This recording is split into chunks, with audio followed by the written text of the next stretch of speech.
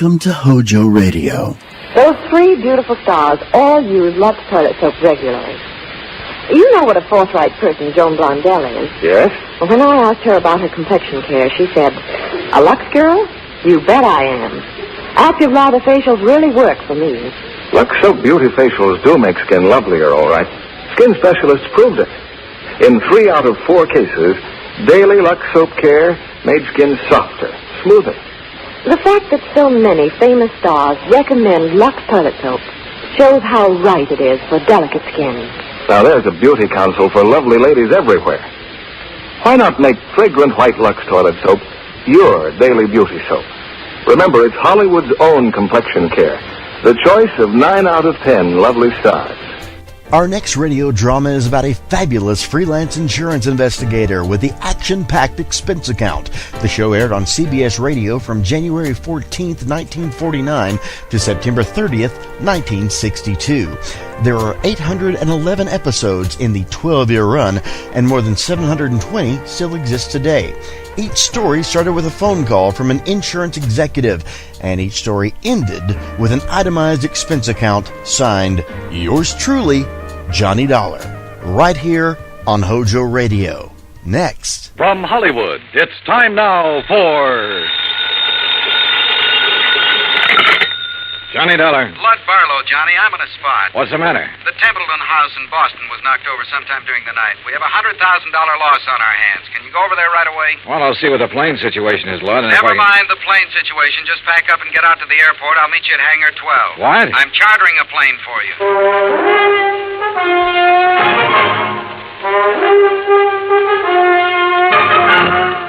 Bob Bailey in the exciting adventures of the man with the action-packed expense account. America's fabulous freelance insurance investigator. Yours truly, Johnny Dollar.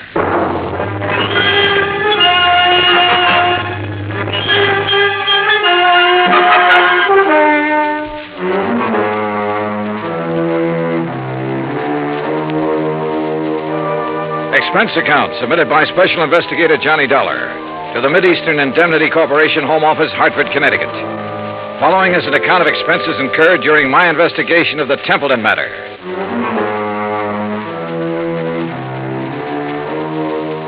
Expense account item 1, $5 even, cab fare from my apartment to Hangar 12 at the airport. A twin-engine Bonanza had been rolled out and a fueling truck was pulled up alongside. A man in a sheepskin seemed to be supervising things. The man who seemed to be supervising him was Lud Barlow. When he saw me, he waved his briefcase. Hey, Johnny. Hi. Hi, you all set? Well, I'm here. That's what you mean, Lud. That all your luggage? Yeah, this is it. This is Tommy Clark, Johnny, your pilot. How are you? Hi, Tom. I'll stow this gear for you. Oh, thanks. The faster we move on this, the better off we are. You know that. I know. This is the blanket policy. This is the itemized list. This is the itemized list broken down. You'll have to check the itemized against the sales. Your authorization procedure. And a description of stock records, including shipments received by Templeton House up to and including the first day of last week. Okay? Swell. Now maybe you'll tell me what this is all about. And when you get there... What? What it's all about.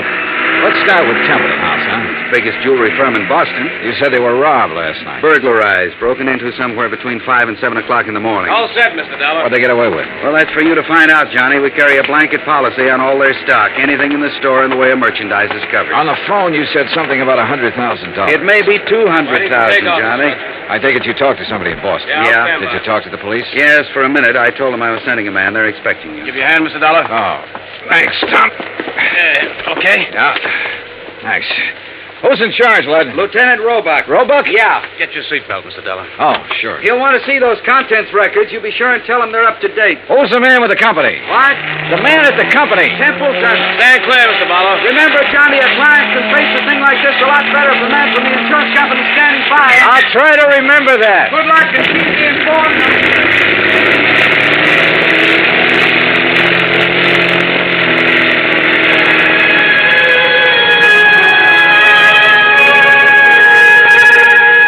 By the time we arrived at the Boston airport, I'd read over the policy and had a fair idea of the coverage involved. Expense account item 2, $10, more cab fare. I dropped my bags off at the Independence Hotel and had the driver take me over to Templeton House.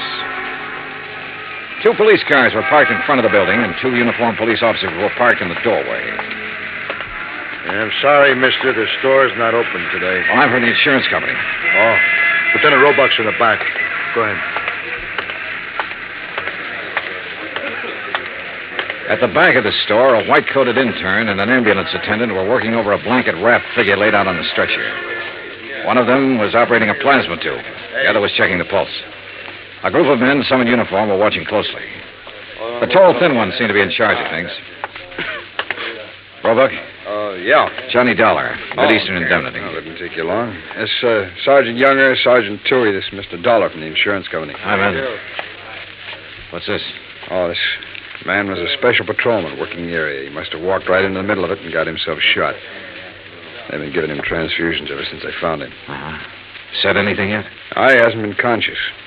Doc, how about it? We can't do any more here, Lieutenant. We'll have to risk a trip to the hospital and try to operate. Okay, boys, load up. Doc, this is Mr. Dollar, insurance company. How are you, Doctor? Okay. Doc, we're going to want to talk to him the minute he comes around. I'm not going to promise you anything, Lieutenant. Well, see ya. All right. Now, Mr. Dollar, you didn't waste much time. I brought a contents list that might help you, Lieutenant. Good. The best help we're going to get is from that patrolman. Come on, I'll show you around.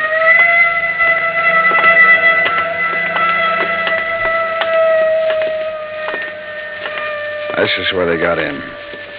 Jimmy, huh? Yeah, most likely. There's marks there on the door jamb. As near as we can tell right now, they only took important stuff. Easy to move. Easy to break down and unload, you mean? Yeah. Here you can see where they snipped the alarms, grounded the wires. Mm-hmm. Showcases aren't touched. No, they went straight for the safe, Dollar. Well, we really got something on our hands, huh? You don't just break into a store and open one of these things very easy. Someone did.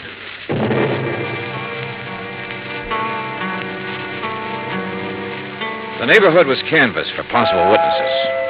I spent the rest of the morning with Dorian Templeton, the owner of the company. By noon, we had taken an inventory of the missing stock and drawn up a tentative list. As far as I know, that about does it, Mr. Dollar. Now, what's the next step? I'll check this against the merchandise received reports, Mr. Templeton. It'll take a while.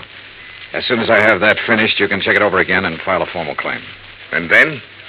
The company will reimburse you in cash. Well, what are the chances for recovery in a case like this? Well, I could quote the actuaries, Mr. Templeton, but I won't. Why not?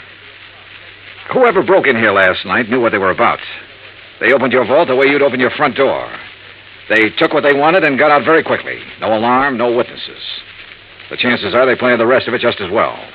They probably scattered. The police aren't sure how many men were involved. They know it was at least 2 men, possibly 3. How do they arrive at that? 1 man working on the safe, another man looking out, possibly 2. The point is, the more men who are involved, the harder it'll be for them to take the jewelry, break it down, sell it, and stay out of sight. They're going to get away with it? I didn't say that. Well, nothing seems to have gone wrong with their plan so far. One thing went wrong. That special patrolman surprised them. True, he didn't have time to draw his gun or sound the alarm, but they had to shoot him. And if something hadn't gone wrong, they'd have been satisfied to knock him on the head. Yes. Well, what happens now? Well, that's up to the police. I can tell you their investigation will take some time. Burglary is the toughest kind of thing to work on. Why? No witnesses. I never thought of that. Dollar, you all cleaned up? Well, we got a tentative list. As soon as I check it, I'll give it to you. Okay. Mr. Templeton, I'd like to have you come with me now. Now? Yes, we'll want your statement, sir, and there's quite a bit of work to do with the employees. All right. Dollar, as soon as you get the list up, give me a ring, will you? Yeah, okay. Any news about the policeman? Yeah? It's a murder case now. Expense account item 3, $25, stenographic fees. The public stenographer at the hotel helped me make a comprehensive list of the stolen items, which was verified by Templeton. The amount of loss was set at $100,000. By late afternoon, clerks, stenographers, accountants, designers, salespeople, stonecutters, all in Templeton's employ had made statements to Lieutenant Roebuck. The statements were in the process of being checked. A general roundup of known safecrackers and burglary suspects had begun. Expense account item 4, $3.75 dinner. Lieutenant Roebuck and myself. Well, it's going to be a long night. Yeah. Any luck on the employees? Oh, it's hard to say yet. One of them has a record. Hmm? Yeah, a fellow named Tabor, one of the janitors there. He's a 2-time loser. I had him tucked away in a cell until we clear some of this other stuff away. Has he said anything yet? Oh, he denies all knowledge. As far as time incident goes, he was home sleeping when all this happened, but that doesn't rule him out of somehow getting that safe combination and passing it on to a friend. Yeah. Man with the record's apt to have that kind of friends who'd be interested in just that kind of thing. Hey, how much do you want me around? You're a free agent, Dollar. If you have any ideas, I'll listen. It's a tough baby, any way you look at it. Let me talk to Tabor. There might be a shortcut. Why not?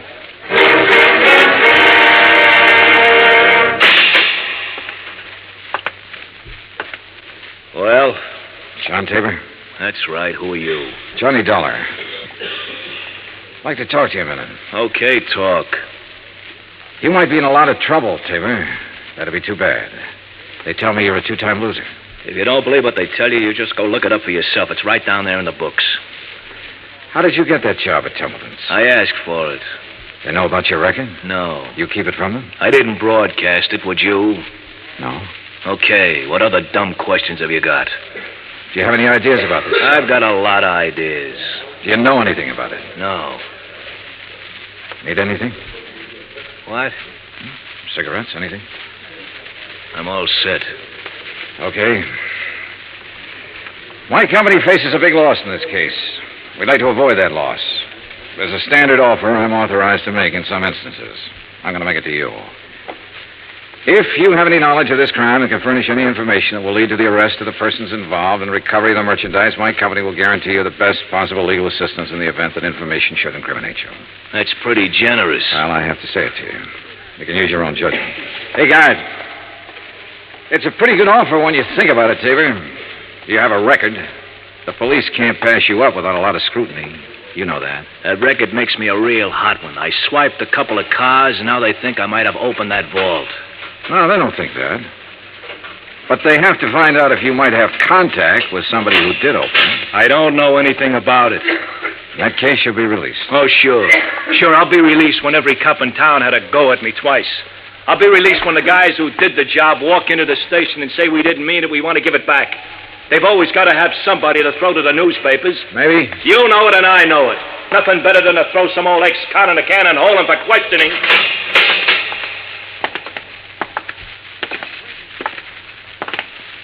Well, Dolly, you go for it? No.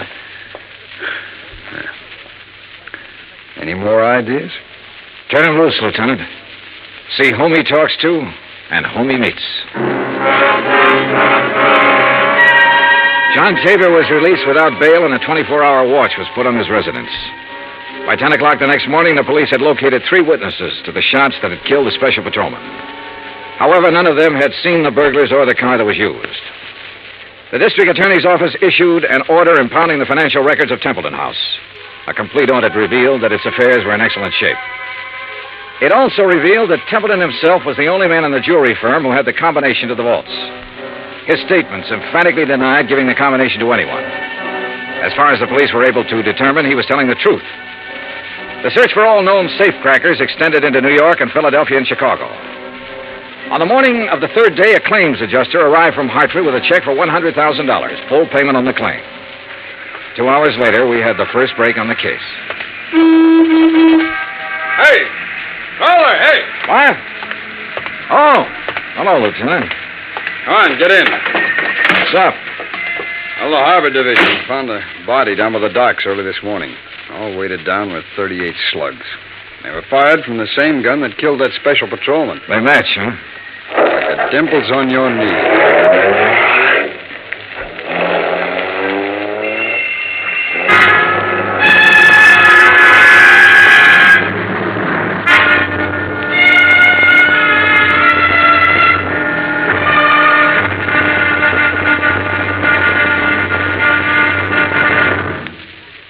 Act 2 of yours truly, Johnny Dollar, in just a moment.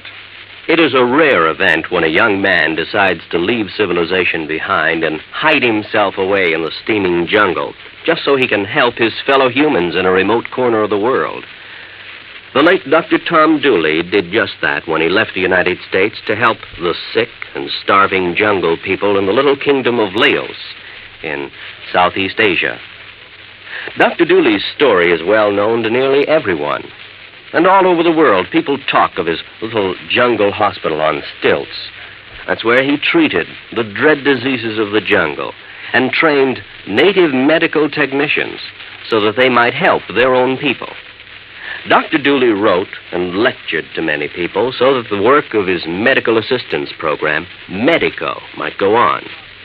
It was not easy for someone so young and so talented to give up the bright lights of the city and plant himself down in an unknown jungle just for the purpose of helping unfortunate people he didn't even know.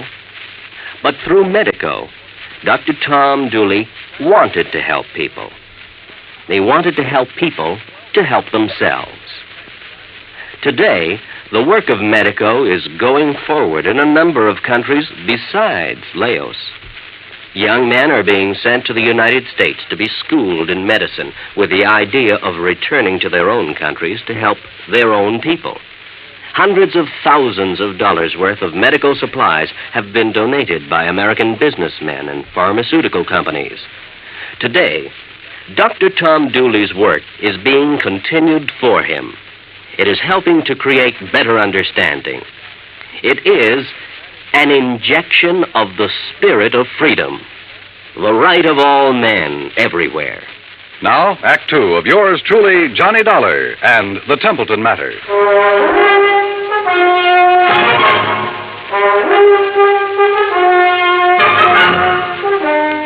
I spent the rest of the day with Lieutenant Roebuck at the morgue. The body that had been found in the harbor was a man about 35 to 40 years old, slim build, dark hair. The labels had been cut out of his clothes and the laundry marks torn off.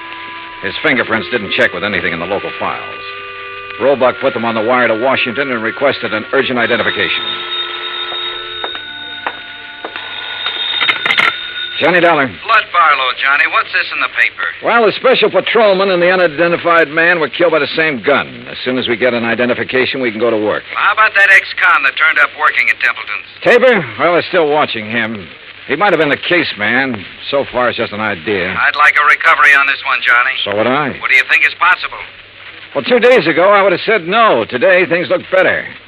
For one thing, none of the merchandise has shown up on the market. For another thing, there has to be some kind of connection with this unidentified man. I just read your report on Templeton himself. He's out of the question as a suspect? So far, yeah. He's the only one who had the combination to the safe. There's no apparent motive for him to rob himself. But he's the only one who Don't start yelling at me, Lud. I know what you're thinking. Find a motive. Well, give us time, boy. Give us time on everything. Lud? Oh, I guess I hate to pay off big claims. You may get it back. Keep your pants on. Expense account item 5, $50 deposit for rented car. That afternoon, I drove from Boston to Creeksdale, the home of the Grantland Safe Company, where I met a man who looked as formidable as the product he manufactured. I am Grantland, sir. I found him standing inside a shiny new vault, ready for shipment. Beautiful thing, eh? On its way to South America tonight. Well, I never thought of a safe exactly that way, Mr. Grantland. Ah, beauty, strength. Think for a moment, sir, the treasures it will someday hold. But I bore you, sir, with my enthusiasm. Now then, you say you are here on a matter of vaults? One vault, Mr. Grantland. No? The one your company sold and installed at the Templeton House in Boston 17 years ago. Yes. Have you read about the burglary? No, sir, I have not. Templeton House? Yes. The vault was opened. Blasted? Opened. Someone had a combination. I'm bewildered, sir. Indeed I am. You'll want a thorough accounting from my organization, of course. Well, that's up to the police, Mr. Grantland. Right now, for my own information, I wonder if you could tell me who might have the combination to that vault. Well, in answer to your question, I would first have to inspect our records. Well, I brought the serial numbers. Oh, well, let me see. That's as good as... the K series. Mr. Keating set the final combination. Mr. Keating? Yes, my chief engineer for years. And who else? Myself, sir. I'd have a record of the combination in my own file. And who are those available to? Myself, sir. I keep them in my own vault. I see. Anyone else? No one here. The people in proper authority at Templeton's. I'd like to meet Mr. Keating if I could. Impossible, Mr. Dollar. Why? Mr. Keating has been dead these 6 years.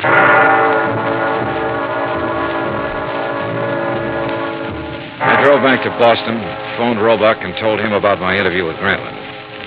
He said he'd already started looking into Grantland's background and expected to have a report within 36 hours. I was a little surprised when Dorian Templeton called half an hour later and asked me to have lunch with him. Would you like a drink? No, not now, thanks, no. I didn't know whether to call you or the police, Mr. Dollar. I finally decided on you. Uh-huh. What's the matter? Well, it's one of those strange things. I'm not a particularly observant man, and I don't know why I observed this. Go on. However, last night, Mrs. Templeton and I went to a dinner dance at the country club. We thought with all this business, a little relaxation should do me some good. Yeah, sure. There was a young girl at the table next to ours, a very pretty girl whom I've never seen before. I happened to notice her handbag, jeweled affair, quite expensive. One of our items. Yeah? It didn't occur to me until we were leaving that it had been sample stock, not for sale. What do you mean? It was stolen, Mr. Dollar. Why not the police, Mr. Templeton? I was going to call them first thing this morning and report it. And then I got a package in the mail. It was the handbag, intact. Crazy? You said it. Did you happen to get the name of the girl? I asked the maitre d'. He said her name was Helen Tabor. That's not so crazy.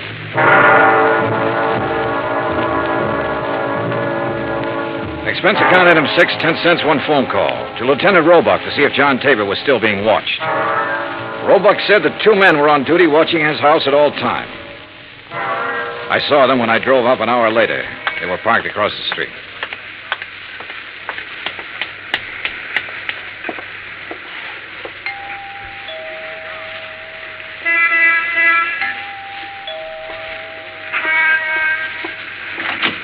Yes? Miss Tabor?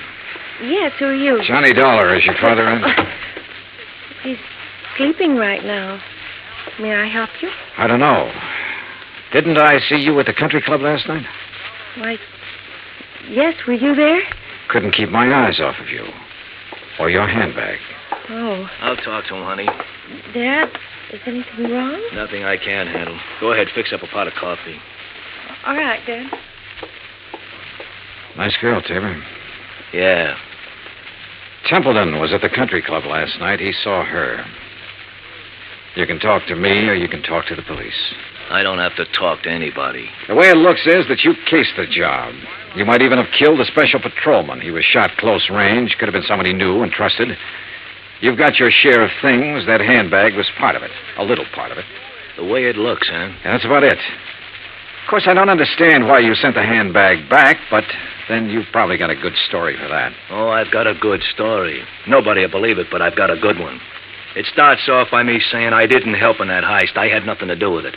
I didn't case the place for anybody. I didn't even know it was coming off. Let's get to the handbag, huh? I took that 2 days ago. I borrowed it. I've been borrowing stuff right along whenever my kid needed anything. They always come back in good shape. I told her they let me do it. She don't know anything. Borrowed, huh? That's kind of a strange philosophy. I don't even know how to spell the word. I do know my kid's got a life ahead of her. I got to give her every chance to look good, act good, use her brains, meet the right people. Not just because the right people have money, but because they know more right people. It takes a little extra to let her do things like that. You let her use the handbag because she had a date to go to a dance. You guys are all the same. I didn't expect you to believe it. Oh, relax. Maybe I do believe you. What? It sounds nutty enough to be the truth. It is the truth. All right. You taking me in? I'm going to tell Roebuck about this. He'll probably want to talk to you. He can check it better than I can. No, I haven't any authority to take you in. I wouldn't take you in anyhow. I'm interested in guys who walk into vaults. See you around. Hey, wait a minute. What? I never thought I'd see the day when I try to help a cop or anybody like a cop. Maybe this is the day. I saw the paper last night. Oh? The picture of that guy they found floating in the harbor, they tagged him yet? He's a John Doe until we hear from Washington. His name's Kiley. Billy Kiley. How do you know? I used to know him a long time ago. Billy Kiley. Yeah, from Philadelphia. Thanks. A check with the Philadelphia police and a comparison of fingerprints identified the man as William H. Kiley. His Boston address was on Parker Street. I drove out there with Lieutenant Roebuck. It was an ordinary, undistinguished apartment house. No one answered at apartment 12A, so we let ourselves in. The room had nothing to offer in the way of evidence. Well, did you find anything? No. Well, I'll have some men come out here and give it a good going over. Well, maybe the manager or the tenants will have something that'll help us. Come on, let's go. Yeah. Now, be careful, though. Yeah.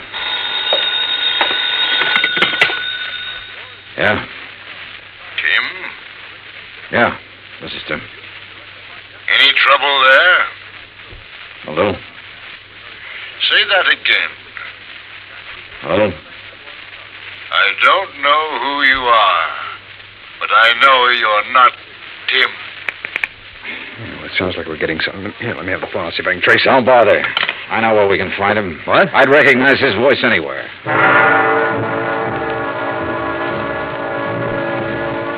It was dark by the time we got to the Grantland Safe Company factory in Creeksdale. There was a single work light spreading a sickly yellow glow over the main floor loading platform. We were expected.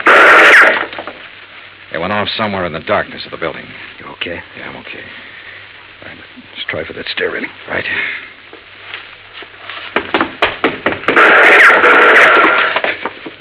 You see the flashes? There. All right. We'll have to try and make Mr. Dollar? I think you're alone. Answer him. Yeah? What are you doing here?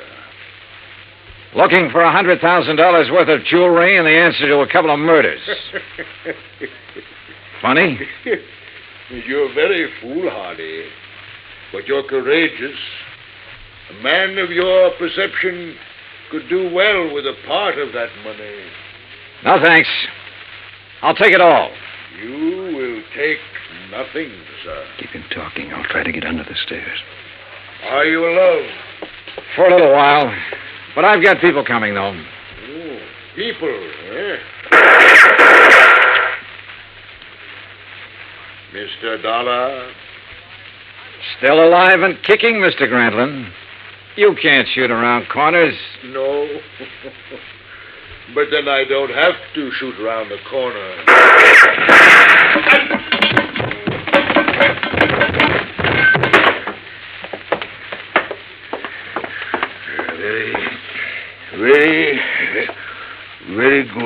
Very good shooting, sir. Grantland, I want a statement. No statement. No statement.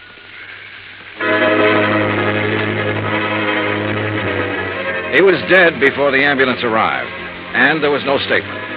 There was never a statement. As nearly as it could be pieced together, Grantland himself opened the vaults at Templeton House. William Kiley and possibly a man named Tim helped him. Kiley, of course, was killed for his efforts. Tim never appeared, was never identified.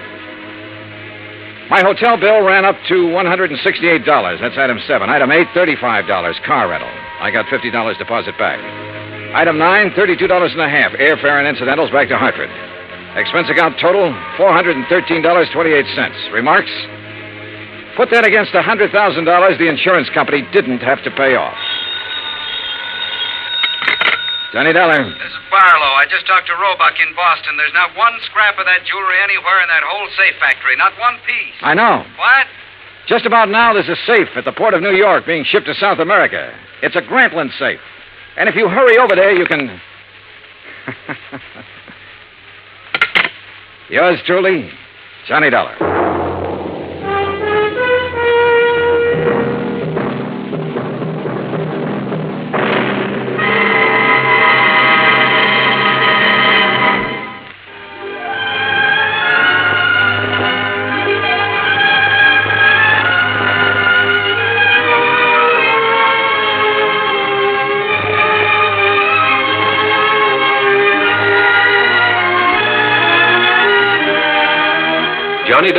come to you through the worldwide facilities of the United States Armed Forces Radio and Television Service.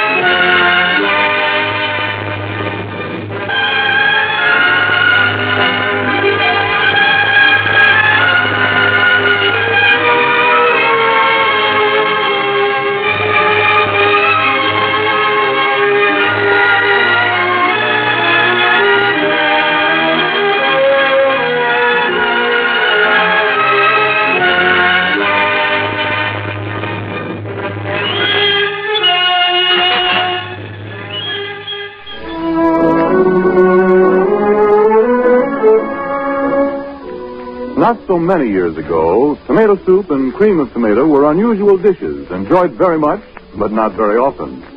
Today, of all the soups in the world, tomato soup is the one most often served. Not because women have taken to making tomato soup frequently. No, on the contrary, few housewives ever attempt it anymore.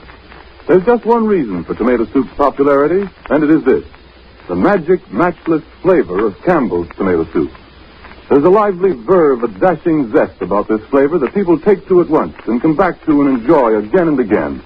The first racy taste of it has a way of arousing a desire to eat, and yet there's a pleasant feeling of satisfaction when the last spoonful is gone. So this soup is a happy choice for the main dish at lunchtime or at supper, and it also is a fine way to start the day's main meal. Serve it sometimes, too, as cream of tomato, made with milk instead of water. You can always be sure that it will be received with pleasure, because this, of all soups, is the one people like to have most often: Campbell's tomato soup. HOJO Radio, we're your old-time radio headquarters. Stay tuned. From Hollywood, it's time now for... Johnny Dollar. Where have you been for the past 20 minutes? In the shower. For 20 minutes? Okay, so I'm a shiny dollar. So you... Oh. Who's that? Max Green at Assured Equity. Oh, hi, Max. What's on your mind? 7 years ago... Our fathers brought forth, but that doesn't answer my question. Johnny, you ever hear of the Meeks? New England family, still away on the Mayflower, speak only to their money. That's the Meeks. What about them? No, not about them. It's about Mariah Meek and Lincoln's Gettysburg Address. She's lost her copy of it. Well, it shouldn't be hard to find her another one. That's where you're wrong, Johnny. Huh? It would be very hard. Might cost us $100,000. Bob Bailey in the exciting adventures of the man with the action-packed expense account, America's fabulous freelance insurance investigator. Yours truly, Johnny Dollar.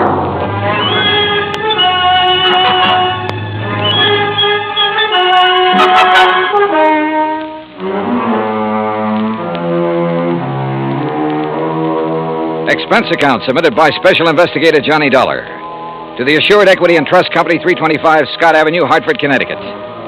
The following is an account of expenses incurred during my investigation of the Meek Memorial matter. Expense account item 1, $1.90, cab from my apartment to Max Green's office.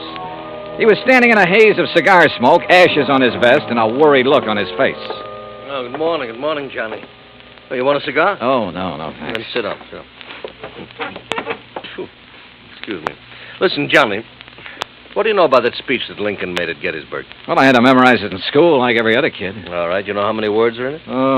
Maybe a couple of hundred. Why? Wait a minute. It's in this book. Here. It's page 143. Speech is printed here exactly as Mr. Lincoln released it to the newspapers after the Gettysburg Address. You find it? Yeah, but now what do you... Okay. Total number of words, 268. Oh. But the first two drafts of that speech, including the one he read that day, contained only 266 words. So he padded his part. That's right. 2 more words. Mm-hmm. How come? Oh, according to the historians, Lincoln ad-libbed the 2 additional words at the time he read it. Later on, when he made 3 new copies of the speech, he included those 2 words. You with me so far? Keep going, Max. Yeah. All right. Right down at the end of it, just before Of the People, By the People, where he said that this nation under God shall have a new birth of freedom, the words under God do not appear in the first two drafts you wrote. Yeah.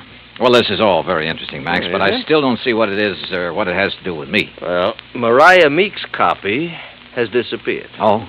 And, Johnny, that copy happens to contain just 266 words. You mean she owns one of the first two original drafts? Handwritten by Mr. Lincoln himself while he was on the train riding to Gettysburg. Wowee. Yeah. Which is, of course, why we insured it for the full amount it cost her, which is $100,000 even. Of course, you made sure it was authentic before you issued the policy. Oh, naturally. Well, who'd she buy it from? An antique dealer down in Richmond, Virginia, a fellow named Jason Penrod. Uh-huh. Well, where's she been keeping it? Under glass, in the Meek Memorial. What's that? Well, she collects Americana, so she had a museum built to keep it in, and she calls it the Meek Memorial. Follows? Follows. Also follows the most expensive item in the collection, the Gettysburg Address, would be the one to disappear. Oh, you're just an old pessimist, Max. You think somebody lifted it? What do you think? It walked out by itself. Okay. So what are you going to do about it? Well, we're going to run newspaper ads. We're going to offer a $10,000 reward for information leading to its return. If anyone answers it, you let me know where you'll be, and I'll refer them to you. Good. When was it taken? The night before last. Is there any kind of market for something that rare? Hard to say, Johnny. A hot camera would be easier to peddle, sure. But a good many wealthy people, like Mrs. Meek, they make a hobby of collecting things, antiques, objects of art, etchings. But whoever took this, or buys it from the thief, couldn't just let everybody see it. Well, it wouldn't matter to some people. They take it and put it in a vault and keep it there. Then what's the point in having it around? Pride of possession. You got something no other collector could own. And, of course, it might not have really disappeared at all. You're thinking of fraud? $100,000 is a lot of cash.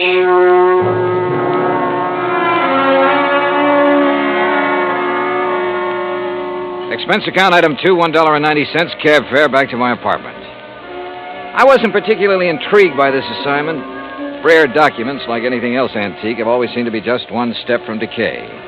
And that sometimes goes for the people who collect such things. Item 3, $16.10, transportation, including a round-trip ticket, Hartford to New Bedford, and cab fare to the Whalers Hotel. There was a convention in town, so I was lucky to get a room. After checking in, I called the Meek residence.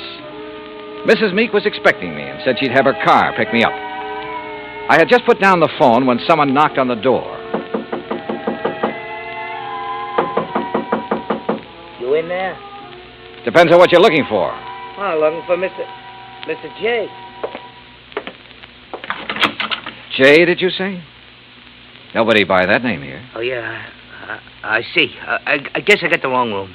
Yeah, well, why don't you ask down at the desk? Huh? Yeah. Oh, sure. Yeah. Funny. Or is it? I cracked the door open again. Watched him walk to the stairs. Then I took the elevator down the 8 flights to the lobby. Half an hour later, I was in the back seat of the Meek limousine heading toward the home out on Buzzards Bay. It was a big, sprawling frame building facing on the beach. About 50 yards behind it, closer to the road, was the Meek Memorial Museum. I was starting up the front steps when the door opened.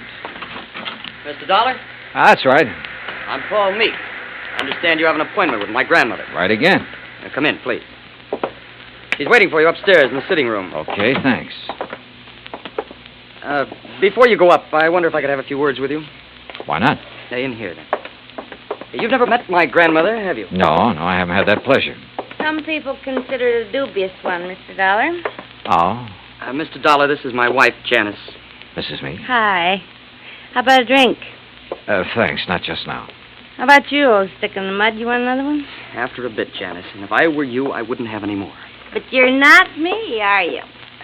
You'll have to excuse my wife, Mr. Dollar. We've both been under a severe strain since moving here. Grandmother is blind, you know. No, I didn't know. Her sight began failing about 4 years ago. I'm surprised the insurance agent didn't tell you. Well, Mr. Green was so concerned over the theft of the Lincoln manuscript, I imagine it slipped his mind. Mm-hmm. And just how do you intend to locate that manuscript? I'm not so sure that I can. It'd be a pity if you couldn't. It'd be just awful. It's grandmother's prized possession. She hasn't been herself since it was stolen. And being quite elderly, well, we're all very much concerned. Oh, my, yes. We're afraid she might die and leave us all that lovely money. Janice, the truth. You see, Paul and I don't have any money of our own, Mr. Dollar. We'll never have any until she does die. Instead of giving it to us now while we're young, you know what she does with it? Spends it buying junk for that silly old museum. Now, look, That's gratitude, isn't it? I bathe her, feed her rubber feet, and do all her dirty work. Janice, you've said quite enough. Mr. Dollar isn't interested in our personal problems. Oh, sick in the mud. All right. I'll be in the den if you want me. And that's the funniest thing I've said all day. If you want me. I'm sorry. She doesn't mean half of what she says. Oh, that's Grandmother's signal. Then hadn't we better go up? Yes. Yes, we'd better.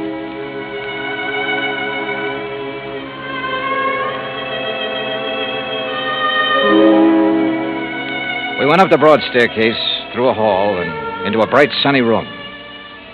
Wrapped in an old kimono and shawl, Martha Meek sat in an invalid chair, facing the ocean. Paul introduced us, then sat down quietly near the door. Paul? Paul, I know you're there. Now answer me. Yes, Grandmother. You go on downstairs. I want to talk with Mr. Dollar in private. Whatever you say. And close that door. Don't mind my back, Mr. Dollar. I couldn't see you if I looked into your face. Now then, when are you going to arrest that crook and bring my Lincoln speech back to me? Well, I'm going to need a lot of help and information, Mrs. Meek. Mm-hmm. What kind of information? Mostly about the museum. Like what?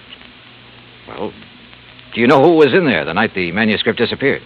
Certainly. The dirty robber was. Anyone else? Well, old Pete's always there. Supposed to be guarding the place, but he didn't do a very good job the other night. Got himself slugged. Does he live on the grounds? Yes.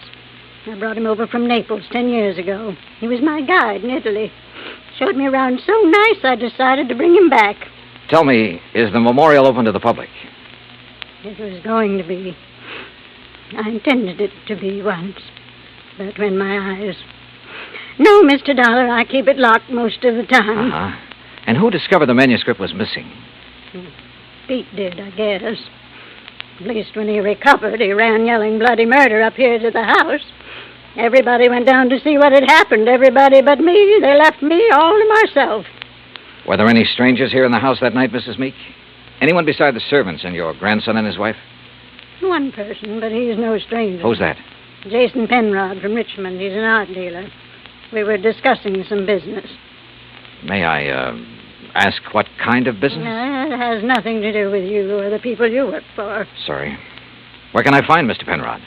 He's staying here now. If he isn't in his room, then he's most likely out in the memorial. Now, that's enough questions. You, give me a cigarette. Ma'am? What's the matter? You deaf? Give me a cigarette before Paul with that snoopy wife of his comes prowling around. All right, sure. Light me. Yeah. Well, you want any more information, Pete's the one to talk to. All right, thanks. But what about your son and daughter-in-law? Were they inside the house at the time of the robbery? You don't suspect them, do you? Right now, I suspect everybody, Mrs. Meek. Even me? Yes, ma'am. Even you. Well, bless you, boy.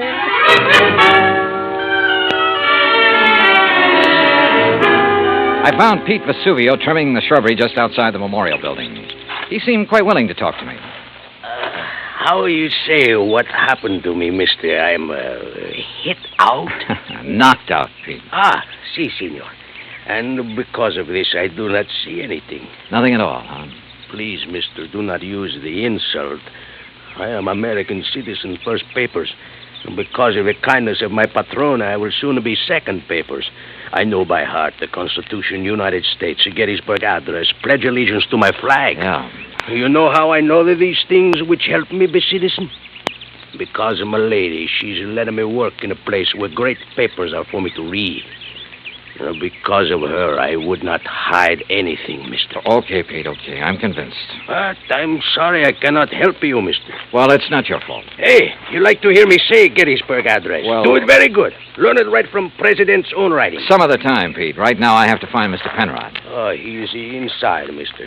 Counting the treasures, all of the beautiful things a lady can no longer see. You'll find him in Section L, Senor.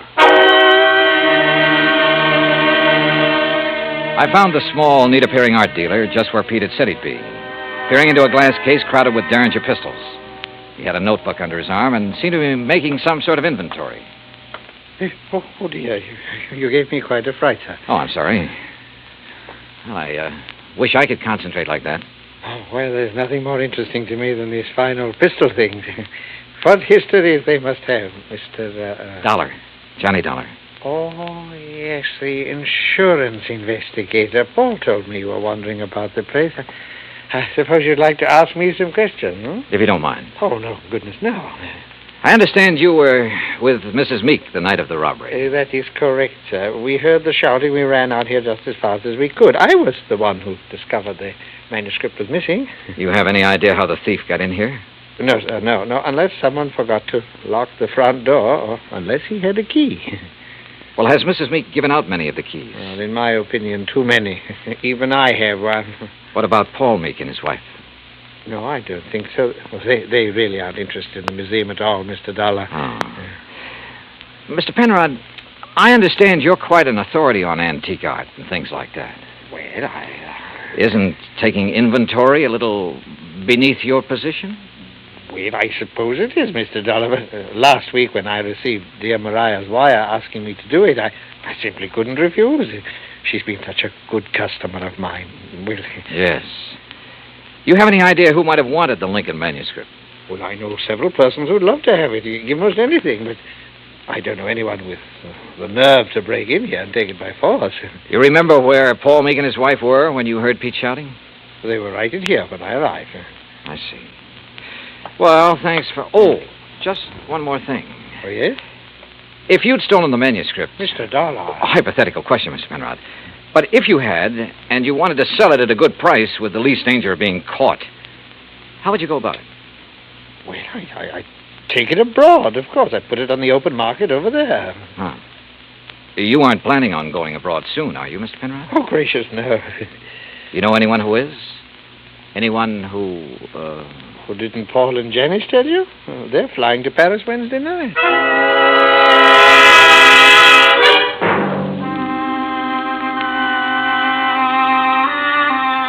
I left the memorial and walked back to the house. The Meeks were in the study, engaged in their favorite pastime. When I told them what the art dealer had said, Paul set down his glass long enough to confirm the fact that they did have reservations and insisted that he had a logical explanation for not having told me of those plans earlier. Very logical explanation, Mr. Dollar. Let me handle this, Janice, please. Sure.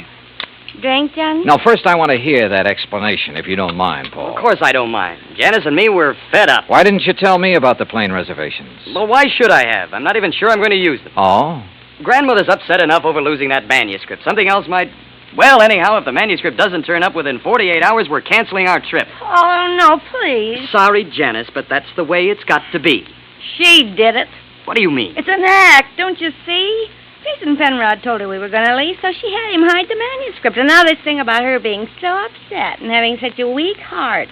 It's an act to keep her precious darling boy tied to her apron strings. I don't believe that. Well, just wait. You will. Anything else, Dollar? What does a trip to Paris cost, Paul? Well, it's not inexpensive. Your wife was complaining about being so broke. Haven't you ever heard of flying now and paying later? We have friends in Paris, Dollar. It won't cost as much to live once we get there. And we'll worry about paying for our ticket when we get back. Any other questions, Mr. Snooper? Yeah. Later. It was after 7 when I finally got back to my hotel room. I ordered a drink and tried to make some kind of sense out of the information I'd gathered during the day. But it all added up to 0. I called Hartford and asked Max Green to look into the Meek finances. Then I dressed for dinner. I was about to go downstairs when the phone rang. Johnny Dollar. Mr. Dollar, I was told to call you. Yeah? It's about the ad. The ad? In tonight's paper about something missing from a certain memorial. Go on. Well, I called Hartford Collect. They said to call you. Yeah, that's right. Who is this? My name's not important, Dollar, but that 10 grand reward is. You think you can earn it? You meet me tonight, you'll see. Where? in the alley behind the Bourne Whaling Museum. Be there at 9:30 and be alone. You got it? Yeah, I got it.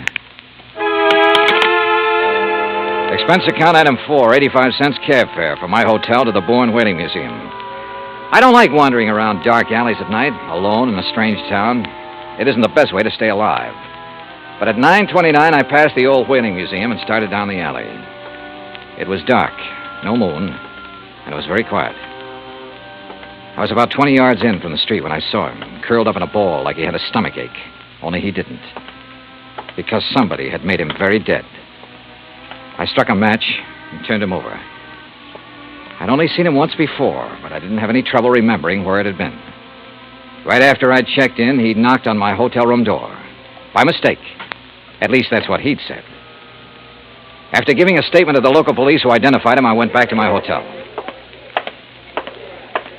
Evening, Mr. Dollar. Yeah, say, look, I know it's probably against all your rules, but who had my room just before I checked in? Oh, I couldn't disclose that information, sir. Sorry. Oh, well, so am I.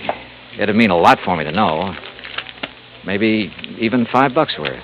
Well, well, sir, if it's that important.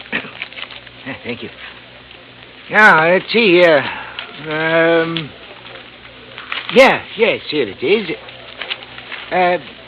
Can you read his signature, Mr. Dollar? Yeah, thanks. Just fine. The name I'd seen scrawled on the hotel register wasn't important now. At least not without something more to back it up. There was no law against checking out of a hotel, but there was a law against murder, if it could be proven. And that would be hard to do without finding a motive. So I went back to the Meek house to look for it. I paid off the taxi, that's item 5, and started up the front steps. Oh, hi, Johnny. I thought it might be you. That's so? Mm-hmm. I hope you aren't mad at me for the things I said today. No, not at all. I've been a very bad girl. But everything's going to be all right now. It is. Mm-hmm. Or haven't you heard? Heard what? About dear old grandmother. She's had a real bad stroke. Isn't expected to live. You, aren't a bit sorry, are you? Would you be, if you were me? Dollar, you mind coming up here? No, not a bit, Paul. I'm trying to reach you at your hotel. Thank goodness you've come here. Did Janice tell you? Yeah. How is she? Bad. Doctor's given up. Says it's only a matter of hours. She told me to send for you, Mr. Dollar. Oh? I don't know why. I've never been able to figure out a lot of things she did. All right, where is she? In there. Old Pete's with her, but go on in. Thanks. With a increased devotion to that cause for which they here gave her the last... Who is it? Oh, it's Mr. Dollar, my lady. Hello, Mrs. Meek. Oh, thank you for coming, Mr. Dollar. I go now. No, wait. Mr. Dollar, you have a moment, haven't you? Of course. I promised Pete the last time I visited the museum. I promised I'd let him recite some of the things he's learned while working there. Haven't been able to keep that promise till now. Go on, Pete. Please. Yes, my lady. They here gave her the last full measure of devotion. That we here highly resolve that these dead shall not have died in vain. That this nation under God shall have a new birth of freedom. And that the government of the people, by the people, for the people, shall not perish from the earth. Thank you. That was wonderful. Thank you, my lady. Now I go. Well, Mr. Dollar, I have a confession to make to you. Yes? I lied to you. Oh, I'm sure it wasn't a very big lie, Mrs. Meek. Oh, but it was. I told you the business Mr. Penrod and I were discussing the night of the burglary. Yes? I told you it had nothing to do with you or the people you work for, remember? Yes, ma'am. Well, that was a lie. I'm broke, Mr. Dollar. All I have left in the world is this house and the things in the memorial. I see. That's why I sent for Jason Penrod. He purchased most of my treasures for me. He's evaluating them now. So Paul and Janice will know what they're worth when they go to sell them, which they'll do immediately. Mrs. Meek, don't you think you should try to rest now? Will you give me a cigarette? No, ma'am. Sorry. And you must rest. There isn't much else to do, is there? Good night, Mr. Dollar.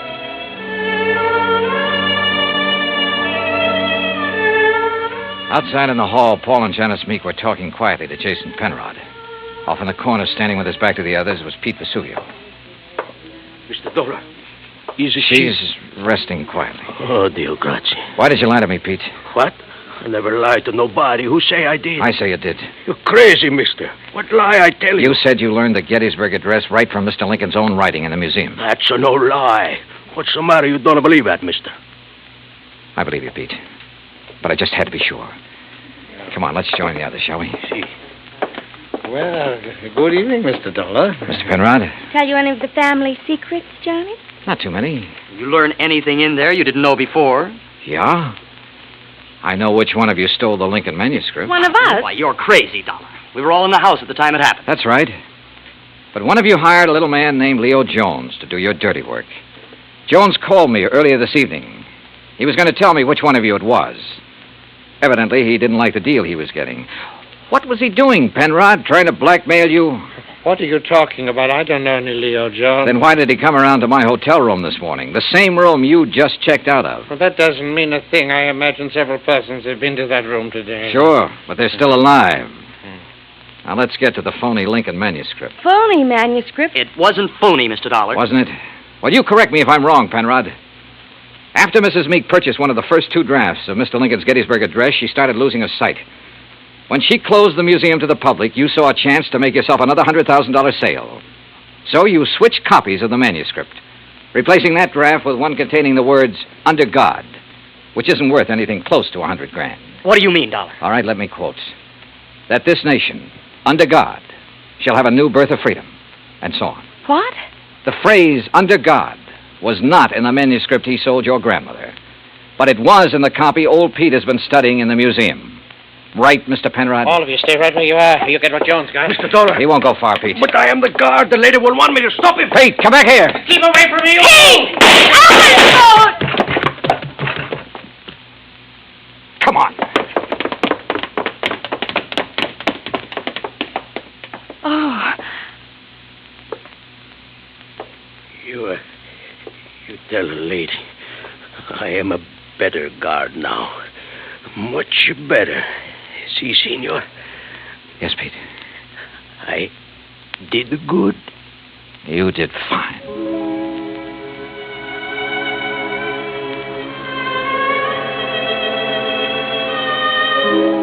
Pete Vesuvio will live to apply for his second papers. And in time, probably open a spaghetti joint in New Bedford. Penrod will be tried for murder. As yet, he hasn't disclosed the name of the person who purchased the stolen manuscript. But in time, I'm sure he will. As for the Meeks, well, Mariah passed on later that night. But as she said, there was nothing left for her but to rest. Expense account total, including hotel and numerous incidentals, $98.30. Yours truly, Johnny Dollar.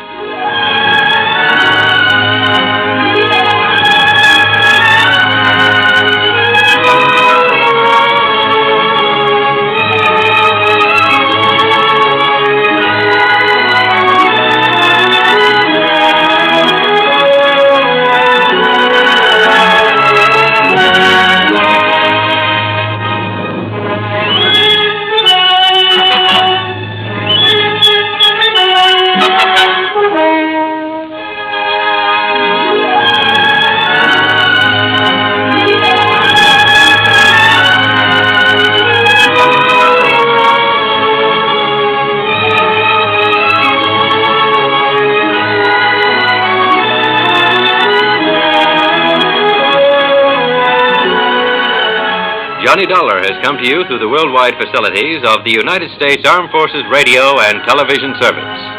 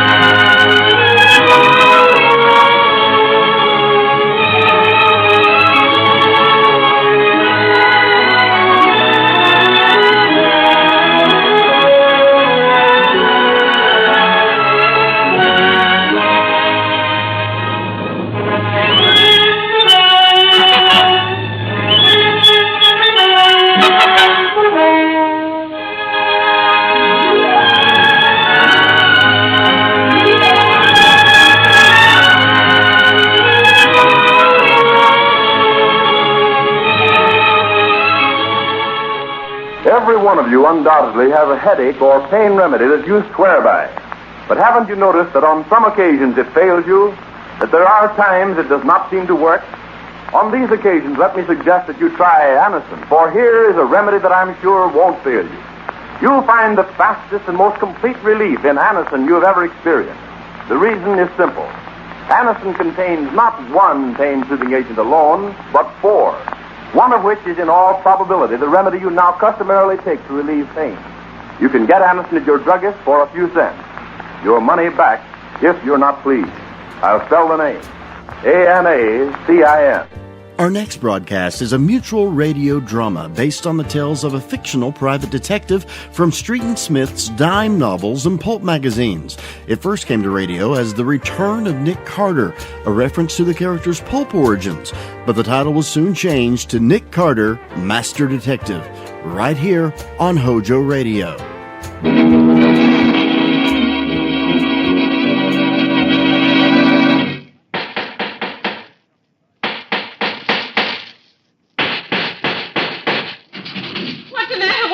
Another case for Nick Carter, Master Detective.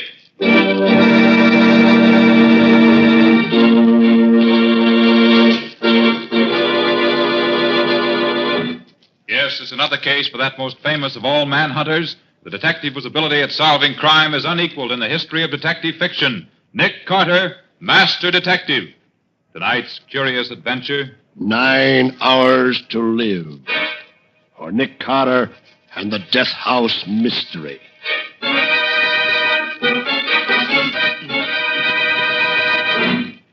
And now, a late news bulletin. 9 hours from now, at the stroke of midnight, Johnny Waldron, the blonde-faced killer convicted of the murder of Mrs. Cornelius Fielding, will go to the chair. Just 30 minutes ago, the condemned man made a last request. But Johnny Waldron did not ask for a sumptuous last meal in the tradition of the condemned. Nor did he ask to see his nearest and dearest relative, his wife, Laura. No, Johnny Waldron's request was for something much more dramatic. He asked to see the great detective, Nick Carter. Now, just what this last-minute conference means is anybody's guess. Perhaps a reprieve for Waldron. Perhaps a clue as to what happened to the Fielding jewels, which up to now have not even been found.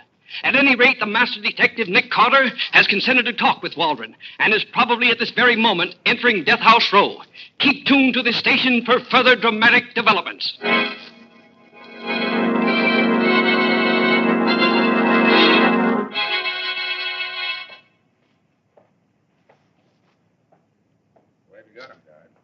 He's in number 1. We moved him to number 1 this morning. You see, it's a shorter ways to walk to the chair. Number 1. You all ready to go? Yeah, the barber was in and shaved his head and legs about an hour ago. How's you taking it? Oh, there ain't been a peep out of him. Don't want nothing to eat. Don't want a chaplain. Nothing at all. The only request he's made is to see you. Funny time to ask to see a detective, huh? Now, if you don't mind my asking, Mr. Carter, what made a big shot like you decide to see him? Well, maybe I'm curious to know what's in his mind. Or maybe I'm just a softie about a fellow who's going to die in a few hours. Oh, I don't believe that you got any sympathy for a criminal. Not you. Not when a man's a killer. Well, here we are. Here's your company, Waldron. Oh, hi. Hello, Waldron. Oh, Mr. Carter. You got 5 minutes. All right, guard.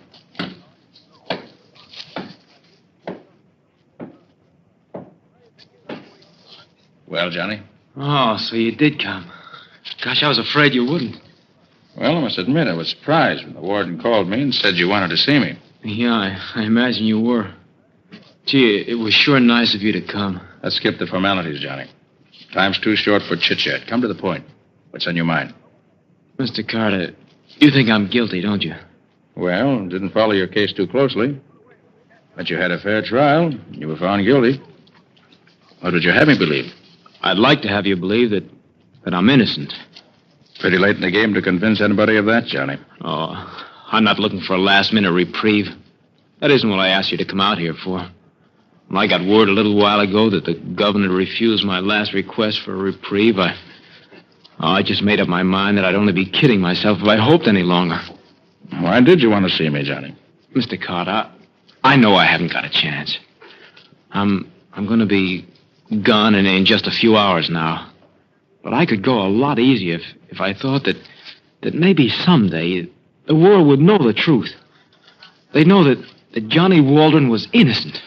Johnny, if I thought you were innocent, I'd start the wheels turning right now to get you a reprieve. Oh, wait. Let me finish, Mr. Carter. I know you don't believe me. Nobody does. I guess I couldn't expect you to believe me after the way things went at the trial. But sitting here in death row, waiting, the idea came to me that maybe Nick Carter would show him someday. Of course, I'd be gone, but, well, you see, there's Laura, my wife. She's going to keep on living, and it'll be hard for her. I suppose she believes you're innocent. Oh, she stuck by me swell. She's a wonderful woman, and I don't want the world to look on her as the widow of a murderer. Mr. Carter, all I'm asking is that after I'm gone, in your spare time, will you try to prove that they executed the wrong man? Just for my wife's sake. Johnny, if you're innocent, who do you think did rob the Fielding safe and kill Mrs. Fielding? I don't know, Mr. Carter. What? There's nobody you even suspect? Well, the only one that... No. No, I'm not going to accuse somebody I'm not sure of. I've only got a few more hours to live, and I don't... If you don't want me to do anything for you, Johnny, you better tell me everything you can about this. No. No. You'll find them for yourself once you start looking. Well, I've got to have some kind of evidence to go on. I don't have any. Cards were stacked so well against me, but go see Laura. She's never stopped working for me. Maybe she knows more by now. Look here. If that's the case, why haven't you had a lawyer working for you right up to the last minute? Lawyers. I never had that kind of dough. Oh, a couple of shysters came around thinking maybe I had the Fielding jewels tucked away someplace. When they found out they weren't going to get a cut, they faded pretty fast. Even if you decide to do anything for me, Mr. Carter, I wouldn't be able to pay you for your trouble. You'd have to do it just as a favor to a dying man. You don't know where the jewels are? Why, no, Mr. Carter. How could I know? I didn't do that job. Look, you go see Laura. She'll tell you whatever she can. All right. Time's up, Mr. Carter. All right, guard. Well, Johnny, I'll look into your case. I don't suppose you believe me. I bet he's been telling you an innocent man is being sent to the chair, huh? He tells that to everybody. Did it ever occur to you, guard, that he might be telling the truth? No. Why? Well, So long, no. Johnny. Good luck. Oh, thanks for coming, Mr. Carter. And thanks for whatever you can do for me, sir. I'd very much like to know what happened to those Fielding jewels. Huh? Oh, yes. Well, maybe they'll turn up while you're investigating. Think so? I wonder. Say, guard, how long is it until 8 hours, Johnny. Just 8 hours more.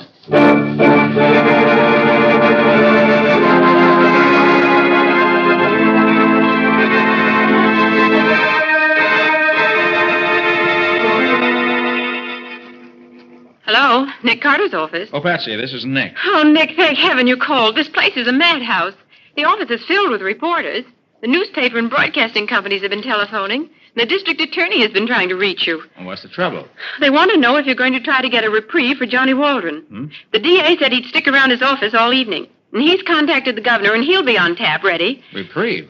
Oh, great heaven. I just talked to the fellow. I don't have any evidence, none whatsoever. What's the matter with the DA? Well, when Nick Carter goes to work on a case, even at the 0 hour, something usually pops. I'll tell him to hang on to the hats a while. And you, Patsy, go up to the courthouse and get a transcript from the Walden trial. Dig up what you can out of our files about Waldron. I'm heading back from State's Prison right away. Meet you in front of the office. All right, Nick. But we're going to have to work fast. They throw the switch in exactly 7 hours and 40 minutes.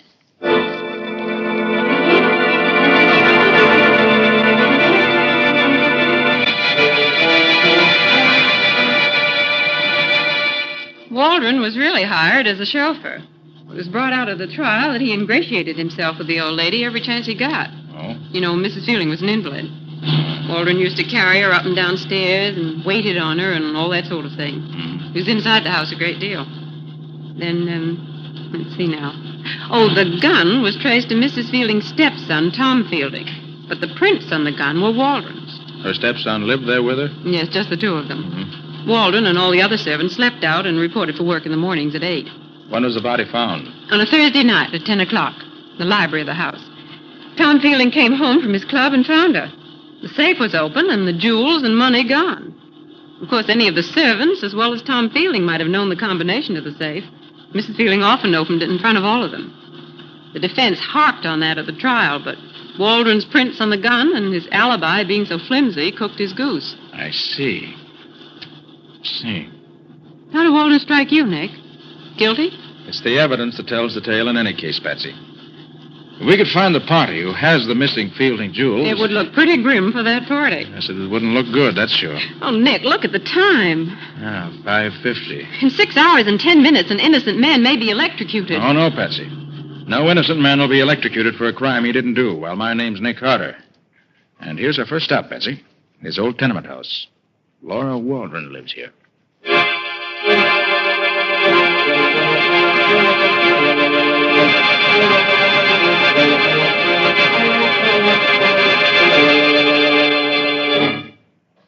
You're very nice to come to see me, especially today. Mrs. Waldron, this is my assistant, Patsy Boone. How do you do, Miss Bone? Hello, Mrs. Waldron. Won't you two sit down? Here, let me dust the chair. Oh, no, don't. It's perfectly all right. Since Johnny's been away, I haven't been as good a housekeeper as I used to be. I've no heart for it anymore. Mrs. Waldron, I came to see you because... I know you went to see my husband. I heard on the radio. Yes, that's right. But it's too late to get Johnny off, isn't it? Besides, we don't have any money to pay a famous detective. Mrs. Waldron, the only fee Nick Carter ever asks is that justice be done. Now, Mrs. Waldron, tell me about Johnny. His habits, what he likes, what he doesn't like. Johnny's good, Mr. Carter. You see, I know he's innocent. But have you proof, Mrs. Waldron? Proof? No. Just my heart tells me he wouldn't kill anybody. But more than that, I know because he was with me at the time the police say she was killed. Prosecution tore his alibi to shreds. Yes, a wife's testimony doesn't count for much in court. Oh, yet how thankful I am that he was with me that night, that I know he's innocent. You understand what I mean, don't you, Miss Bone? You understand when I say the world can stand against your man, but if you know he's right and good and true, you... Mrs. Waldron, isn't there any way at all it can be proved that your husband was home with you that night? No. You don't think of providing alibis for staying in your own home. It isn't much, I know, but it's ours. Tom Fielding has offered to help me. Now Johnny's going to be... Tom Fielding?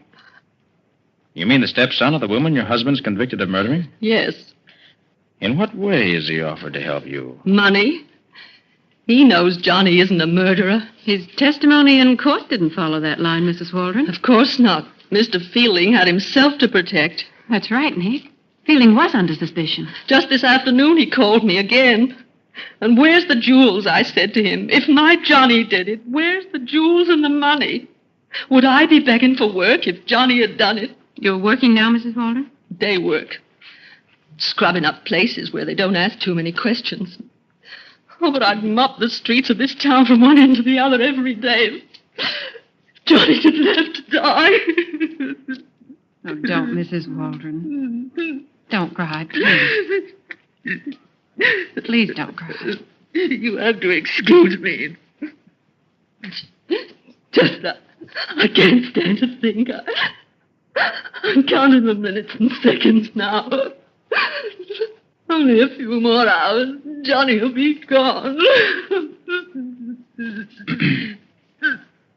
Mrs. Waldron, I'd like to ask you another question. All right. Maybe Nick can save your husband yet, you know. Oh, if he only could. There isn't time left for me to chase down every witness and question them. Tell me, Mrs. Waldron, whom do you suspect of robbing and murdering your husband's late employer? Who? Oh, Mr. Carter, I have no proof against anyone. I didn't ask if you knew who murdered Mrs. Fielding. I only said, whom do you suspect?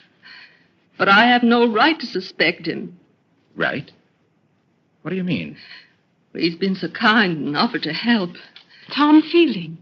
That's who you think did it. Oh, I never dared think it out loud before.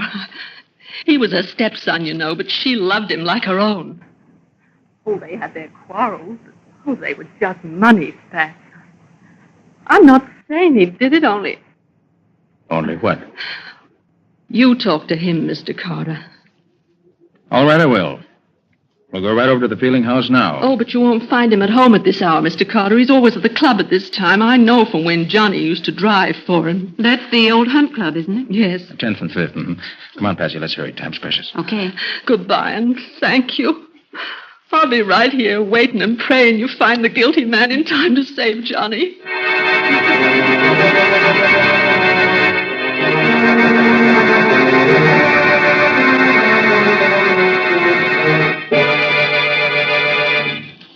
Nick, there's something puzzling you. What is it? Didn't you think Mrs. Waldron's story made sense? Well, it did, and it didn't. But, Nick, doesn't it seem a bit odd for Tom Fielding to offer her money? Yes, if that's true. Well, then her story does make sense. Patsy, it's not what Mrs. Waldron said that's bothering me. Something else. Something else? Well, what is it, Nick? I wish I knew. But there's something that doesn't fit into the picture. It's in the back of my mind somewhere, but I can't quite get the key to it. If you ask me, Tom Fielding is the one who could straighten out a lot of things. And he's the man we're going to tackle right now. Now, this Hunt Club's pretty swanky, isn't it? Good evening, sir. Can I park your car for you? Fancy place. Still has doorman and porter. Oh, I beg your pardon, miss. Ladies aren't permitted in the old Hunt Club. I'm sorry. Well, that lets you out, Patsy.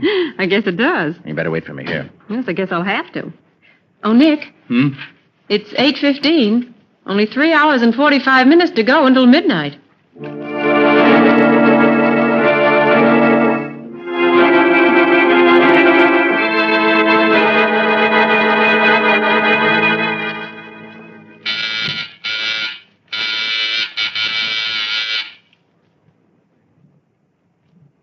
Ring again, Nick. Fielding wasn't at his club, so he's got to be home here. Your womanly intuition isn't working right tonight, Patsy. Not a light in the whole house. I don't think anybody's home. Oh, Mr. Fielding, if you only knew how much time we've wasted looking for you. Well, Patsy, maybe we can uncover enough evidence without seeing Mr. Fielding face to face. What are you going to do? A little high-class lockpicking in the interest of Johnny Waldron and his wife, Laura. There we are. All right, come on in. Stay behind me. Gee, it's dark in here. Shut the door, and I'll use my flash. Where are we headed for? The library. Oh. That's the room Mrs. Fielding was killed in, wasn't it? Mm-hmm. Now, let's see. These old houses, the library is usually back this way, off the center hall. Come on. All right. You think there's anybody beside us in the house? I hope not. Here we are. This is the door. This must be it. Mm-hmm. Yeah. This is the library. What are we looking for? Well, right now, I'm looking for Mrs. Fielding's safe. Safe? Mm-hmm. Safe. Oh, it's behind that portrait up here. That was in the testimony. Yeah, you're right. Thanks, Betsy. Oh, turn on that small lamp, will you? Take a glance through the papers on the desk while I open this safe. Say, Mrs. Fielding held her son and heir down while she was living. He's certainly making up for it now. Look at that wine cabinet. It's filled to the hilt with pre-war stuff. Oh, and look at this black market stuff. Have a gold-tipped cigarette, Miss Bowen. Yes, thank you, I will. Patsy, shame on you. How'd you feel if Tom Fielding walked in here right now and caught you swiping his expensive cigarettes? Only one, Nick. And for that matter, how would you feel if Mr. Fielding saw you about to open his safe? Oh, Nick! Patsy. You okay? Yes, I guess so. They shot through that window there. And the bullet went right in the side of the desk here. Oh, we better get out of here, Nick. Now, 1 minute, Patsy. Gotta see what's in this safe. It's almost open now. Well, who do you think shot at us, Mr. Fielding? Oh, Patsy, will you pick that bullet out of the desk? It'll be a handy piece of evidence. All right. Say, you're taking this attempt to murder us awful lightly, Nick. I don't think it was murder, Patsy. Not murder. No. You were standing by the wine cabinet, not 4 feet from the window. And I was a perfect target standing here. No, Betsy, I think you'll find somebody was just trying to scare us away. Oh. Well, I got the bullet out. Looks like a .32. There we are. Patsy. Yes? Look here. The missing jewels. Oh, Nick. Yes, right here in the safe. Oh, Nick, that's wonderful. Hey, Patsy, what are you doing? Oh, I'm getting the DA on the phone for you. You've got the evidence for Johnny Waldron's reprieve. Now, wait a minute, I knew he wasn't guilty, Nick. Mrs. Waldron was telling the truth. Patsy, put down that phone. Yes, Nick. Now, get me police headquarters first. I want a general alarm sent out for Tom Fielding. But Johnny Waldron. I still have 2 hours, Patsy. If Waldron's innocent, I'll prove it in time to save him from the chair.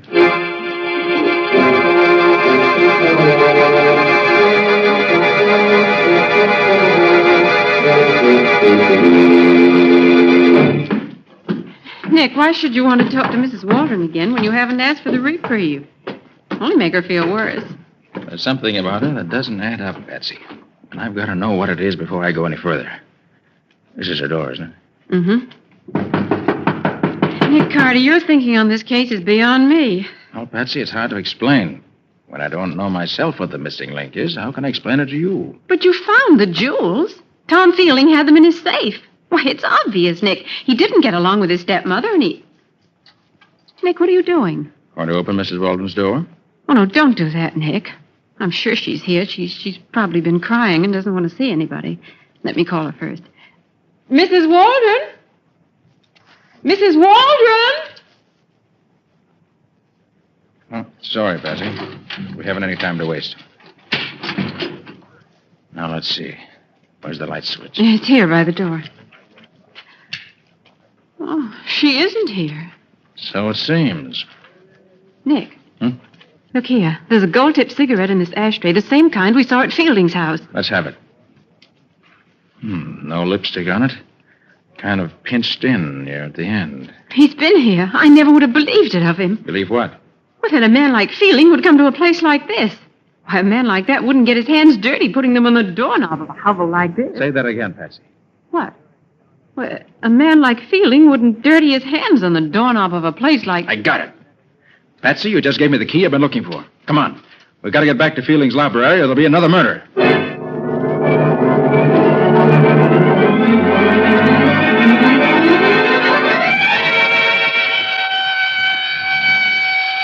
You know, Patsy, there are times when having a siren on this car comes in handy. And tonight's one of them. Hope we're in time. Do you think the police have picked Fielding up yet, or do you think he'll be at his home? He's at home. I'll bet my bottom dollar on that.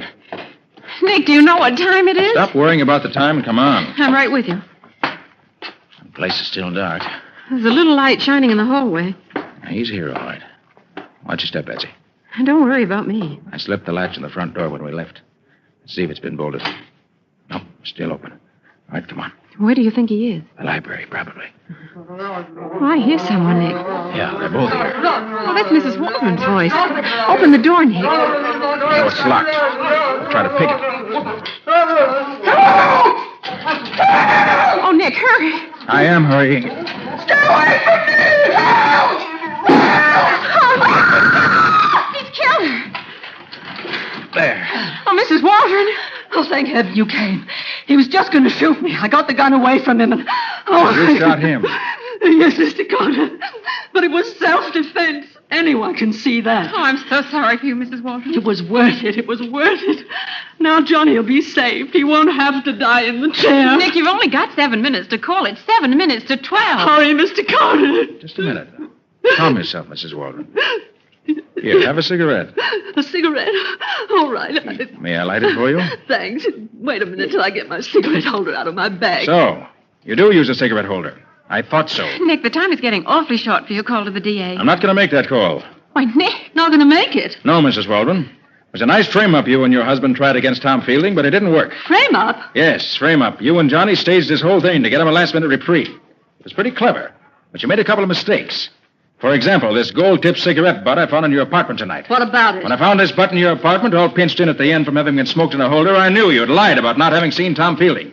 These particular cigarettes are made to order for him. I didn't leave it there. I couldn't be sure of that until I found that you used a cigarette holder. Then I knew I was right. You did leave it here. Go on, prove it. Another thing, Patsy. Take a look at Mrs. Waldron's hands. My hands? Why, they're beautiful. Beautifully manicured. Exactly.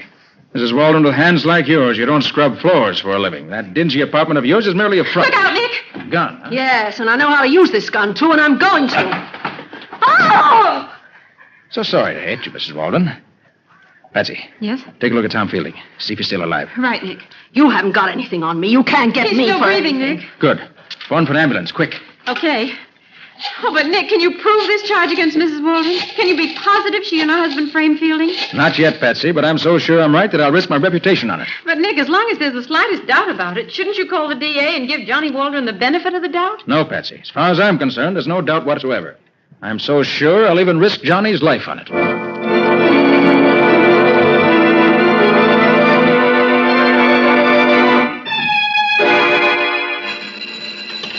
Hello, Nick Carter's office.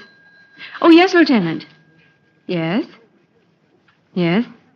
It was. He is. Oh, I see. Well, thank you, Lieutenant. Yes, I'll tell Nick. Goodbye. Was that the report from police headquarters, Patsy? Yes, it was Lieutenant Riley. And you were right, Nick. That gun you took from Mrs. Waldron was registered in Johnny's name. And she lied about taking the gun away from Fielding and shooting him in self-defense. Fielding's fingerprints weren't on the gun anywhere, but hers were all over it. Did they check with the bullet wound you picked out of that desk? The one that was fired at us? Yes, and it came from the same gun. Fine. And what about Fielding? Did Riley say? He's going to live. What's more, he regained consciousness long enough to make a statement. Good. Oh, Nick, that Mrs. Waldron was certainly clever. She was planting the jewels in Fielding's safe when he came in the room and caught her. So She held him at the point of her gun and knocked him out, bound his wrists and ankles, gagged him, and hid him away in another room. What? How did you know that? Very simple, Patsy. The marks where he'd been tied were still in his wrists when I examined him, and also there was a bump on his head. Nick, you're always holding out on me. And one other thing. What made you think Fielding's life would be in danger way back when we were in Mrs. Waldron's apartment the second time? Curious, huh? Well, Patsy, after your inspired remark about hands, I suddenly realized what it was about Mrs. Waldron that puzzled me. It was her hands.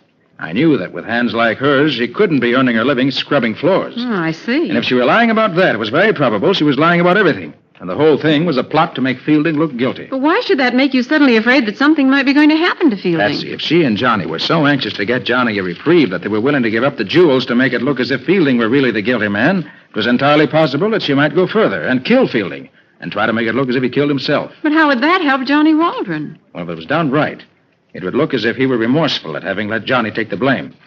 And she almost got away with it. But she didn't, because Nick arrived in the nick of time. You're a wonderful detective, Mr. Carter.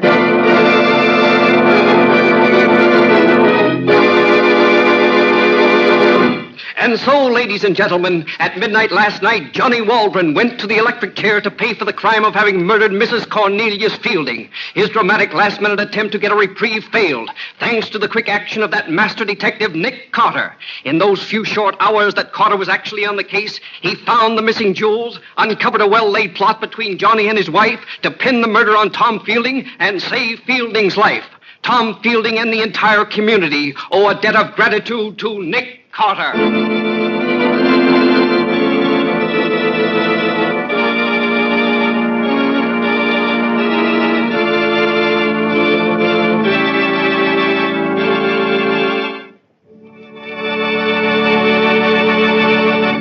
This has been another of the strange adventures of Nick Carter, Master Detective, which are brought to you regularly at this time by WOR Mutual.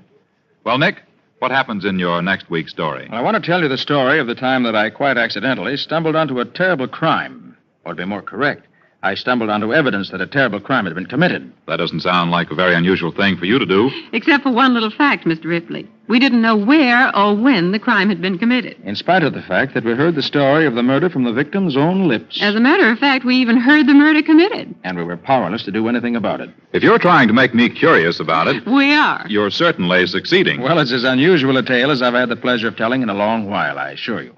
So until next week, so long. So long, folks. And so long to you, Nick and Patsy. In the strange adventure you have just heard, Nick Carter was impersonated by Lon Clark, Patsy by Helen Choate. The story was written for Nick Carter by Barth Conray.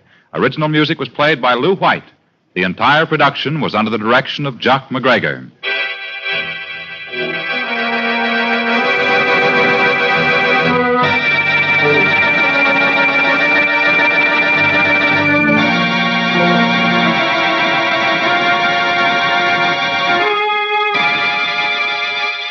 Next week, at this same time, listen to another curious experience of Nick Carter entitled Records of Death, or Nick Carter and the Mystery of the Unclaimed Box.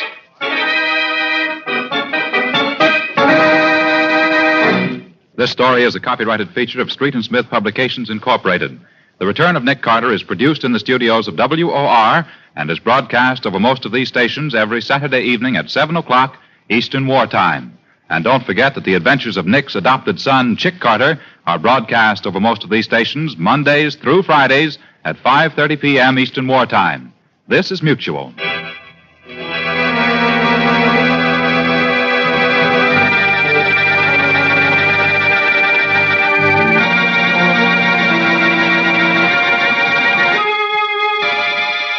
Recently, in a big eastern city, a group of trained men and women called on thousands of housewives and asked this simple question. What kind of container do you prefer for the food you buy? An overwhelming majority of housewives said they preferred to buy food packed in glass. Among them were a great many mothers of small children, and by a ratio of more than 8 to 1, these mothers said they insisted on prepared baby foods packed in glass. They gave many reasons, as you might expect. But here are the 3 reasons mentioned most frequently. First, glass lets you see what you buy before you buy it. Second, you can heat, serve, and store leftover portions of prepared baby food in the same glass container. And third, these young mothers agreed that sterilized glass containers are cleaner and more sanitary. You can buy an increasing number of the better brands of food packed in glass. And all of the better brands of prepared baby food come to you in Anchor glass containers sealed with tamper-proof Anchor vacuum caps. Both products of Anchor Hawking. Keep it tuned right here to HOJO Radio for more classic old-time radio.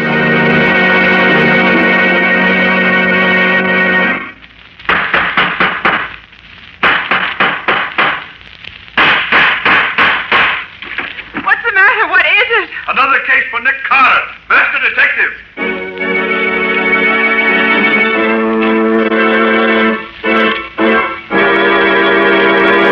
Yes, it's another case for that most famous of all manhunters, the detective whose ability at solving crime is unequaled in the history of detective fiction. Nick Carter, Master Detective. Tonight's curious adventure, Records of Death, or Nick Carter and the Mystery of the Unclaimed Box.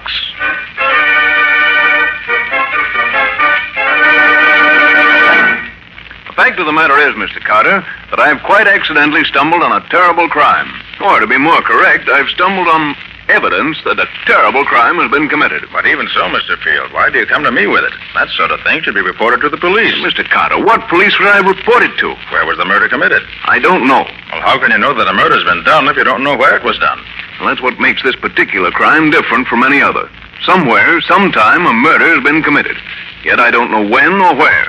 As a matter of fact, I doubt if anyone in the world knows of it, except those who did it, and me. And how do you happen to know all this? Because the victim, a young and beautiful girl, has told me so in her own words. I have the knowledge from her own lips. Oh. And you've seen and talked to her? Well, here's the story, Mr. Carter. About a month ago, I attended one of the sales of unclaimed packages that the Express Company holds twice a year. Among other things, I bought was a box about 1/3 the size of a steamer trunk. It contains some miscellaneous articles of clothing and 10 phonograph records. Phonograph records, huh? Regular professional records? No, Mr. Carter. They were small record blanks you buy when you make home recordings for yourself. I immediately played the records, and since then I've played them so often, I almost know them by heart. And you learn about this crime from those records? Yes. Mr. Field, you wanted to arouse my curiosity. You've certainly succeeded. When can I hear these records? Immediately, Mr. Carter. I have them in my room. If you'll go there with me, we can listen to them at once. Splendid. You mind if I take my assistant, Patsy Bowen, with me? Of course not. Then as soon as she's ready, we'll go. Patsy, Yes, Nick? get your hat. We're leaving at once to listen to a murder.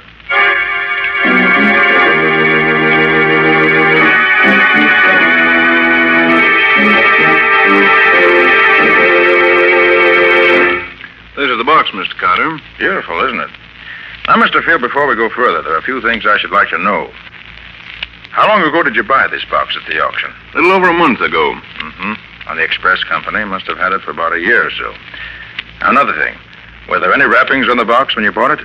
Yes, it was well wrapped in heavy burlap. You have those wrappings now? I'm sorry to say I don't. By the time I realized that the wrappings might have furnished a clue to the mystery, they'd been burned in the incinerator. Too bad. Well, do you by any chance, whatever, recall the name and address to which the box was consigned? Fortunately, I do. It was addressed to an Alex Delanois in New York City. But I've searched every city directory, every telephone book, every place where names are listed, and I can find no such name anywhere. There was no street address, and the rest of the label, as I remember it, was practically obliterated. I see. All right, Mr. Field, let's listen to the records. And gladly. I'm very anxious to get your opinion of them. Are they in any kind of order? After hearing them over and over as I've done, I believe that I've finally arranged them in their proper order. I see. They're so peculiar, I can hardly wait to see if you can tell me the answer. Here's the first one. I have a terrible story to tell. But even while I try to tell it, I'm afraid that you who may listen to this will not believe me. But I beg you, if justice means anything to you, believe me and avenge me. I shall rest easier in my grave if I know that those who hope to profit by my death have been deprived of the fortune they plan to get by killing me. I am very rich, but I am not rich enough to avoid the fate that is in store for me. She sounds as if she meant it, doesn't she? I thought he was coming in, but he went away. I've tried several times to escape, but I've failed each time. I wish I could tell you where I am, but I can't, because I was drugged when they brought me here. Oh, I forgot to say, my name is Nancy Deering, and I'm 22 years old. You who listen to this will recognize the name at once, of course. I only hope they don't murder me until I can... Is that the end of it? Not quite.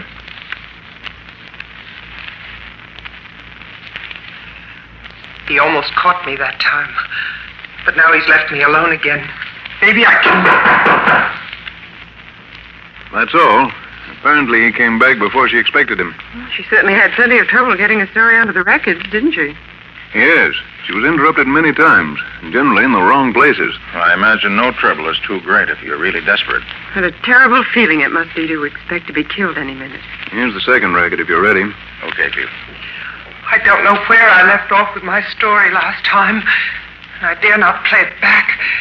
If they should ever hear what I'm trying to do, they'd take the machine away from me. Then I'd be completely lost. I feel that my end is coming very soon now. They may carry out their plans to... In the gloaming, oh, my darling, when the lights are soft and low, and the flickering... I think he's gone now. I'm sure Ralph was listening at the door, but the singing apparently convinced him I was listening to the radio. When the time comes, I know it will be Ralph who kills me. Olive will undoubtedly help him, but Ralph is the leader. I found that out the other day when they tried to get me to sign the papers which will give them possession of my fortune. I shall never sign, but that... When the light... The rest of the record, that song. They did her best in her story on those records. Too bad she didn't succeed better. Well, she managed to get most of her story on the records, one way or another. The only thing she really missed out on was telling us more about herself than just her name. Probably never occurred to her that the records might travel thousands of miles before someone would hear them. Yeah, here's the third record. Last night, somebody searched my rooms while I was in bed. Maybe they suspect that I'm making these records. Although I'm very careful. I play the radio all the time, so they'll be used to hearing the noise. Ralph told me yesterday he was sure I was going crazy. Maybe I... Nancy, Olive asked me to tell you that. And that ends that. Whose voice do you suppose that was there at the end? I suspect it was Ralph's. It's amazing how much of the scene she recreates this way without really saying anything definite. You can feel the tension and the suspense right along with her. Yes. On the fourth record, she was able to get part of the visit that Ralph paid her one day. She must have known he was coming and prepared for it by putting the record blank on the machine in advance. Then, when she heard him at the door, she probably turned it on. Got this. Well, put it on quickly, Mr. Field. Here you are, Miss Bourne.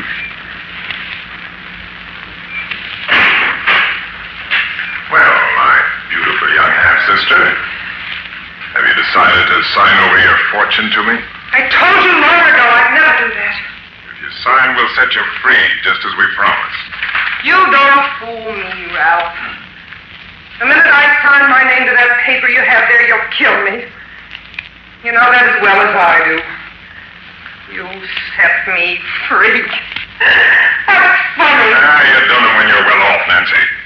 If you did, you'd sign and go free. You don't think I'm a fool, Ralph. I do. And I also think it won't be long before you wish you had signed. Oh, I wish this were all over. I wonder how they'll kill me. Ralph would prefer to strangle me, I'm sure. With those great, hairy hands of his. As for Olive, yes, she'd use poison on the boot. That's all there is on that one. It's a pity she couldn't have put more on each record than she did. She really used only a small portion of each blank. Yes, Betsy, but she had trouble enough to get even that much on them, the way they watched her. Nick, where could she get the blank records in the first place? They certainly wouldn't have let her have them knowingly. If I were to make a guess, Betsy, I'd say that when they took her to the place where she was kept prisoner, they probably took along her clothes and some of her furnishings. Mm-hmm. And among them, probably, was this radio phonograph. Perhaps she specially asked for it because she loved music or something, and the record blanks were probably the machine along with the other records. That could be. How about the fifth record, Mr. Field? I've never been able to make much out of this one. Maybe you'll have better luck. You mean it's not like the others? Quite different. Here, I'll start it near the end. The whole first part is just scratch and nothing else.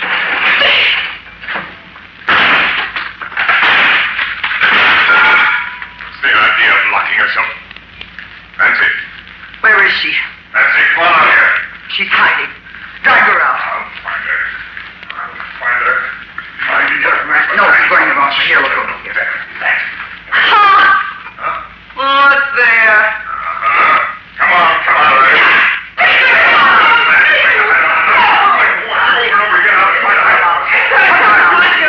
Come on, get her. Now, the sooner you get her, the better. No. Give me that. Nearly got me that time, didn't you? Too bad for you. You didn't succeed. Little devil, I'll fix you, but good. Not very clear, is it? Perfectly clear to me. Nan locked her door and started the record. For some reason, she waited before saying anything. Then Ralph and Olive came, found the door locked, and, being suspicious, broke it down. Nancy hid, and they dragged her out. There was an argument about something, and I didn't get. Nancy grabbed Ralph's pistol and took a quick shot at him, but she missed. Before she could pull the trigger again, he took the gun away from her. Good grief, Mr. Carter. It's clear enough when you tell it. Well, here's the sixth one. I must hurry. The time is very short. I may be interrupted any minute. I'm seldom left alone anymore. They seem to be afraid of what I'll do if I'm left alone. I I wonder that they haven't killed me before this. I wonder if they... There's nothing but scratch for quite a bit here, but she starts again.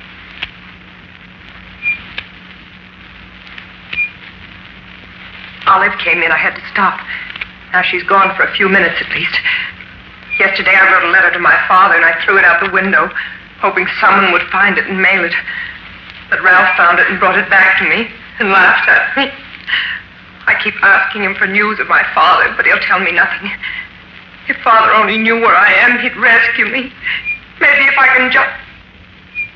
And that's the end of that. Well, we didn't get much out of it. I wonder where Father comes into this. You'll see before we're through. And this seventh record is more interesting because it records a complete conversation between Nancy and Ralph. Good. Let's hear it.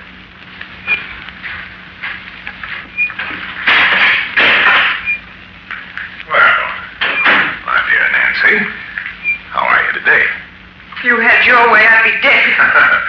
Why don't you kill yourself and save us the trouble? You mean save you from having a murder on your conscience? Do you have such a thing?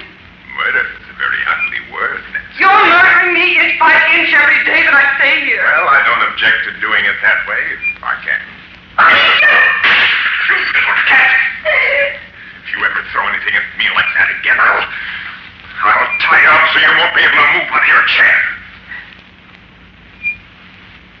Ralph, if you really want me to sign those papers for you, just let me go to my father. If you do, I'll sign anything you ask. That's out of the question, Anne. But if you sign, we'll see that your father finds you soon enough.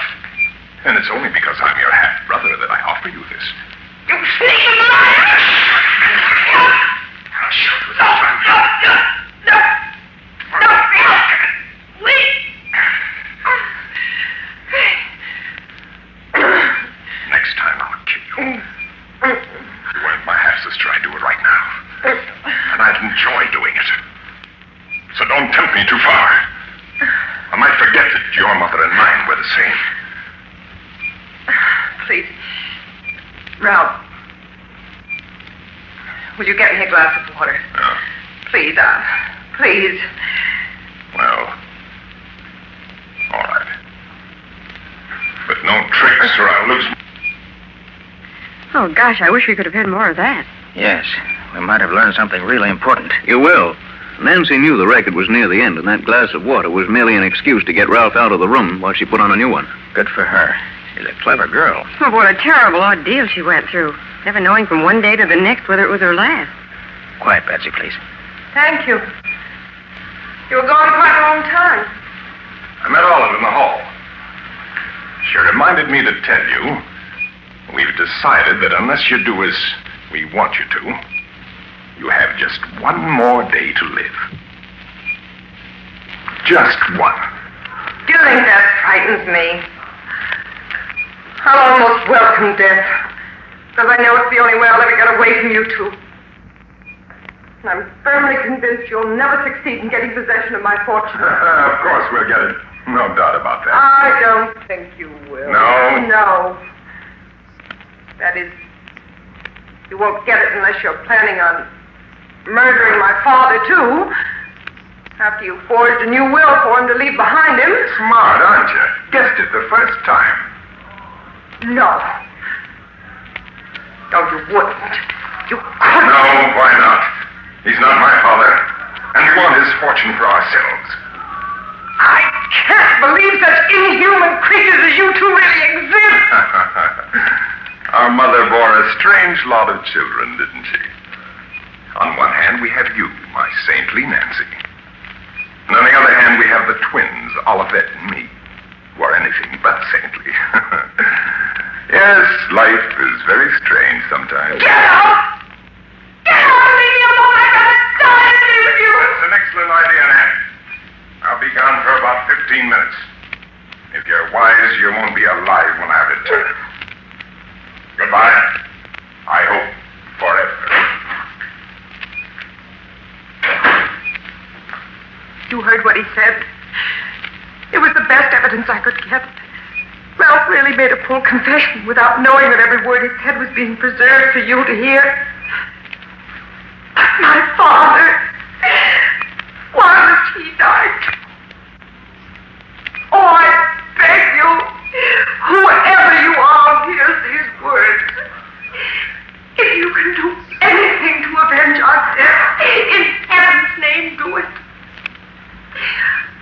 I go to my death believing that through you I shall have my revenge at last.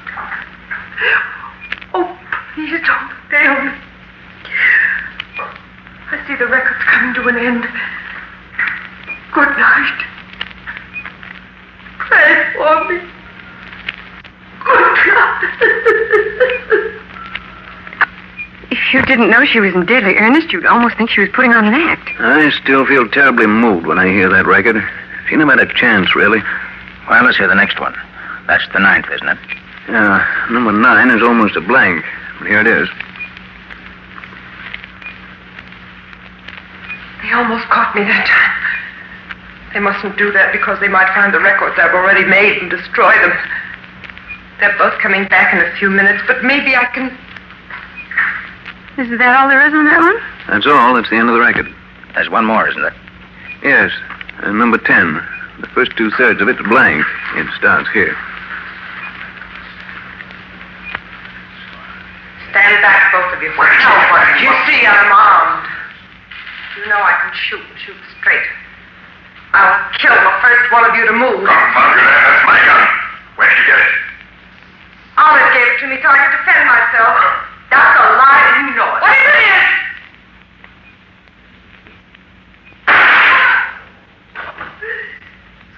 You little son. You haven't waited much too long. This time you have.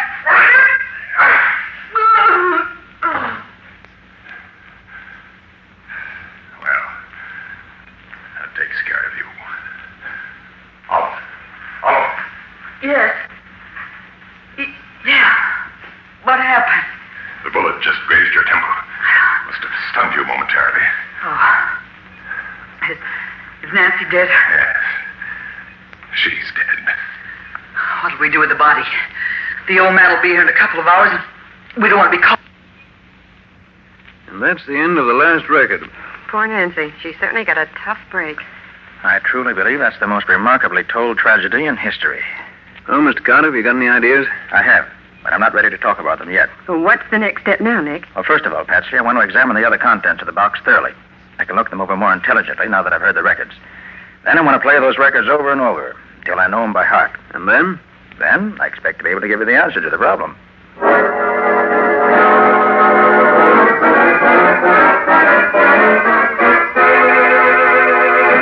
Got a sandwich in your pocket, Patsy? Oh, Nick, I thought you'd never finish listening to those records. Well, I want to be sure I didn't miss anything anyway. And I believe I've learned everything those records can tell me. You mean you really found some clues, Nick? Yes, indeed, Patsy. There are several clues marked out for us very plainly. Oh, that's wonderful. But first, I want to go over that list we made of the other things that were in that box addressed to Alex Delanois. Of course, Nick. Let me see now. Yes, here it is. Opera cloak with label Felix and Company, Toronto. And a beautiful and expensive thing it was, too. Silk slip with the name Olivette Dupre pinned on it. Wish I could wear silk like that. Patsy. A silk slip with the name Nancy Deering pinned to it. A New Testament with the name Evangeline Dupre on the flyleaf. Several rings, all very valuable. A real pearl necklace. And some beautiful and very expensive lace. Also, of course, the blood-stained nightdress, which must have been the one that Nancy was murdered in. And the 3 snapshots, of course. Oh, yes. One with the name Olivette on the back, one with the name Ralph, and one with the name Evangeline Dupre Deering. Whoever packed that box knew exactly what he was doing, Patsy. All ties together beautifully.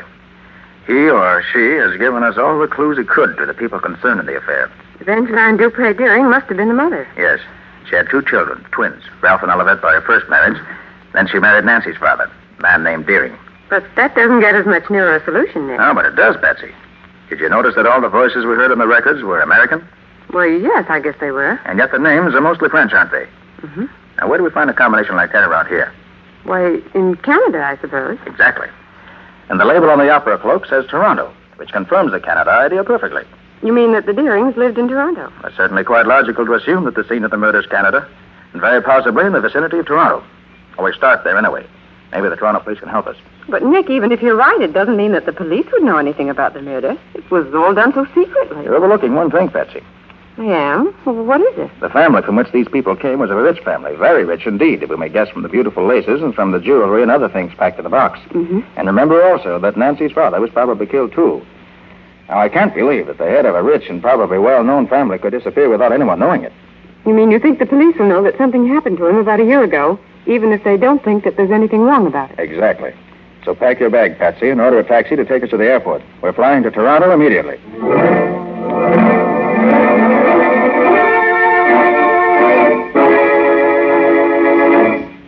I'm very happy to welcome you back to Toronto, Mr. Carter. It's been many years since you've been up here to see us. Well, thanks very much, Chief. Now, you mind if I ask you a few questions? Of course not. Go right ahead. Did you get a letter about a year ago telling that a murder had been done, and that if you wanted proof, you should claim an express box sent to New York City in the name of Alex Delanois? Wait a minute. By George, Carter, we did get just such a letter. But we thought it was the work of a crank and destroyed it. Do you mean it was true? I have every reason to believe it was. Now, another question. Would you know anything about a girl named Nancy Deering, or about her father? For heaven's sake, Carter, what do you know about the Deering family? You answer my question first, I'll answer yours. What about the Deerings? The father, Charles Deering, was the younger son of an English nobleman. Mm-hmm. He was immensely rich, had a house here in town, a country place called Deering Hall. He married a woman with 2 children, twins, I believe, and she died when his daughter Nancy was born. He was always prominent in local affairs up to about a year ago, when he's said to have disappeared. Hasn't been seen since. I understand he started for Deering Hall, but never arrived there, according to his 2 stepchildren. What about his daughter, Nancy? Nancy was brought up by relatives in Montreal. Few people here know her at all. But as I remember it, she was supposed to have disappeared just before her father did. Although I now understand that she was at Deering Hall with her half-brother and sister all the time. You say Nancy didn't disappear after all? I know. As a matter of fact, she was here in Toronto this past week. She believes her father is dead, so she's applied for letters of administration for the estate. I thought so. You did? What do you know about it? Enough to know that this girl who calls herself Nancy Deering isn't Nancy Deering at all. She's an imposter whom the stepchildren have brought in to impersonate her.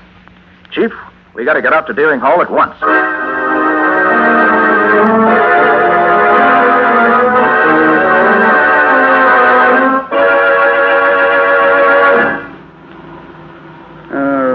Leading into the Deering estate turns off somewhere right in here, Carter. I'm not quite sure. Well, look, Chief. There's a man standing in the road up ahead. Oh, so there is. And he's motioning to us to stop. Looks almost like a dwarf, doesn't it? He's certainly a queer-looking individual. Perhaps you are going to the hall. Yes, we are. Why? Could you take me back there? I have walked so far, I am tired out. Oh, of course. Climb in. Well, you are a policeman, no? Yes, I am. Oh, then you can help me. And I need help so very much. What seems to be the trouble? My name is Alex Delanois. I am the... Alex Delanois? But yes, you know me. You once had a box packed with records and other things to New York City addressed to yourself? Oh, but yes, you have seen it. Yes, that's why we're here. Tell me, how did you ever happen to... Yes, I will tell you everything. I was the caretaker at the hall. Miss Deering let me stay in one of the old tower rooms because I am, as you see, a cripple. Sometimes I do not get out of bed for days at a time. About a year ago, the 2 stepchildren of those so very wicked devils came to the hall. They brought a girl who was kept a prisoner in one of the bedrooms. Alex, isn't that the road to the hall just ahead there? No, but yes, the hall is about a half a mile in off this road. Go on with your story, Alex. Yeah, the girl was so carefully guarded by those 2, I could not get to her room. I could not help her. I am a cripple. No, you did what you could, Alex. You being there helped her, I know. How did you manage to get the things packed in the box? After they killed Nancy,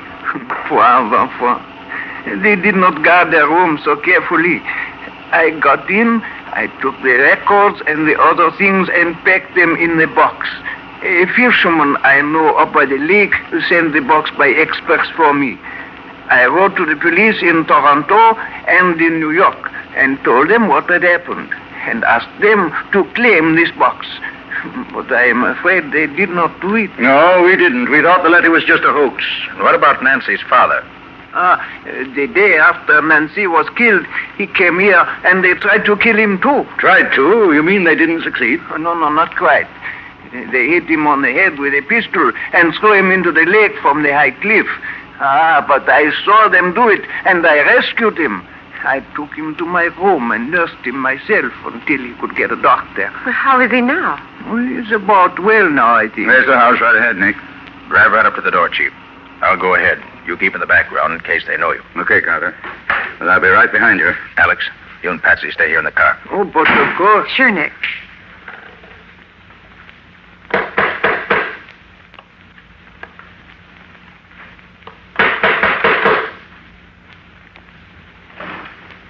Yes? What is it, please? Please tell Miss Deering that we've come to take some affidavits concerning her application as administratrix for the estate. Yes, sir. Well, come in, please. I'll announce you. It's your turn now, Chief.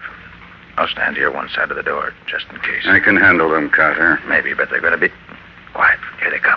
Well, gentlemen, what can we Now, do? Dupre, I arrest you and your sister Olivette for the murder. I'll take that gun to plate away from me. Oh, no, you don't, young lady. This pair of handcuffs will take care of you. Oh, get rid of you. Need any help, Carter? No, I can take care of him.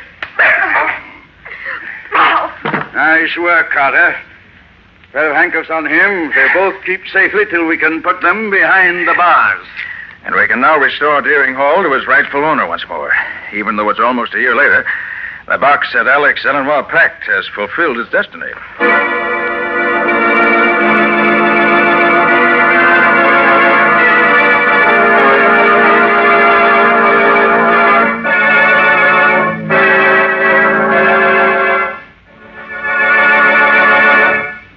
This has been another of the strange adventures of Nick Carter, Master Detective, which are brought to you regularly at the same time by WOR Mutual. What's your story going to be about next week, Nick? Well, next week I'm going to tell you the tale of the thief and murderer who had to be caught twice before he was really caught at all. And when Nick caught him the second time, it was because he was able to guess in advance exactly what the criminal was going to do, as well as exactly what he was going to think. And what did you say the crime was? Merely a matter of murder and robbery. There was nothing unusual in the crime itself. The excitement came in the way Nick chased him, outsmarted him, and finally caught him. It's a very special example of the criminal who was just a little too clever for his own good. He overrated himself and underrated Nick. That's always dangerous where Nick Carter is concerned. Thanks for the compliment. And so long till next week. So long, everybody. And so long to you both. In the strange adventure you've just heard, Nick Carter was impersonated by Lon Clark, Patsy by Helen Choate. Original music was played by Lou White, and the entire production was written and directed by Jock McGregor. Next week at the same time, listen to another curious experience of Nick Carter entitled The Unwilling Accomplice, or Nick Carter and the Mystery of the Society Burglar. This story is a copyrighted feature of Street and Smith Publications, Incorporated. This is Mutual.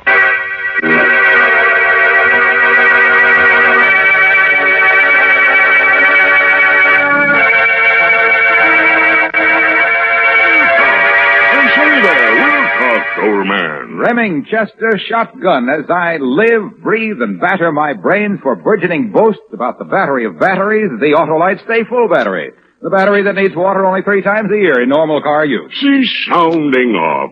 Was it not you who defied me to find a camel that could go without water as long as an Autolite Stay Full battery? Defy you I did, you dubious dunderhead. Please, no compliments. I concede your claim regarding ordinary 1-hump camels, but what about a 2-hump camel? Need I say more? Well, you probably mean he can go twice as long without refilling. But Autolite Stay Full batteries hold over 3 times as much liquid reserve above the plate as ordinary batteries. Need I say more? Zounds. I shall have to find a dromedary with 4 humps. Even that won't do it, for Autolite Stay Full batteries need water only 3 times a year in normal car use. What's more, in recent tests, based on SAE life cycle standards, Autolite Stay Full batteries gave 70% longer average life than batteries without Stay Full features. So get wise. Get an Autolite Stay Full battery, because you're always right with Autolite. Our next broadcast was a radio series that was loosely based on a private detective character created by writer Dashiell Hammett for the Maltese Falcon. The show ran for 13 episodes on ABC in 1946, for 157 episodes on CBS from 1946 to 1947, and finally for 51 more episodes on NBC from 1949 to 1951. The series starred Howard Duff as the titular character and Lauren Tuttle as his secretary Effie. We proudly present to you The Adventures of Sam Spade on HOJO Radio. The Adventures of Sam Spade, Detective. Brought to you by Wild Root Cream Oil Hair Tonic, the non-alcoholic hair tonic that contains lanolin. Wild Root Cream Oil. Again and again, the choice of men who put good grooming first.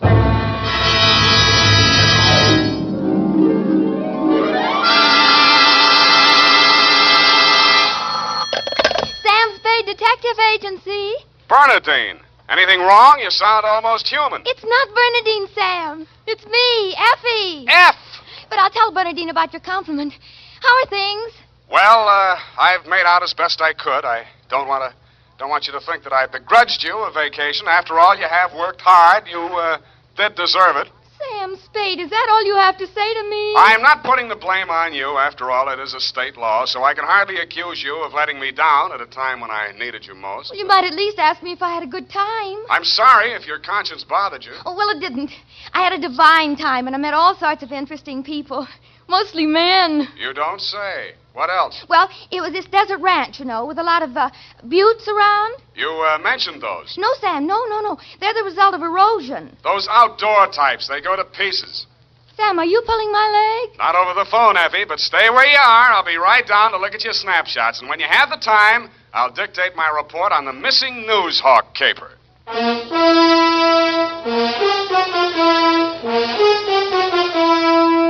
Dashiell Hammett, America's leading detective fiction writer and creator of Sam Spade, the hard-boiled private eye, and William Spear, radio's outstanding producer-director of mystery and crime drama, join their talents to make your hair stand on end with the adventures of Sam Spade.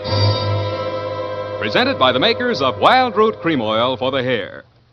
Wild Root Cream Oil. That's the famous name to remember, men, next time you buy hair tonic. And look what Wild Root Cream Oil does for you. It grooms your hair neatly and naturally. Wild Root Cream Oil also relieves dryness and removes loose, ugly dandruff. Yes, men, Wild Root Cream Oil is your shortcut to really handsome hair. So be smart. First chance you get Wild Root Cream Oil Hair Tonic. Again and again, the choice of men who put good grooming first. And now, with Howard Duff starring as Spade, Wild Root brings to the air the greatest private detective of them all in the adventures of Sam Spade.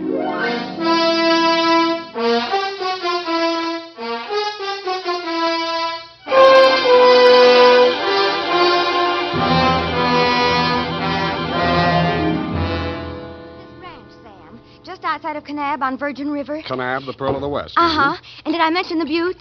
Oh, well, they're very interesting. The result of erosion. Yes.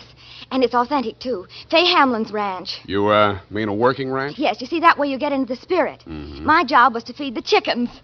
And that's how I met him. One of the buttes? Oh, Sam, he's a very cultured gentleman. Culture smulcher. What's he do for a living? He cures stammering. You don't say. What's his name? Charlie Shank. Charlie Shank? He's the founder of the Shank Institute of Articulative Correction, which I should learn. Articulative Correction. Where is this institute? Oh, I have the address here. General Delivery, Butte, Montana. Mm-hmm. You're sure you didn't help him break parole, Effie? Oh, no. We just went on long walks together. Where to? Oh, different points of interest. Like Wolf Canyon. Figures. Uh-huh. He invited me on this camping trip. Honorable, of course. Mm. But I couldn't go on account of my sunburn. I had an awful... I've still got it, you see. And then he went back to Butte. He had to leave in such a hurry he couldn't even say goodbye. Wow. It was a pity, too, because an old friend he hadn't seen in years came looking for him just a few minutes later. With a warrant? No, he was an attendant in a nearby hospital. Mental? Oh, yes, very intelligent. He read me some of his poetry. Maybe you've heard it. A loaf of bread, a jug of wine, and thou. Wait a minute. Isn't that the Rubaiyat of Omer Khayyam? That was written by a guy named Fitzgerald. Well, of course. That's his pen name.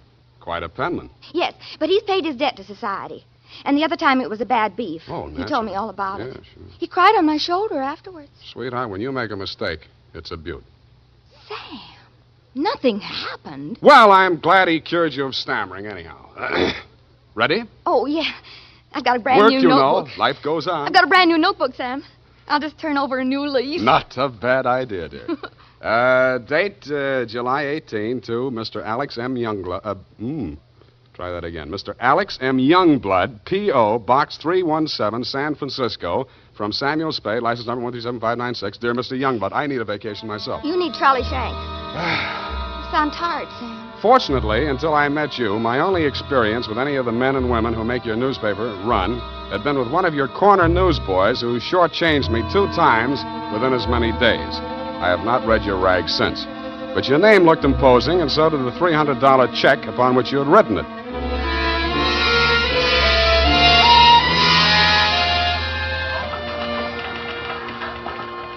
Per your instructions, promptly at 4 p.m. on the 15th inst., I munched through the litter of your city room toward a door marked A.M. Youngblood, publisher, managing editor, and city editor.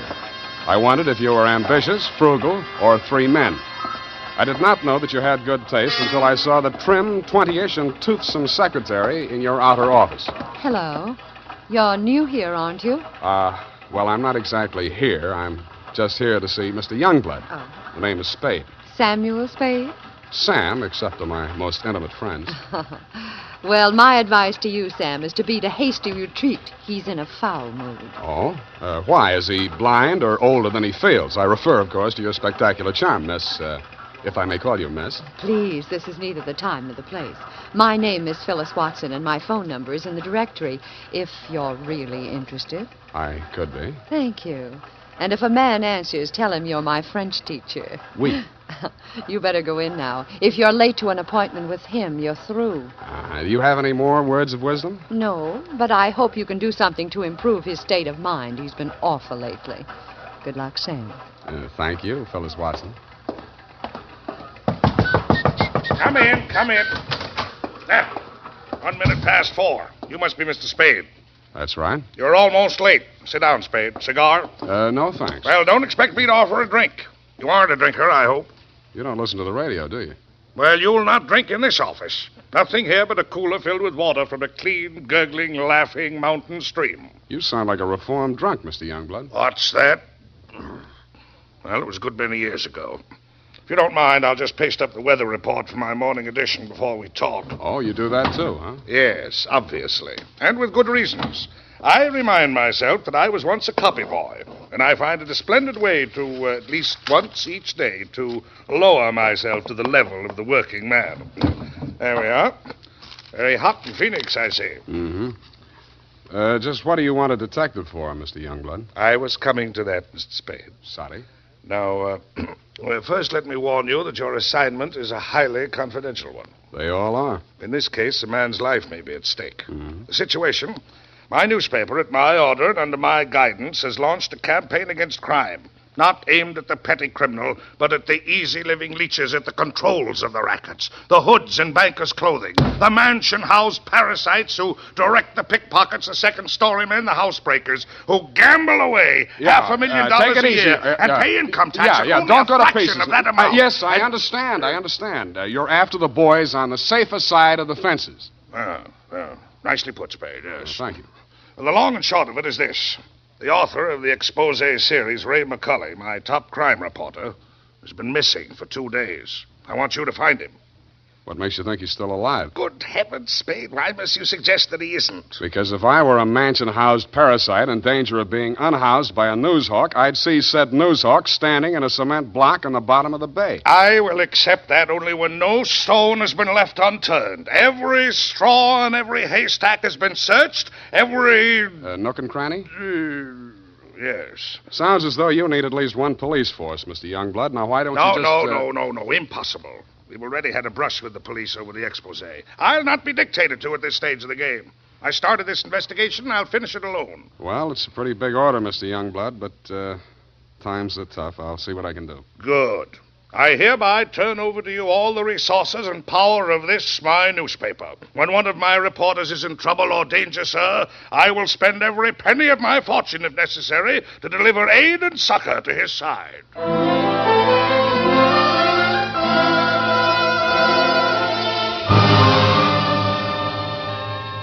You then gave me Ray McCulley's expose stories to date. I saw why you, his family and friends, and his creditors could have been worried about.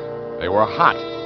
One followed a stolen car from the time of the heist through the alteration of the body color, tire brands, license number, motor serial number to the time it was shoved onto a used car lot. They named names all the way through. And another did the same to the firm of Otter, Badger, and Mole, furriers, and alleged manufacturers of coats from clouted pelts. Ray McCulley had dropped out of sight right after that story had been published. So I left your office hoping that I'd reach the address of Otter, Badger, and Mole before closing time. I did. The plushy showroom was occupied by a dozen attractive fur-bearing models, female, but wax. The live models, male, were wearing padded shoulders, pointed shoes, and coats tailored for underarm artillery. They would have looked more natural at Madame Tussaud's waxworks, Bertram the burglar section. Hey, oh, hey, what'll it be? Something for the little woman? Where do I find Mr. Otter? Are you the law? Leo sent me.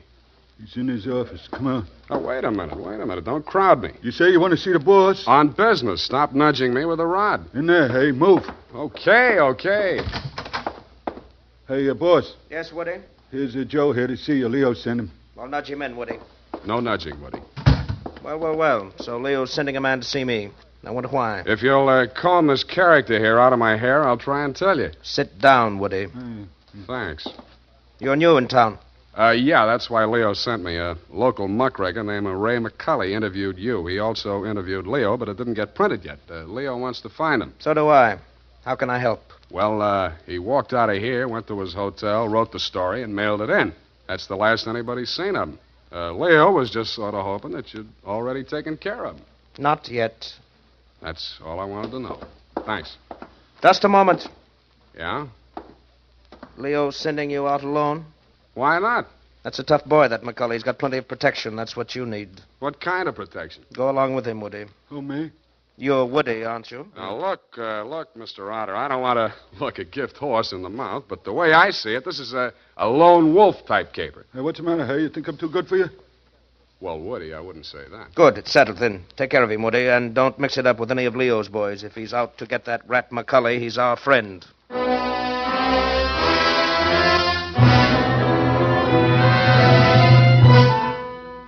I was beginning to wonder who Leo was. I'd grabbed the name off a calendar on the wall, Leo's Van and Storage. I didn't know whether he was the Leo Mr. Otter didn't like, and I hoped I wouldn't find out. The best way I could think to keep from finding out was to shake Woody. On the way uptown, I walked him past 4 police stations. Crossing Market Street, I pushed him straight into the arms of a traffic cop who begged his pardon and let me off with a warning. At the Blue Bottle Bar and Grill, I gave Joe, the bartender, the Mickey Finn sign, but Woody liked it. He ordered another. Then he said he knew a place on Columbus where the drinks were even better. It was called Leo's Place. I wondered if that meant anything. Hey, oh, hey. Who, me, huh? I want your drink. Don't you like this joint? Yeah, sure, it's fine. We're not getting anywhere, though. You really take your work serious. Me, when I go gun for somebody, I go where I'm least likely to succeed. You live longer. Yeah. Woody, what do you know about this guy, McCully? You hear the boss. He says he's a rat. Yeah, but he said he's got plenty of protection. Who's furnishing it? Well, you see, there's the... Boy, oh, boy. Look at what just walked in. I looked. What I saw was not disappointing. She was wearing a skin-tight black satin with a plunging neckline and the new look only in places where it didn't matter. But she still looked enough like your secretary, Phyllis Watson, to be out of place in Leo's place. She didn't stay there long. She made a beeline through the kitchen to the rear exit. I made a beeline right after her. Woody was breathing down my neck as I started up the rickety outside stairway at the back of the building. I stopped the landing and turned around to face him. See you later, Woody. I didn't wait to see if he made it all the way to the bottom of the stairs. I was more interested in what was going on at the top. A door had opened, and Phyllis stepped inside. The man who let her in looked like Ray McCully. Who are you? The name is Spade. I don't know that name. Your boss hired me to find you. Private Dick? Yeah. Can I talk to you for a minute? Sure. Put your hands behind your neck and walk up slow. Okay. All right. Go inside. What's the matter? You're not acting glad to see me. This the guy, Phyllis? Yes. Alex hired him this afternoon. There, you see. Now, what do you want me to tell Youngblood? You're not going to tell anybody anything. Oh! It caught me right behind the ear. The last thing I saw was that plunging neckline as Phyllis rushed forward. I didn't know whether she was rushing to my rescue or to get in a few licks of her own. 5 seconds later, I didn't care. As the design on the linoleum slammed up at me, I had just time to wonder why, of all the people who were looking for Ray McCully, I had to find him. Then I was out. Boinged. Maced for my pains.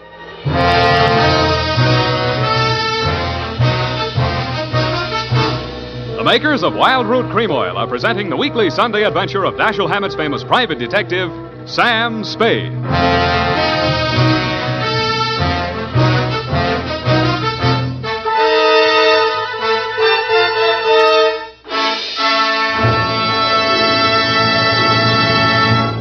If you want the well-groomed look that helps you get ahead, socially and on the job, listen. Recently, thousands of people from coast to coast who bought Wild Root Cream Oil for the first time were asked, how does Wild Root Cream Oil compare with the hair tonic you previously used? Better than 4 out of 5 who replied said they preferred Wild Root Cream Oil. And no wonder. Wild Root Cream Oil grooms the hair neatly and naturally, relieves annoying dryness, and removes loose dandruff. What's more, non-alcoholic Wild Root Cream Oil is the only leading hair tonic that contains soothing lanolin. So ask for Wild Root Cream Oil Hair Tonic. Again and again, the choice of men who put good grooming first. By the way, smart girls use Wild Root Cream Oil, too, and mothers say it's grand for training children's hair.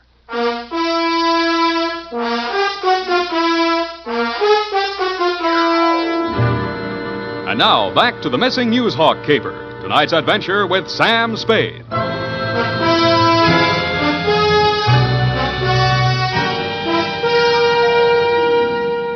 I was lying on the floor in a room with nothing in it but a sink, an army cot, a square of dirty linoleum, and a body. I staggered to my feet, ran some cold water over my head, and took a closer look. It was Ray McCulley. He was a very dead crusading reporter. He'd been stabbed clean through with a long-bladed kitchen knife. It said on the handle, property of Leo's place. I went through his pockets. In his wallet, a press card, a police card, union card, and 10 genuine, crisp, new $1,000 bills. That gave me a line on the killer. He was crazy. So was I. I left it on him, too. Folded up in his vest pocket, I found 2 newspaper clippings, one from the Chronicle and one from your paper. Both weather reports for the same date. It was very hot in Phoenix, according to both papers. But according to your weather report, the temperature in Needles, California was 135 degrees. That needled me. So did the slip of paper I found on his shoe. The number 9 and a date had been stamped on it with a rubber stamp. The date was the same as that of the weather reports. I turned it over. It said Ruthie's Booth, Manson Bowling Alley.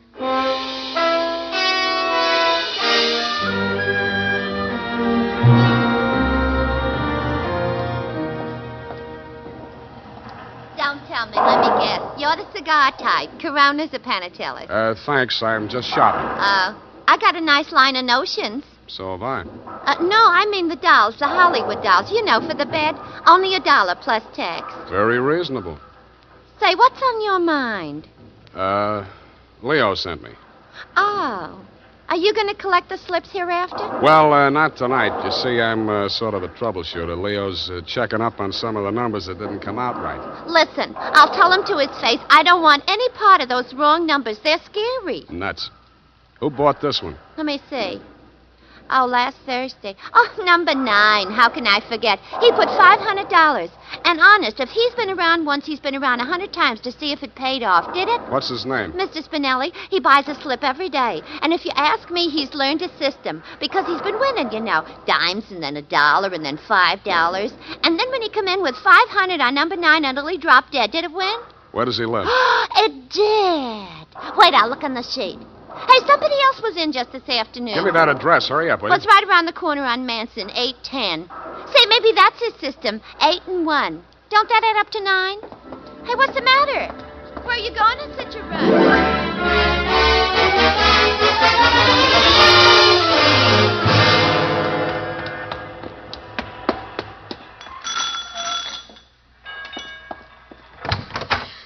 Please, come back later. Tomorrow. Next week. Are you Mrs. Spinelli? Yes, please. I had so much trouble. Is your husband home? Oh, my poor man. They take him away. He's dead. Oh, I'm sorry. How did it happen? Who are you? I'm a detective. Maybe I can help you. May I come in? All right. Come on.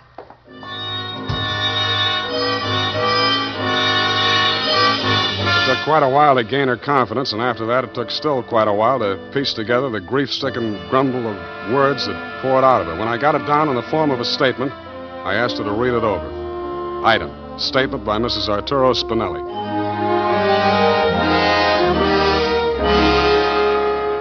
All the time he played those numbers. I told him they're just a bunch of gangsters. They don't let you win. Then he met this man McCulley, a writer for the newspaper. My husband says this man shows him how to win. He wins and wins. Then he goes to bank and takes out all our savings. I begged to him not to do it. But no, he was greedy. And this McCulley poisoned his mind. Sure, he won. He brought the money home in his hand. $10,000. I don't want it. I'm scared. I took it while he was sleeping with wine and gave it to the men. I tell him all I want is the 500. He tried to tell me we do good. We help catch the big gangsters. I say we don't want to do so good we get murdered in our beds. So he says, okay. But if I change mine, here is address. I don't change my mind. Because already my husband, he is dead. Has home. Stabbed. No, I don't change my mind.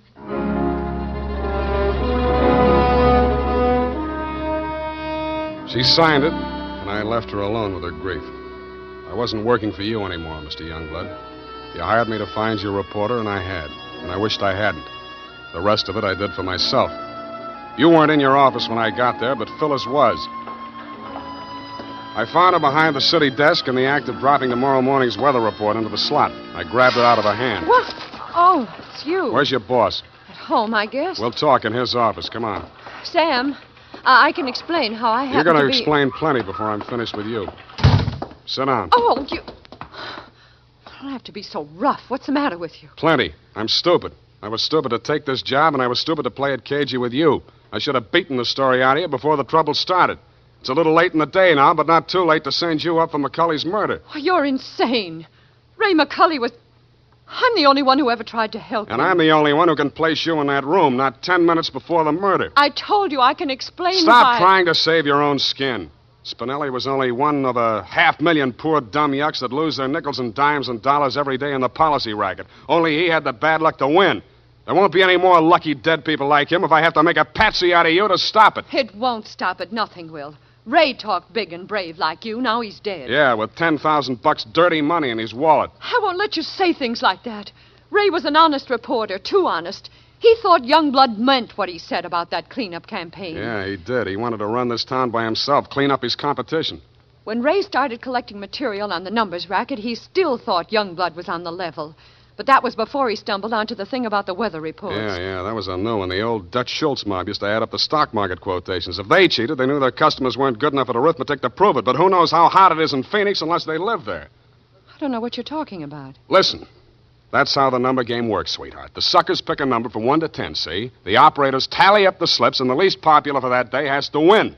The weather report doesn't have to pass through the copy desk, and with Youngblood pasting it up with a few strategic corrections, it was easy to make their winners look as if they were on the level. Oh. But of course, you had no way of knowing that. You only watched them do it day after day. You know, I couldn't understand why he did those things. It seemed silly falsifying a weather report, but it didn't seem as if it could do any harm. What did you meet McCulley for? To get your cut of the 10 grand Spinelli was killed for? How dare you? I went there to warn him about you. Who killed him? I don't know. You're lying. All right, I'm lying.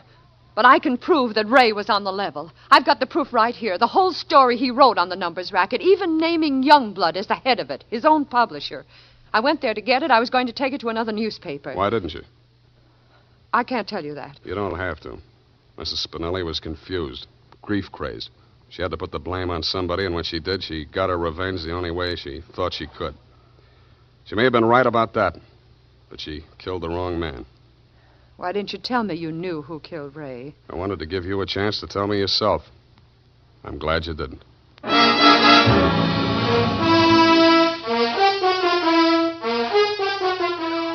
And that, Mr. Youngblood, is the crop. I'm sure you appreciate the fact that I gave the double scoop to your paper. Like Mrs. Spinelli, I have my own ideas of vengeance. Besides, it may up your circulation a little, and you can certainly use a little extra money for your defense. By the way, who's Leo? Period, end of report. But, Sam. Yes, Evie. I thought Mrs. Spinelli killed Ray McCulley. The vacation helped. You're absolutely correct. Mrs. Spinelli killed Mr. McCulley, if you'll pardon the expression. Well, why did she kill her husband? I was wrong. The vacation didn't help.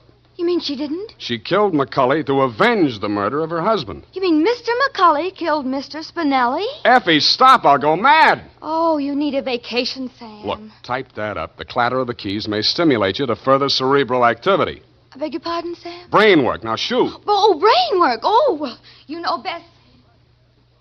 Tonight, men, or first thing tomorrow, get Wild Root Cream Oil and see what wonders it does for your hair. Notice how easy it is to apply. Notice what a neat, natural job it does of grooming your hair. Notice, too, how effectively Wild Root Cream Oil relieves annoying dryness and removes loose, ugly dandruff.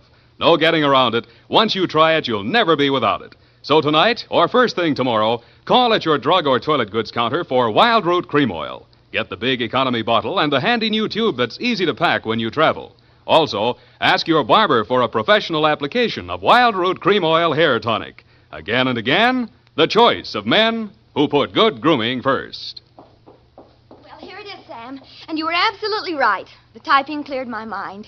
It's all clear now except for one thing. Well, let's clear that up right away. Why did Mrs. Spinelli kill her husband? She did not kill her husband. Oh, I'm sorry.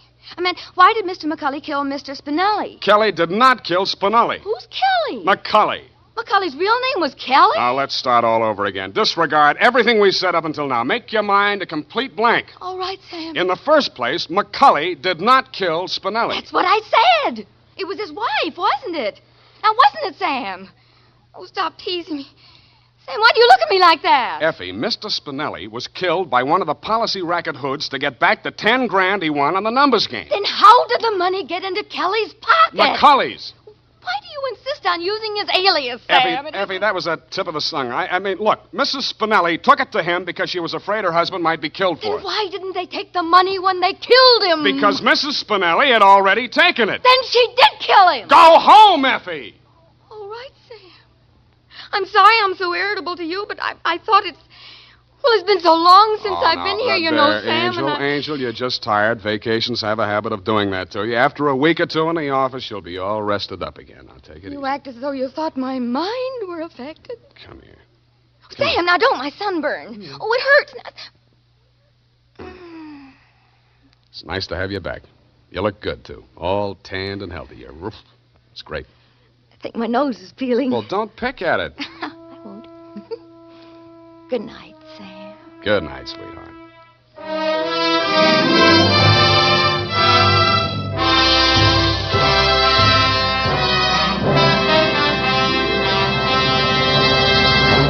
The Adventures of Sam Spade, Dashiell Hammett's famous private detective, are produced and directed by William Spear.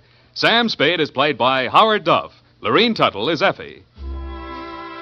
The Adventures of Sam Spade are written for radio by Bob Tallman and Gil Dowd, with musical direction by Lud Gluskin. Gil Dowd directed tonight's broadcast in William Spear's absence. Join us again next Sunday for another adventure with Sam Spade, brought to you by Wild Root Cream Oil. Again and again, the choice of men who put good grooming first. This is Dick Joy reminding you to... Get Wild Root Cream Oil, Charlie. It keeps your hair in trim. You see, it's non-alcoholic, Charlie. It's made with soothing lanolin. You better get Wild Root Cream Oil, Charlie. Start using it today. You'll find that you will have a tough time, Charlie, keeping all the gals away. Hiya, Baldy. Get Wild Root right away. This is CBS, the Columbia Broadcasting System. Say, want a brand new breakfast idea? Then get the Betty Crocker cereal tray, the Betty Crocker cereal tray. Yes, indeed. Try the brand new cereal assortment with 10 individual packages in all. 4 Wheaties, 4 Cheerios, 2 Kicks. All top favorites and all extra fresh. Yes, it's fun to take your pick from Wheaties, Cheerios, and Kicks.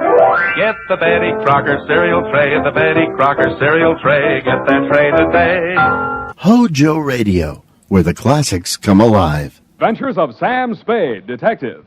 Brought to you by Wild Root Cream Oil Hair Tonic, the non-alcoholic hair tonic that contains lanolin. Wild Root Cream Oil. Again and again, the choice of men who put good grooming first.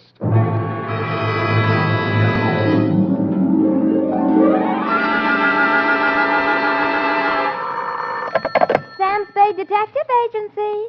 This is Mad Scientific Detective number 137596. Sam, no matter what anyone says, I'll stand by you. You're nothing of the sort. Not scientific? Of course not. You're two-fisted. Well, thanks, Effie. And that ain't all, Effie. I was actually mistaken for a convolutional melancholiac. Oh, Sam, are you all right now? Wrong diagnosis, Angel. It turned out to be melancholia catatonica. Oh, you poor darling. What is that? Well, it's a thing where you lie motionless and silent with fixed eyes and indifference to surroundings. Unquote. Sam, what happened to you? What hospital are you in? Can I bring you anything? No, Effie, I am now at large. Pull down the blinds, check the corridors for men in little white coats, and set a bottle in the window if the coast is clear. Oh. I'll be right down to dictate my report on the mad scientist caper.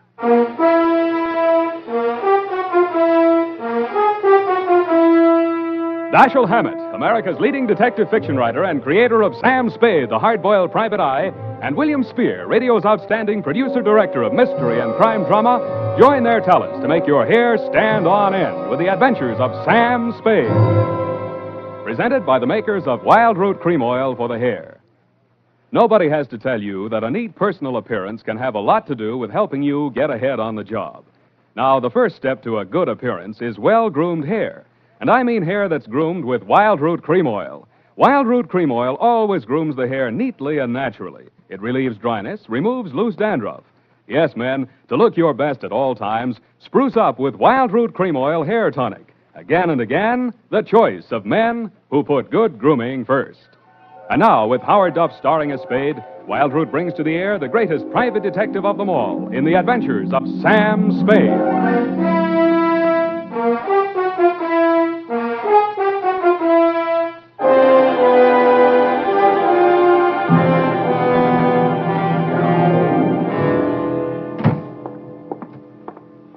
Effie!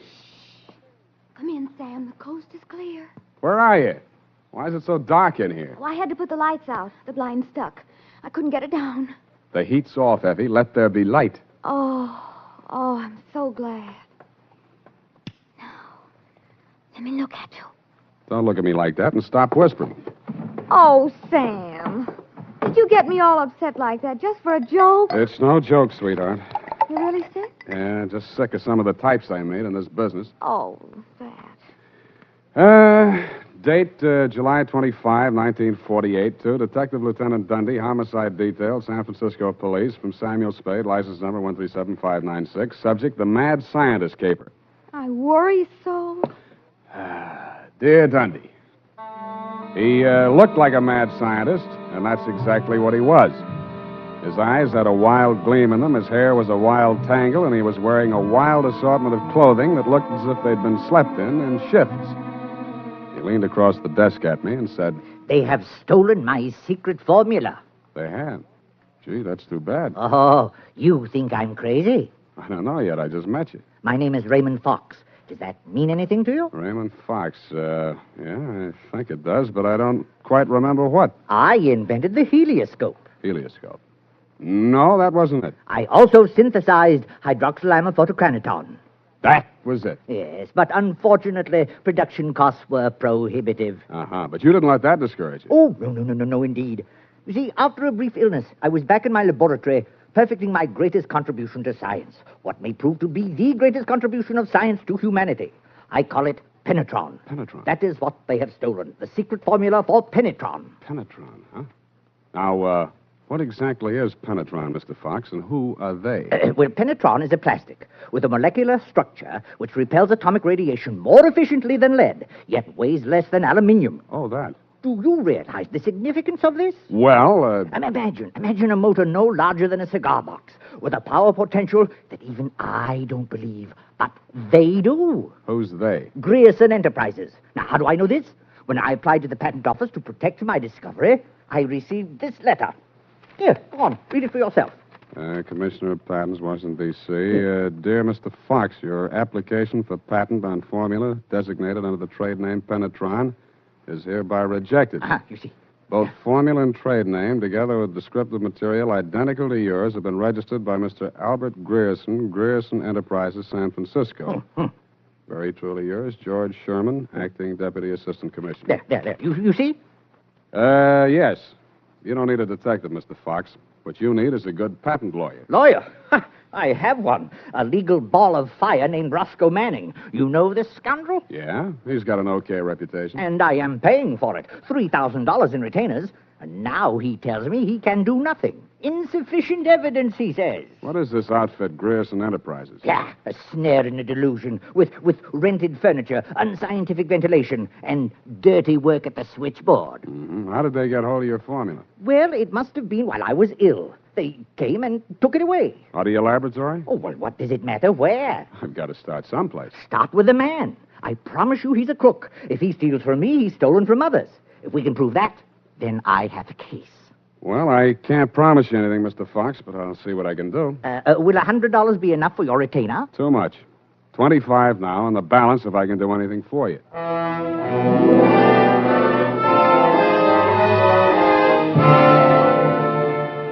I doubted if I could even earn the 25, but if he wanted to gamble, it was okay with me. The offices of Grierson Enterprises were pretty much as he described them, a beautiful front, especially at the switchboard. Grierson Enterprises, good afternoon. No, Mr. Grierson's out of town. No, I don't know when to expect him. I'll be right with you. That's good news. Grierson Enterprises? No, he is not. No, I do not, and he doesn't want to talk to you in any case, Mr. Manning. Oh, if it would just stop. Can't you shut it off? I might as well. Nobody seems to believe me anyway. You aren't looking for him, too, I hope. Oh, please, just tell me you're selling magazines or collecting salvage or just anything. My card. Oh, detective. Mr. Grierson hasn't done anything, has he? That's what I want to find out. My client says he swiped this secret formula. Oh, not that maniac. You don't look the type. You know he's mad, don't you? Maybe yes, maybe no. Personally, I'm crazy about money. Mad money, pin money, or dirty money. Your employer didn't happen to leave any lying around, did he? No, but he has a charge account at a bar downstairs in the building, and it's nearly 5 o'clock. Could you cross-examine me there? I thanked her as gallantly as I could under the circumstances. She said, "Wait here, I won't be a minute." And while she was gone, I made a quick frisk of the office. The file cabinet was empty. Grierson's desk contained nothing but 2 unsharpened pencils, tobacco crumbs, a rubber band, some rusty paper clips, an old gas bill, a glass ampule, broken, labeled sodium denadrine for intravenous injection, and a business card from one Roscoe Manning, attorney at law. I stuck the card in my pocket, went back to the switchboard, and in less time than it takes to tell, I was calling her Lois, and she was calling me Sam over cocktails for 2. And that's all I know about it. I didn't think anything about his taking his correspondence out of the files. He often took work home with him. Mm-hmm. When was the last time you saw him? Oh, it's been nearly 6 weeks. You haven't heard from him in all that time? He was with Mr. Fox just before he left. They had a terrible quarrel, but then Mr. Grierson managed to get him calmed down, and they left the office together. And that's the last time you saw Grierson, huh? Yes, and it's all very strange.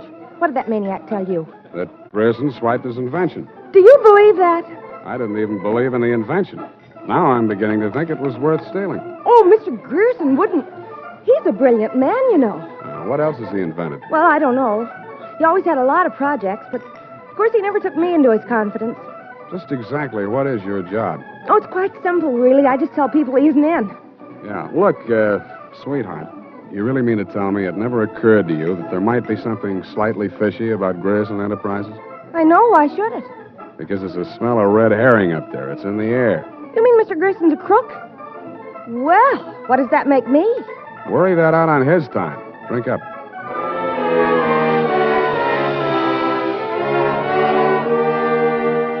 She looked as if she were telling the truth. Though with women, especially blue-eyed women, that doesn't always mean anything. If she had anything more to tell, she obviously wasn't ready yet to tell it. I asked her to come up and listen to my Herb Jeffries records.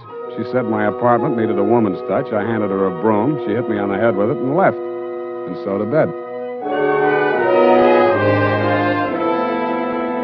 Up the Times and phoned my client. He wasn't in. Then I phoned a guy I know who sometimes knows about things and asked him what sodium denadrine was. He said it was a sedative and/or a truth serum, a mental-type drug. I wondered what Grierson had been using it for during office hours. I also wondered what else he'd been spending money for. I phoned another guy who knows about other things, and he called me back with the name of Grierson's bank, Golden Gate Trust. An hour later, to my surprise, I actually had something to go on. Because in the past 6 weeks, checks totaling $50,000 had been deposited at Grierson's account, all drawn on the Citrus Exchange Bank of San Anselmo, and all bearing the signature of one Carl Birdwell, M.D.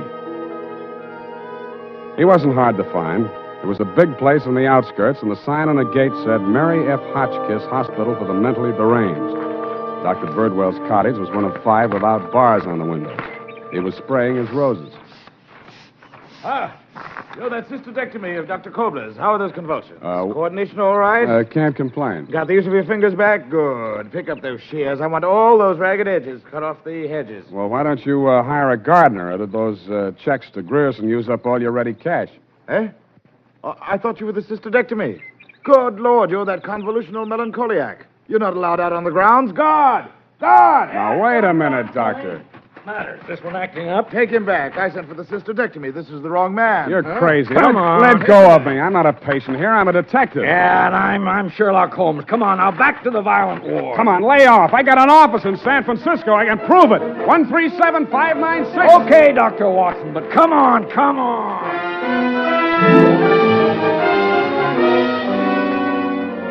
And in more time than it takes to tell, due to the guard's jujitsu, I was disrobed, straitjacketed, and rolled into a wet sheet. A full-fledged inmate of the Mary F. Hotchkiss Hospital for the Mentally Deranged, which is exactly where I belong for having taken Mr. Fox's $25.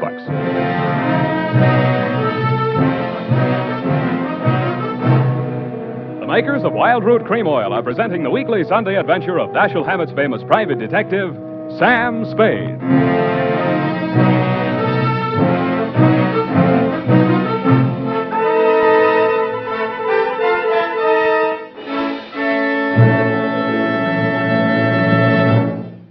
If you want the well-groomed look that helps you get ahead, socially and on the job, listen. Recently, thousands of people from coast to coast who bought Wild Root Cream Oil for the first time were asked, how does Wild Root Cream Oil compare with the hair tonic you previously used? Better than 4 out of 5 who replied said they preferred Wild Root Cream Oil. And no wonder. Wild Root Cream Oil grooms the hair neatly and naturally, relieves annoying dryness, and removes loose dandruff. What's more, non-alcoholic Wild Root Cream Oil is the only leading hair tonic that contains soothing lanolin. So ask for Wild Root Cream Oil Hair Tonic. Again and again, the choice of men who put good grooming first. By the way, smart girls use Wild Root Cream Oil, too. And mothers say it's grand for training children's hair.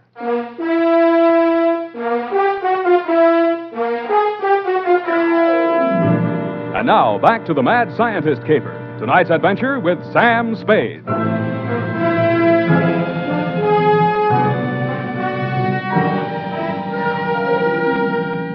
I have been shot, stabbed, slashed, pistol whipped, and sapped into unconsciousness.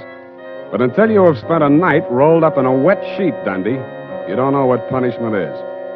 You feel hot and cold at the same time, too miserable to sleep, too exhausted to stay awake. And after 4 hours of it, you just give up and join the crazies pushing up the daisies. There's only one thing I can say in favor of the Mary F. Hotchkiss Hospital for the Mentally Deranged. They get the patients up early. By 6:30 in the a.m., I had been rolled out of the sheet. By 6:45, I had thawed out enough to be taken out of the straitjacket by an orderly. I was glad to be out of it because it was very heavy, and that gave me an idea. I picked it up and swung it. In less time than it takes to tell, I was in the orderly's uniform, out of the violent wing, and shuffling up the walk through Dr. Birdwell's rose garden and through his cottage door. Good morning, Dr. Birdwell. Good Lord, who let you in here? What do you want? I was trying to tell you yesterday when I was so rudely interrupted. Hey? Oh, yes, the detective. Did you say Grierson sent you? I didn't say that. I'm afraid you'll have to be absolutely specific or I can't help you. All right. My client is an inventor who claims that Mr. Grierson stole a formula from him, got a patent on it, and stands to profit to the tune of about $1 million. The last 2 items check. I don't know whether Grierson's a crook or not. He's into you for $50,000, so you might know. This inventor. Pale eyes, contracted pupils, big mop of hair. That's a fair description. Fox. Raymond Fox. He's a patient, escaped from this hospital. That man, Mr. Spade, is a homicidal maniac. If you'll jog your memory, you may recall the case. Sacramento, 1935. Wait a minute. Chemistry professor, lab explosion? That's the case. Two of his colleagues, whom he irrationally suspected of stealing the formula for the explosive he used to blow them up. You sure they didn't? The man was adjudged hopelessly insane.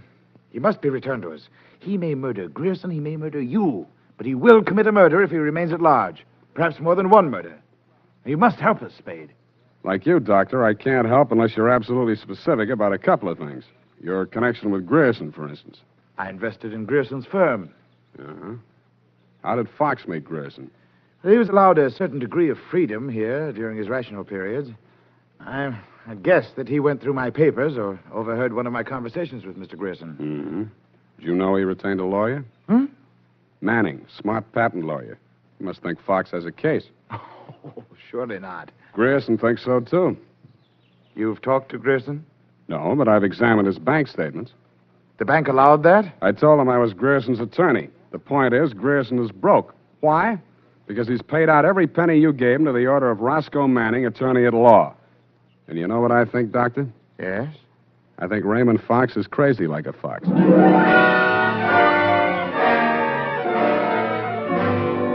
I had the same idea about Dr. Birdwell, but I didn't say so. I didn't feel up to spending another night in a wet sheet. I also didn't feel up to the interview that was awaiting me outside the gates. A limousine, only a little longer than a hearse, was standing at the curb. A round pink head with a gray Homburg on it bobbed out at me from the driver's seat and said, Mr. Spade? Yeah? Roscoe Manning. How'd you do? About $49,975 less than you've done in the caper so far. The law is a lucrative profession, my boy. Get in. I'll drive you back to town. No charge? I'll even give you some free advice, sans retainer. Well, sir, you are an elusive chap. I've had the devil's own time catching up with you. How did you? I won't ask why. And I am not without resources. Now, as to our mutual client, Mr. Fox, obviously you've learned a good deal about him. Dr. Birdwell says he's cuckoo, and it's only a toss-up which one of us he's going to blow up first. Well, just about what you'd expect from a medical man. If you'd listened to as much conflicting medical testimony in court as I have, you'd take them all with a grain of salt. Or should I say soda mint? Or sodium denadrine? That's a mysterious remark. I was just trying it on for size. It didn't fit. Mm-hmm. Well, sir, here is my proposition. As to Fox's sanity, it's of no importance. He has money, and I think he has a case. We can always get a doctor to say he's back in his right mind. Where do I fit into your scheme? You just keep looking for Grierson. And watch that secretary of his. I don't trust her. Anything else? Oh, I almost forgot. Here's $500, and here's your ticket to Chicago.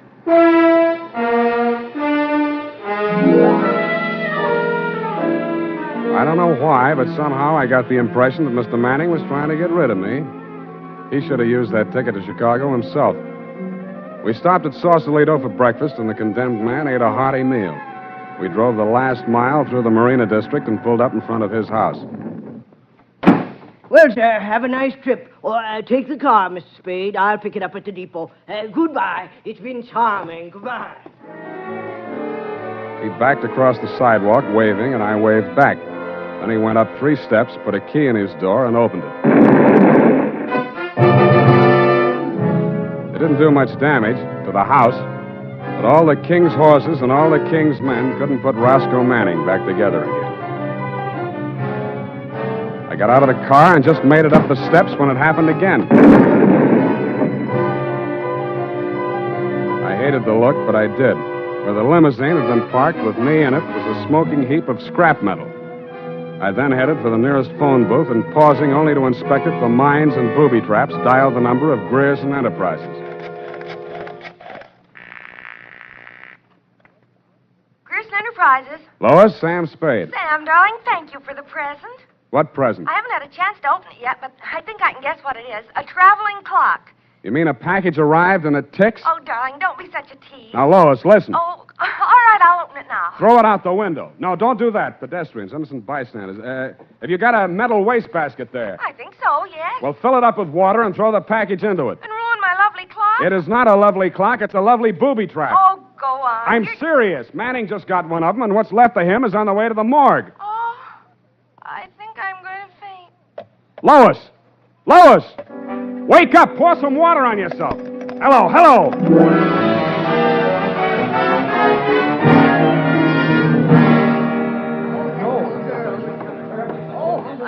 Let me through here. Come on, let me through. Lois. Oh, you're okay. Glad of that. All right, she's all right now, you people. Come on, get out of here. She's all right. Come on, get up. You're not hurt. What happened? It exploded in the water. At least you had sense enough to do what I told you to. Oh, this was a new dress. Now look at it. It looks fine here. Put this coat around you. I don't think that was a very funny joke, Sam. Neither do I. Now, try and forget your clothes for a minute. And try and answer a few questions for me. There isn't much time. Sam, what is it? I want you to be very sure of this, Lois. Try and remember accurately. How many people has Grierson seen since he opened this office? Well, not very many. He was hardly ever in. It's strange. Now that I think of it, I can only remember two. Mr. Manning and that mad scientist man, Mr. Fox. Yeah, did you hear any of the conversation between Grierson and Fox? He just screamed at Mr. Grierson about how his invention had been stolen from him. Then it sounded as if they scuffled, and all of a sudden Mr. Fox calmed down. Mm-hmm. When they came out, his eyes looked funny, as if he'd been hypnotized. Yeah. What does Grierson look like? Oh, he must have been quite handsome at one time. He's sort of like Gregory Peck with a mustache, only fatter and balder and older. Mm-hmm. I wouldn't have put it exactly like that, but I can see what you mean. But you've never seen him. Don't make book on it, but I think I have.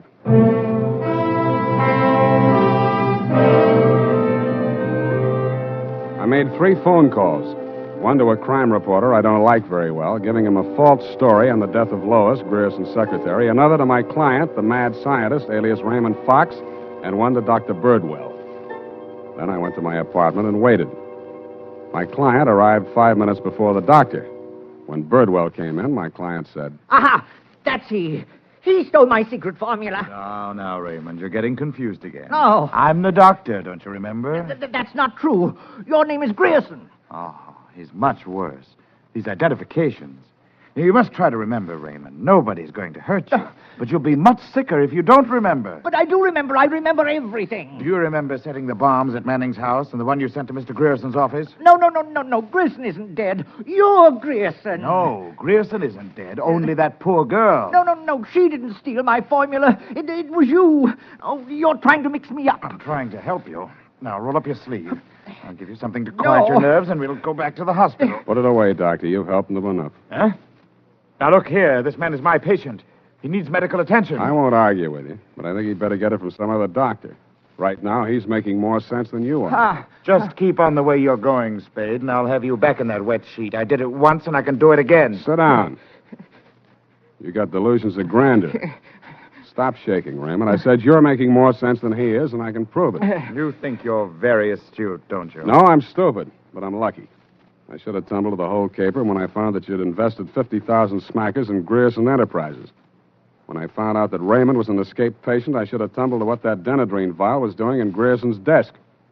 I should have known then that you and Grierson were one and the same person. I told you. When I discovered that you'd paid Manning all that shakedown money, I should have known you were planning to knock him off and everybody else who could identify you.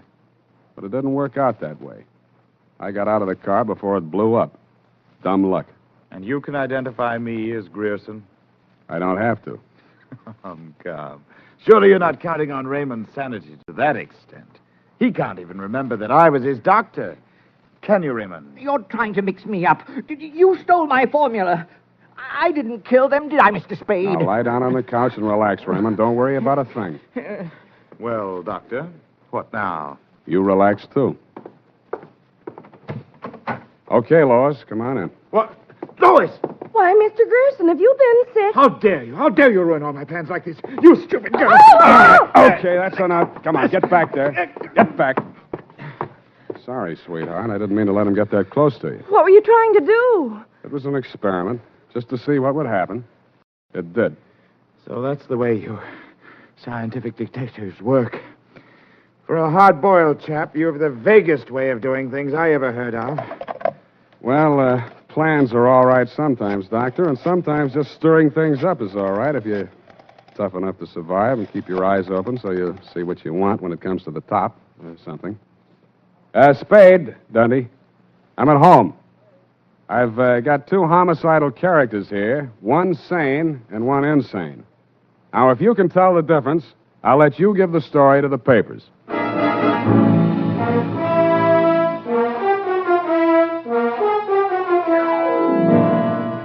And that, Lieutenant D, is the crop.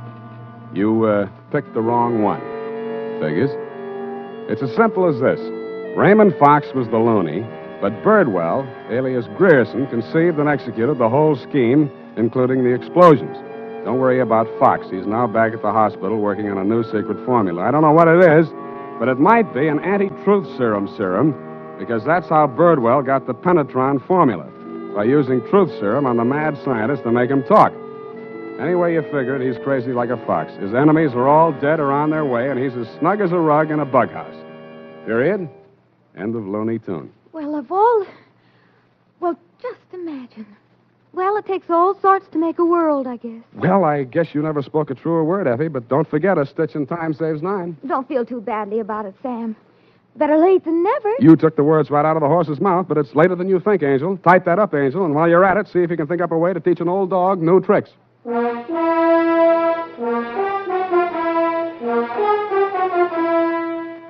Say, mister, if you haven't tried Wild Root Cream Oil Hair Tonic, why not get it tonight or first thing tomorrow? You'll be glad you did, for Wild Root Cream Oil grooms your hair neatly and naturally without giving it that plastered-down look. Wild Root Cream Oil also relieves annoying dryness and removes loose, ugly dandruff. Simply step up to your drug or toilet goods counter and ask for Wild Root Cream Oil in the big economy bottle and the handy new tube that's easy to pack when you travel. Also, ask your barber for a professional application of Wild Root Cream Oil Hair Tonic. Again and again, the choice of men who put good grooming first. Well,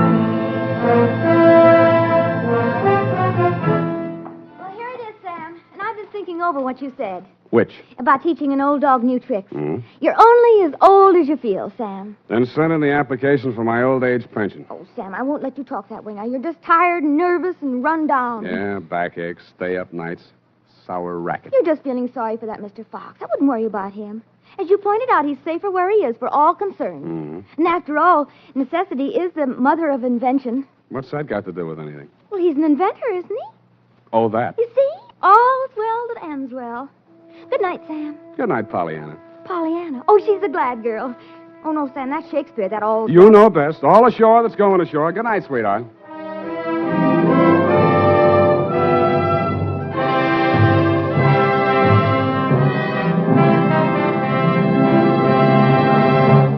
The Adventures of Sam Spade, Dashiell Hammett's famous private detective, are produced and directed by William Spear. Sam Spade is played by Howard Duff. Lorene Tuttle is Effie. The Adventures of Sam Spade are written for radio by Bob Tallman and Gil Dowd, with musical direction by Lud Gluskin. Gil Dowd directed tonight's broadcast in William Spear's absence. Join us again next Sunday for another adventure with Sam Spade. Brought to you by Wild Root Cream Oil, again and again, the choice of men who put good grooming first. This is Dick Joy reminding you to... Get Wild Root Cream Oil, Charlie. It keeps your hair in trim. You see, it's non-alcoholic, Charlie. It's made with soothing lanolin. You better get Wild Root Cream Oil, Charlie. Start using it today. You'll find that you will have a tough time, Charlie, keeping all the gals away. Hiya, Baldy. Get Wild Root right away. If you're thinking of volunteering for the U.S. Army or Air Force, here's a word of reassurance. As an Army and Air Force man, you'll become a skilled professional in a specialized field. The training you get will always be useful, not only in military, but in civilian life as well. Our next broadcast was a radio drama series which aired from 1939 to 1950. It ran for 374 episodes, with many of the later episodes considered lost media. The series was based on a character created by Sir Arthur Conan Doyle.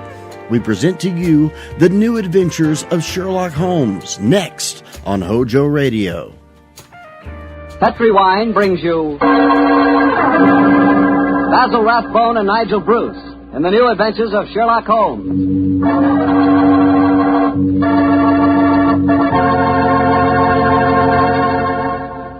The Petri family, the family that took time to bring you good wine, invites you to listen to Dr. Watson tell about an exciting adventure he shared with his old friend at Master Detective Sherlock Holmes. And I've got something to talk about, too. Now that the poultry shortage is over and you can get chicken again, you ought to treat yourself to the best meal in the world. Fried chicken, Southern style, accompanied by a chilled glass of Petri California Sauterne. Me, oh my, is that something. You know, Petri Sauterne is a wonderful mealtime wine. It's a white wine, the color of pale, pale gold.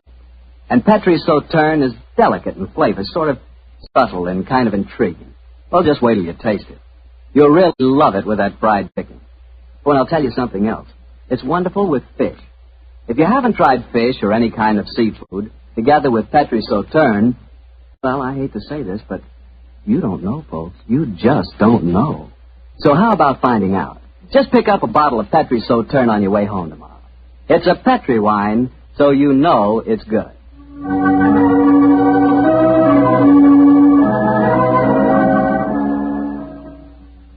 And now let's see if our old friend Dr. Watson's expecting. He's out on the patio. Dr. Watson?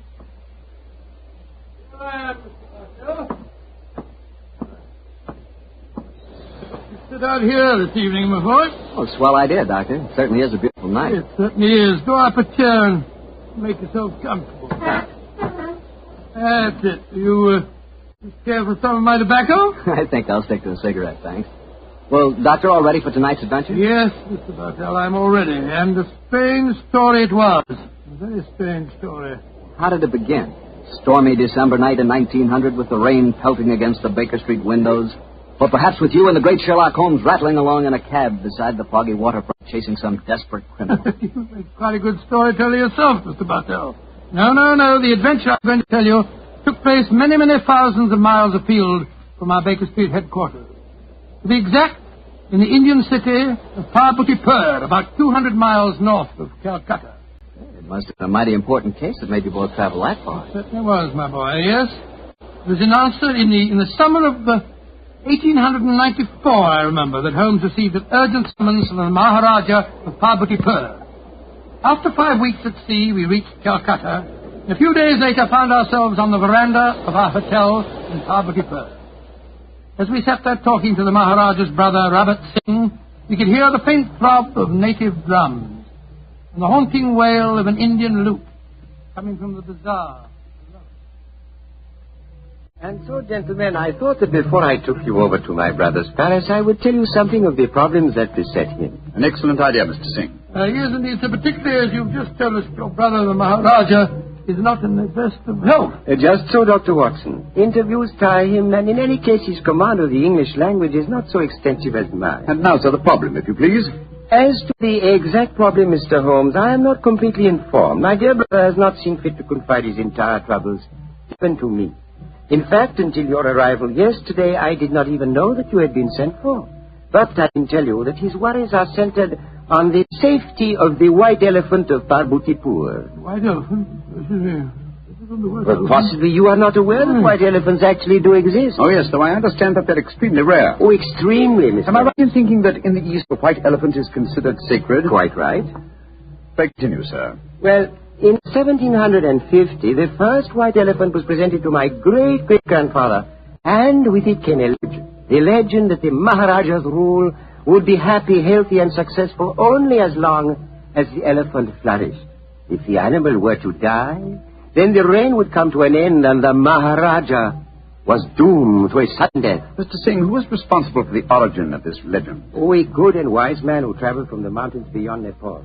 He it was who brought the first elephant to my great-great-grandfather. And how has the legend worked out in actual practice, sir?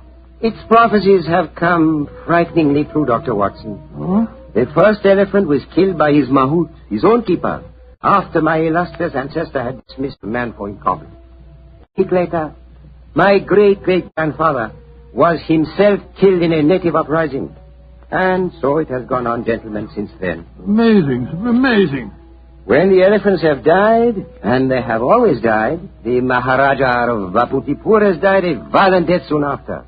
And as each new Maharaja has succeeded to the title, the wise man from the beyond the mountains has appeared, and with him, a new sacred white elephant. last appeared 4 years ago when my brother inherited the title. But he can't still be the same man, sir. Why not, Doctor? Well, I mean to say, that'd make him a couple of 100 years old. A trifle less, I fancy, Doctor. Really, my dear sir, it seems to me your story's the wrong way round. Men don't live to such an age, whereas elephants are noted for their length of life. That's true, Watson, but apparently not the sacred white ones at Parvati-Pur. Mr. Singh, in the event that your brother's death, who would become the Maharaja? I should, Mr. Holmes. Oh, I can see what you are thinking, sir. The next in line to succeed to the title would have an excellent motive for wishing animal death. Well, the logic is inescapable. The thought had no personal implications, I assure you. Well, I'm very anxious to see this fabulous animal. The sacred white elephant is never seen except at the yearly festival that celebrates another anniversary of the Maharaja's rule. So the animal is only seen once a year, eh? Yes, Mr. Holmes. And when is the next anniversary, may I ask? In 2 weeks' time. No, our arrival seems to have coincided very nicely with the ceremony. Yes, Watson, a fact that I'm sure is not coincidental. Well, Mr. Singh, I'm very glad that you told us the legend of the sacred white elephant, and now I suggest that you take us to the palace. I'm most anxious to make the Maharaja's acquaintance.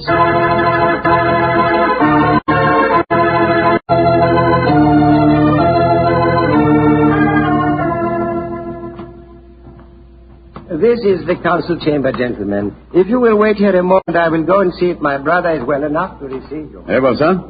Myself, Holmes, I'm not easily impressed, but this palace is absolutely staggering in its magnificence. Yes, it does rather take one's breath away, doesn't it? It does. This floor is of the finest marble, and unless I'm much mistaken, that magnificent rug is a genuine Baccara. Yes, by Jove, it is. I could swear that the staircase we mounted a moment ago had railings of solid gold. You did, old chap. It This is a country of paradoxes, where opulence beyond the dreams of Midas rubs shoulders with the direst poverty. And yet, looking at a palace like this, it's not hard to see why India is called the brightest jewel in the diadem of the British Empire. Good Lord, what's that? That is an elephant trumpeting. Oh, yes, of course. Do you suppose it's the sacred white one? Undoubtedly. You will recall the Maharaja's brother told us it's the only one at the palace. Yes. It's an odd sound. Yes, a very comforting one. The animal seems to be in the best of health. Who waits in the Maharaja's council room? You gave me a start. I didn't hear you come in. And my friend and I are waiting for an audience with His Highness. No one can hold audience with the Maharaja. Please to leave. Now, look here, my good fellow. Watson, please to leave. What? We've traveled 12,000 miles to see the Maharaja, sir, at his request. In any case, his brother is with him now arranging an audience. I am Mada, Maharaja's physician and chief counselor. And I tell you, you cannot hold audience today. And I tell you that I haven't the slightest intention of leaving the palace without seeing him. You defy the authority of Mada? Saila! Azur? Sahib Loke, lay out. Now, I warn you that if I have any... Oh, I'm glad you're back, Mr. Singh. This fellow told us that we couldn't see your brother. And furthermore, he seems to labor under the misapprehension that he can have us thrown bodily out of the palace. Mada, you do not understand. These are the gentlemen my brother wishes to see. From England he has sent for them. It was against my counsel they were summoned. No good will come of this. Follow me, gentlemen. My brother the Maharaja will see you now. But please do not stay with him too long. He is far from well.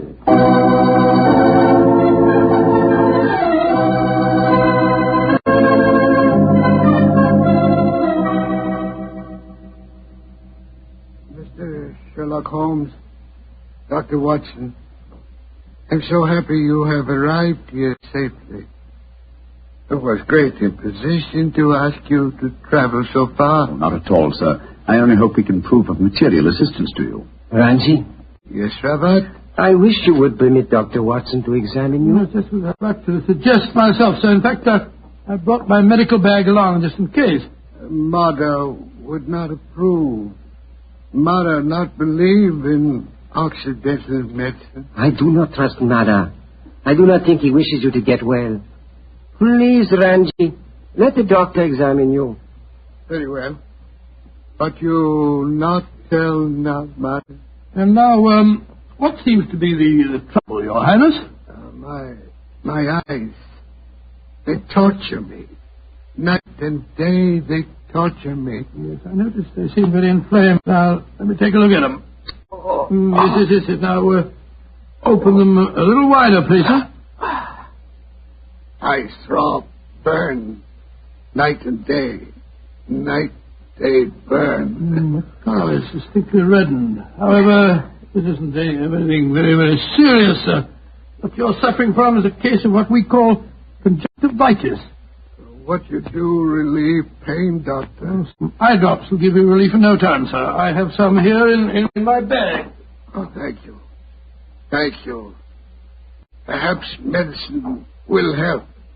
Yes, I'm sure it will, sir. Here you are, now, this small bottle and an eyedropper. This is an eyedropper. Just put a few drops in the corner of each eye, and I'm sure that you'll get some relief in no time at all. Thank you, Dr. Watson. You think there is nothing seriously wrong, Doctor? Mother gave it as his opinion that my brother's eyesight was in serious danger. Pardon my saying so, I think it more likely that my medical knowledge exceeds his. I can assure you there's nothing seriously the matter with your brother's eyes, sir. I'm happy you say so. Now you will please excuse me while I take medication and rest a little. We discuss my problems later. Quarters already prepared for you in Paris. You do not mind, Mr. Holmes? Not at all, sir. Though in the interim I should like to employ my time to the full by inspecting your sacred white elephant. No, that I cannot allow. I must talk to you first. I think, sir, you will do well to give me permission to see the animal. I already have my suspicions as to your reason for bringing me here, and it will be best if I'm completely informed when we have our discussion. Very well. Can do no harm. Here, take Ring. Show Ring to Sucro. He's keeper of animal. Sucro will let you into Elephant House when he sees Ring. Thank you, sir. And please rest comfortably. I'm sure that your worries are nearly at an end. Come on, Watson.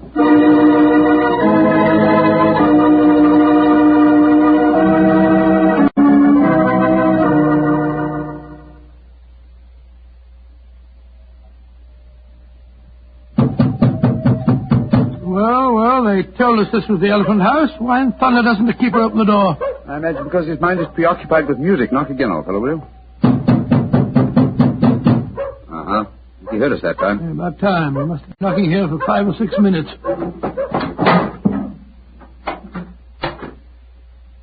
Salam, sir. Here, mother. Tada hati dekni kosti. Tum dekni ne sekta. Sekta. Maharaja side. Kumko asti mafidio. Potato sahab, either out. Holmes, the Maharaja's ring seemed to do the trick. He didn't want to let us in until you showed it to him, did he? Good and faithful servant, our friend Sucro. Here, kutai. Here. Hati, pagir. Pagir. Kasamapit. Nejut aisat. What's happened, Holmes? A white elephant has disappeared, Watson. Disappeared? That's ridiculous. Elephants don't just disappear. Here, kari, sir. Maharaja side Kibolo. Kali Umkobolo. Potato sahab, potato. Where's he going? I told him to go to the Maharaja and give him the news. But he was to tell it to no one else. But, Holmes, this is ridiculous. We heard the animal trumpeting here less than half an hour ago. How can an elephant be spirited away in that amount of time? That's what we have to find out, my dear fellow. I've often heard the Indian rope trick.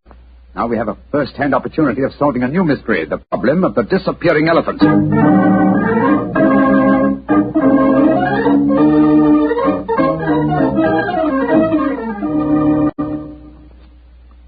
Holmes, this is farcical. We spent half an hour searching this elephant house. After all, an elephant isn't exactly insignificant.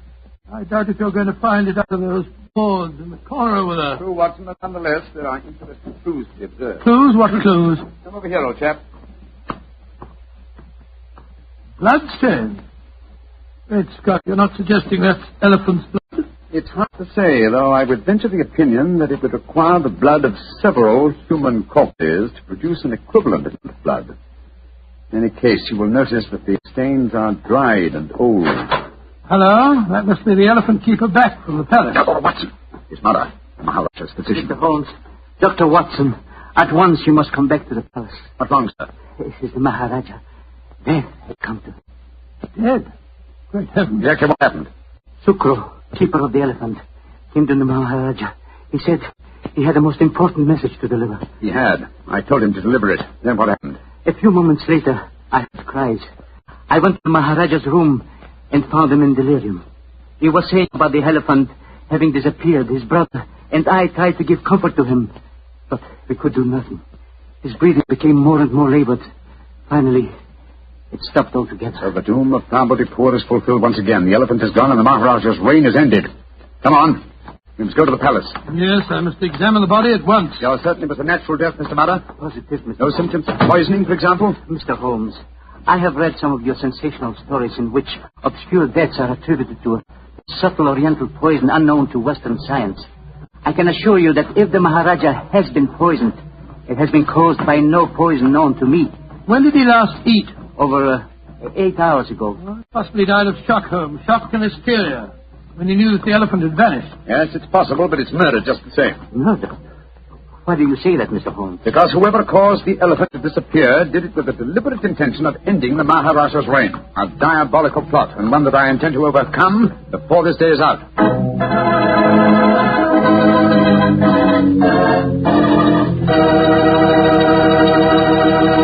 Dr. Watson's story will continue in just a second, so all I'm going to say is, if you like a swell red wine with your dinner, well, then you should know about Petri California Burgundy. Petri Burgundy is a rich, hearty red wine that's just wonderful with hamburger and beef stew and pot roast and chops and just about any meat or meat dish you can think of. And, of course, if you can get hold of a steak or a prime rib, well, then you've just got to serve that with Petri Burgundy. Petri Burgundy is a swell mealtime wine. The best friend a good meal ever had. No kidding.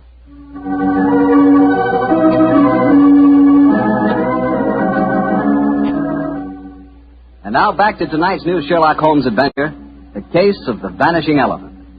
Tell me, Doctor, did you examine the Maharaja's body? Yes, of course I did, Mr. Bartell. Holmes was convinced that the Maharaja had been murdered, but I could find no trace of foul play. After my examination, I joined Holmes in our quarters, and I gave him my opinion. Found out anything? Looks like natural death to me, Holmes. No traces of poison? None that I could see. Of course, it's hard to be certain without an autopsy. Did you suggest one? Yes, but the new Maharaja won't hear of it. It's against their religion, apparently. Yes, I was afraid of that. Meantime, I've been conducting a cross-examination of some of the palace servants. Oh? What do you find out? Principally that all of them heard the elephant trumpeting this morning. Did anyone suggest how the animal might have been smuggled out to the palace grounds? They insisted that such a feat would be impossible without their knowledge. Well, what's our next move, Holmes? To interrogate the one person who I'm sure can give us the true story of the elephant's disappearance, its keeper. Remember, we haven't seen him since he took the message to the palace.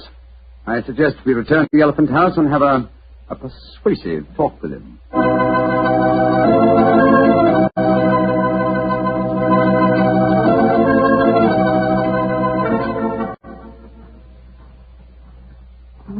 This must be the house.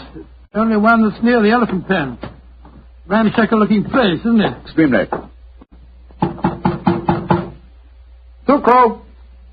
Tukro! Don't tell me that he's vanished, too. This is to get on my nerves. Oh, no. Tukro! I think under the circumstances, we'll take the liberty of entering. Tukro! Look, Holmes. Look on the floor. We're too late. Good Lord. What a horrible sight. His throat's been cut. Obviously another murder. He knew the secret of the vanishing elephant. Let's have a look around. The fellow was quite a musician. Look at this weird assortment of instruments. Made lute. We heard him playing that today as we approached the elephant house. What's this? Looks like a sort of giant megaphone. A musical instrument of some kind. Observe the mouthpiece here. Let's see what kind of noise it makes. Great Scott. The instrument sounds exactly like an elephant trumpeting. Of course. Come, Scarrow, why didn't I do this before? Come on, Watson, back to the palace as fast as your legs can carry you. The mystery is solved.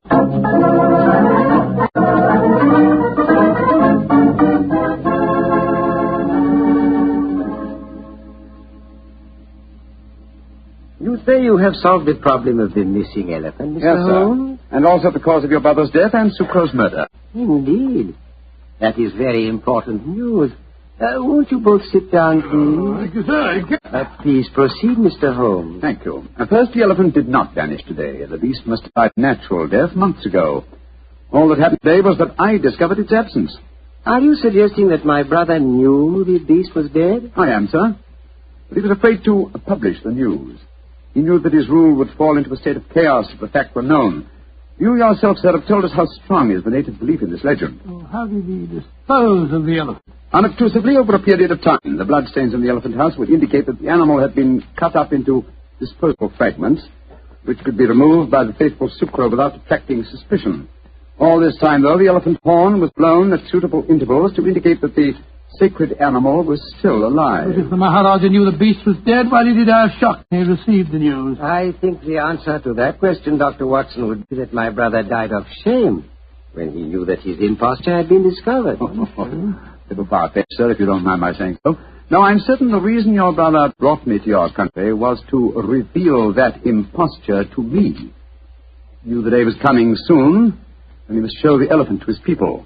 The festival would have been held in 2 weeks' time, I think you told us, sir. I imagine that he wanted me to devise a method of smuggling a new white elephant into the palace grounds before that time.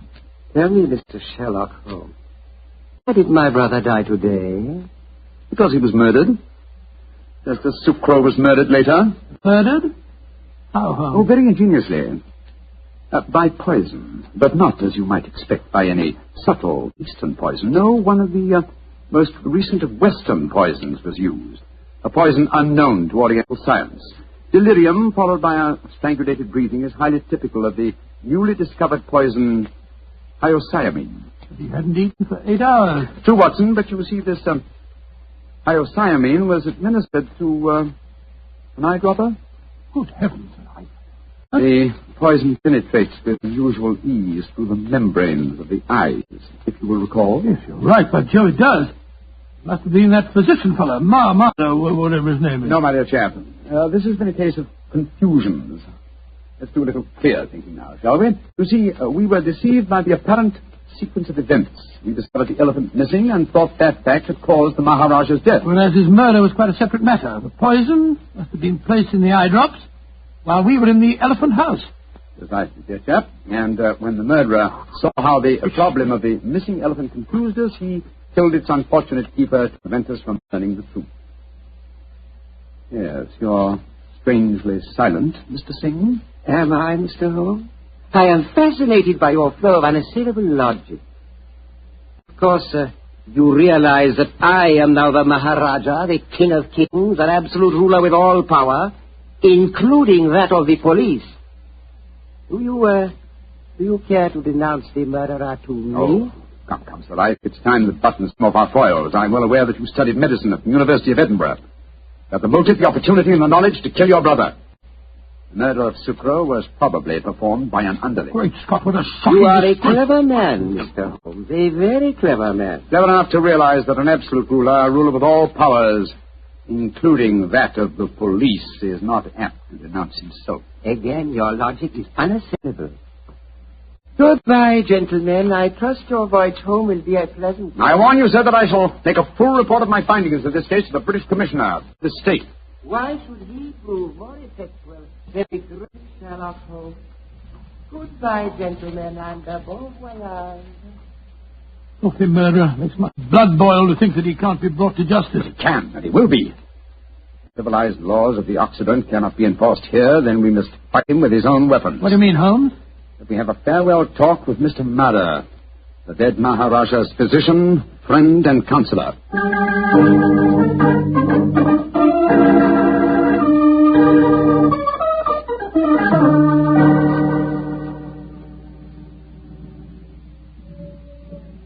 This is a terrible story you have told me, Mr. Holmes.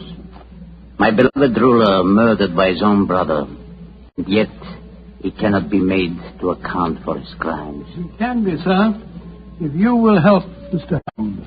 Of course I will. What can I do? Try and obtain the eye drops before they're destroyed, will you? Have them analyzed by Western scientists and forward the reports to me in London. I'll take the necessary action. I will try to do that, Mr. Holmes. But if I fail, there is one other way I can avenge my master's death. In a few weeks, a new Maharaja will be enthroned. I understand you, sir. The wise man from beyond the mountains of Nepal will bring a new white elephant. Perhaps some elephants that will not live very long. You understand me perfectly, Mr. Holmes. I can promise you that the elephant will die in a very short time. And with it, the new Maharaja, my master, shall be avenged.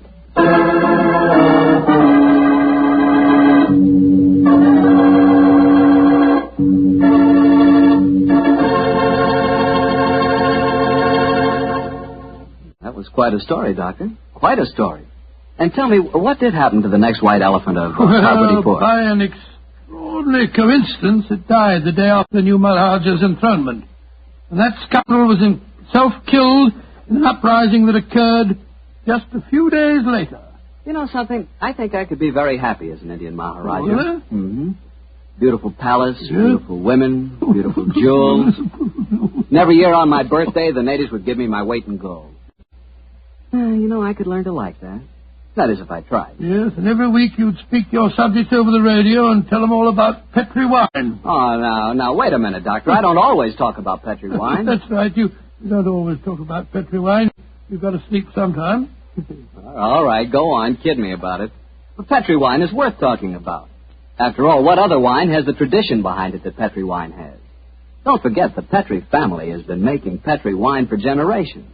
Since way back before there were electric lights and telephones and things like that. They've been making Petri wine since the 1800s and handing down from father to son, every bit of valuable knowledge and experience. There's no doubt about it. The Petri family really knows how to turn luscious grapes into wonderful wine. That's why you can't go wrong with a Petri wine. Petri took time to bring you good wine. Well, Doctor, how's about giving us a clue to next week's story? Next week, Mr. Bartell, I'm going to tell you an adventure in which I'm afraid I didn't exactly cover myself with glory, shall we say. But I think you'll find the story an exciting one, my boy, because it's composed of equal parts of romance, of international intrigue, and of sudden death.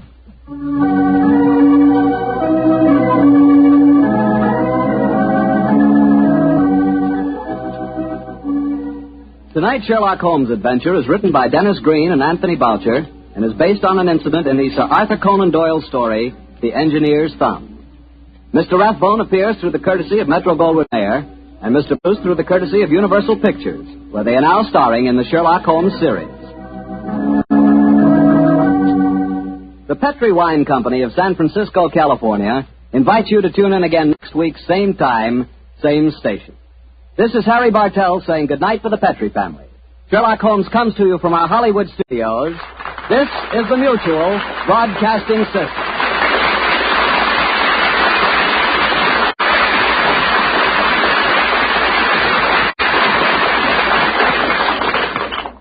Across the nation, communities and the parents of Boy Scouts are observing Boy Scout Week, agreeing with the boys themselves that adventure, that's scouting. Stay tuned to HOJO Radio. This episode from the life of Sherlock Holmes will be transmitted to our men and women overseas by shortwave and through the worldwide facilities of the Armed Forces Radio Service. Petri Wine brings you Basil Rathbone and Nigel Bruce in the new adventures of Sherlock Holmes.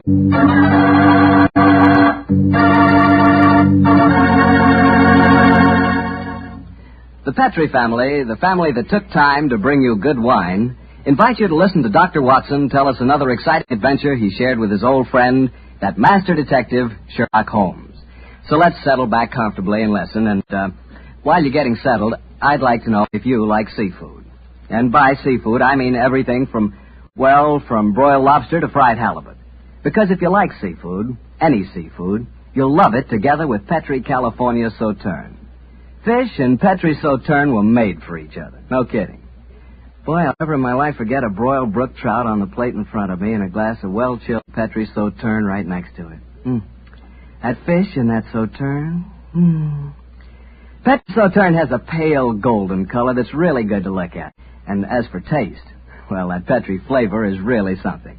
Take my word for it and try it, won't you? Oh, and I'll tell you something else. Try that Petri Sauterne with chicken sometime. Look, I better stop before I get hungry all over again, but just remember this. The best friend a good meal ever had is a glass of Petri wine.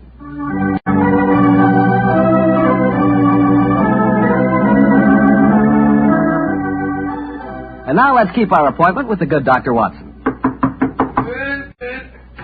Good evening, Doctor. Good evening, Mr. Bartell. Come over here and join me by the fire. I didn't think it was cold enough for a fire tonight, Doctor. Oh, I suppose it isn't really, but there was one late, so I just couldn't resist putting a match to it. Fire's a good accompaniment to storytelling anyway. Oh, yes, my boy, a fire and a glass of port. Care to join me in one? Thanks, Doctor. So, you're going to tell us a sea story tonight? Yes, Mr. Bartell. The whole adventure took place aboard a small steamer as it plowed through the stormy seas of the Indian Ocean. Here's your glass, my boy. Thanks. And what were you and the great Sherlock Holmes doing on the Indian Ocean, may I ask? We're on our way to Calcutta to solve the case of the vanishing elephant of Parbhuti. Oh, yes, the story you told us a few weeks ago. That's quite right, my boy.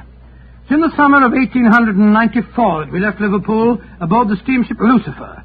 It wasn't a large ship, and as both the Mediterranean and the Red Sea proved somewhat, shall we say, unfriendly, I may tell you the first part of the voyage was quite unpleasant. In fact, until we left Aden, I'd spent most of the time in my cabin. I'm not much of a sailor, you know. However, as we headed eastward towards Colombo, the weather cleared up a bit, and I came on deck and joined home. I remember on the second night out of Aden, we paced the decks together. The stars above us twinkled, the promise of a bright tomorrow. And the faint tinkle of a piano being played in the passenger lounge formed a perfect setting for an evening stroll. Only seems like yesterday. Holmes said... Watson, it's good to see you on your feet again. Yes, it's good to be on 'em, Holmes. It's been a miserable trip for me so far. The captain told me tonight that we can expect good weather between here and Caravati, our next port of call. I thought Colombo was the next stop. And where is Caravati, whatever you call it? Anyway, I never heard of the place. It's a tiny island in the Indian Ocean. It's a British protectorate. Those are the only facts I was able to glean from the encyclopedia and the ship's library. Did you ask the captain why we're stopping there? No, I didn't. We're traveling incognito. I felt it wiser not to ask too many questions. I find this incognito business something of a strain. Every time a steward calls me Mr. Hamish, I can't think who on earth he's talking to. Whereas I find myself answering to Mr. Mycroft almost automatically. By the way, old chap, now that you're going to mix with the ship's passengers, I suggest that you adopt a Scotch accent. It would seem more appropriate for Mr. Hamish, and I don't want anyone aboard to suspect our true identity. I'll do my best, but I must say, Holmes, I think you're being unnecessarily mysterious. Possibly I've been influenced by reading too many of your rather florid stories of our adventures together. My stories are not florid. They're all perfectly true. Oh, don't be angry with me, old chap. Don't be angry, please. By the way, you'll be interested to know that I've unearthed a little mystery aboard this boat. I trust you to do that. Where is she? I mean, where is... Oh, you observed that suite of cabins on the bridge deck above us? Yeah? What about them? Well, I've been watching them during my nightly strolls for the past 2 weeks. The suite is occupied and the blinds are never raised. But I've never seen meals taken in there. I presume, therefore, that it must contain a private galley and a cook. I don't see anything mysterious about that. It's probably occupied by some wealthy invalid. Oh, possibly. Another interesting fact is that the occupants are not entered on the ship's passenger list. It all sounds very mysterious. There's probably a perfectly simple explanation. But in any case, you must save your energies for the problem that awaits us in India. You're Mr. Mycroft now, remember that. I will, Mr. Hamish. Mr. Mycroft? Yes, Mr. Hamish? Would you care to join me for a wee drop of brandy in the smoking room? Mr. Hamish, I shall be delighted.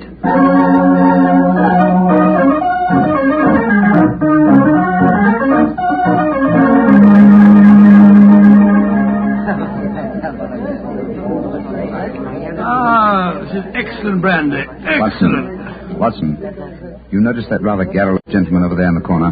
You mean the one at the table with the oriental-looking fellow? Yes, the talkative man is the ship's doctor, but I haven't seen the other gentleman before on this voyage. I wonder if he's an occupant of the mysterious suite on the bridge deck. Let's go over and talk to him, shall we?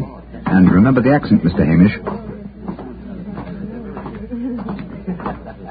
And so, Verda, when we landed at Colombo, I decided to take Mrs. Abbott for a moonlight rickshaw drive through the cinnamon gardens.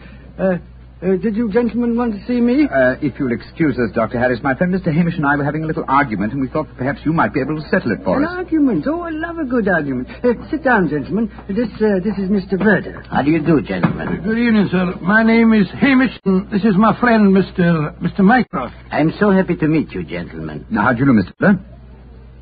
Now, gentlemen, tell me what you're arguing about. Well, I love Doctor, a good argument. You see, it wasn't exactly an argument. My friend Mr. Hamish insists that the Suez Canal was built by a Dutchman in 1870. I'm convinced that it was built by Lesseps, a Frenchman, in 1869. We thought you'd know. You flatter me. I'm only a ship's doctor, not an historian. Ask Verdi. He probably knows. Can you settle the question for us, sir? I can, Mr. Mycroft. You are almost correct. The canal was opened in 1869, though its construction began 10 years previously. De Lesseps, a French engineer, was in charge of the operation.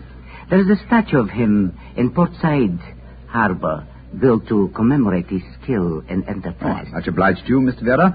Hamish, I think that I win my bet. Aye, Mycroft, I'm afraid you do, if you're sure of your facts, Mr. Werner. I'm sufficiently sure of them, Mr. Hamish, to venture a small wager myself. No. I think I'll not make any more bets on the subject, thank you. Well, gentlemen, if you will excuse me, I shall return to my cabin now. Oh, don't go. No, don't go, sir. You'll make us feel as if we'd driven you away. Oh, not at all, Mr. Hamish. I enjoyed meeting you both, but I have some letters to write. Good evening, gentlemen. He's a charming person. Charming and extremely knowledgeable. Bit of a bore, if you ask me. You two fellas enjoyed your trip? I'm just beginning to. It takes a little time to get my sea legs, you know. Dr. Harris, how long have you been on this ship? 4 years. This is my third trip east on the Lucifer. Why? Well, there's something that puzzles me on board this ship. I'm assured that you would explain it to me. And what is it? Well, the suite of cabins on the bridge deck. Who occupies them? Wouldn't you like to know? Aye, Doctor, we would, and that's why my friend asked you. Well, I'll tell you. Though it's supposed to be a secret. But there'll be no harm in telling you now, for we're dropping anchor off the island of Cavarati in the morning.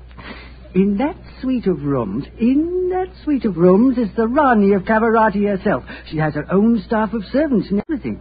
What do you think of that? Oh, how very interesting. And is the Oriental gentleman who left the table when we arrived part of our entourage? He is, sir. He's the sort of Prime Minister of Cavarati. This whole trip of theirs is very hush-hush. Rani returning to her country, afraid someone might make an attack on her life. Have to keep it all hush-hush. Cavarati is an island that's had a lot of trouble. You seem to be remarkably well informed about the place, sir. I should be. I used to practice there in my younger days. Really? How very interesting. Yes, I could tell you strange tales about the island. I remember... Oh, hello. See that fella coming into the lounge? You mean the big man with the grey hair? Yes. That's Sir Christopher Wyatt. Owns all the tea plantations on Cavarati. He's a dull fella, but I'll call him over. Wyatt, come over and join us. Be careful. You'll talk your head off if you give him half a chance. Draw up a chair, Wyatt. We were just talking about Cavarati. It seems to me that would be a good subject to keep away from. At least till after tomorrow, Harris. What do you mean? You know perfectly well what I mean. I should have thought that after your own experience on Cavarati, you'd have learned a little discretion. You're talking like a schoolmaster, Wyatt. Why don't you just sit down, have a drink, and be friendly? Thank you. I prefer my own company. Pompous ass. You and Sir Christopher don't seem on the best of terms, Doctor. I know too much about him. He's afraid of me. That's what he is. Look at this girl coming into the room. Great Scott, she's good looking. Judging by our Oriental costume, she must be a member of the Rani's retinue. She's coming to our table. Yes, my dear. What is it? Which of you gentlemen is Mr. Mycroft, please? I am. My mistress sends her compliments and asks that you will call on her in her suite. And who is your mistress, may I ask? Her Highness, the Rani of Cavarati. Oh, I shall be delighted. Please tell the Rani that I shall pay my respects without delay. We will join her in a few minutes. Very well, Mr. Mycroft.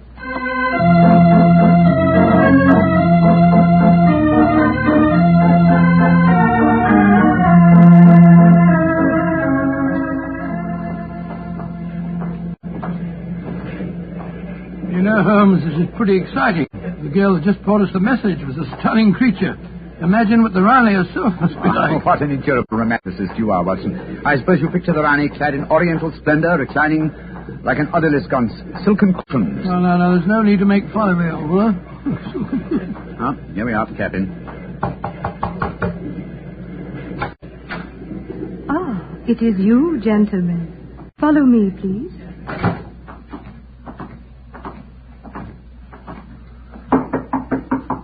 in.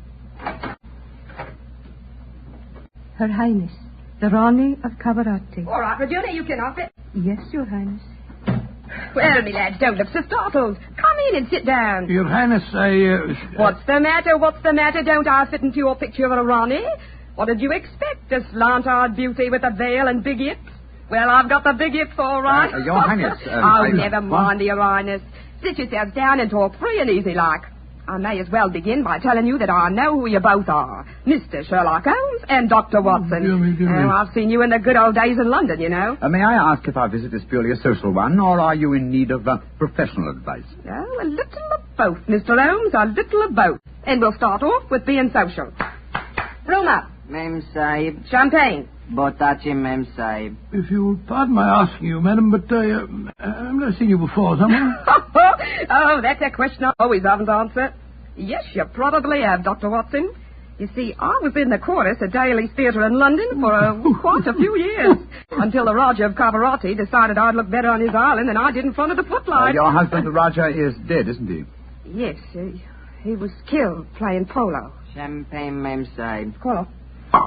Champagne to the sector. Acha. He doesn't speak English, so I'll get along with telling you my troubles. Mr. Holmes, somebody's trying to kill me. Kill you? Good Scott. May I ask what reason you have for saying that, madam? You may, Mr. Holmes. Before I left England, I had threatening letters warning me that if I ever went back to Cavarati, I'd never get to the island alive.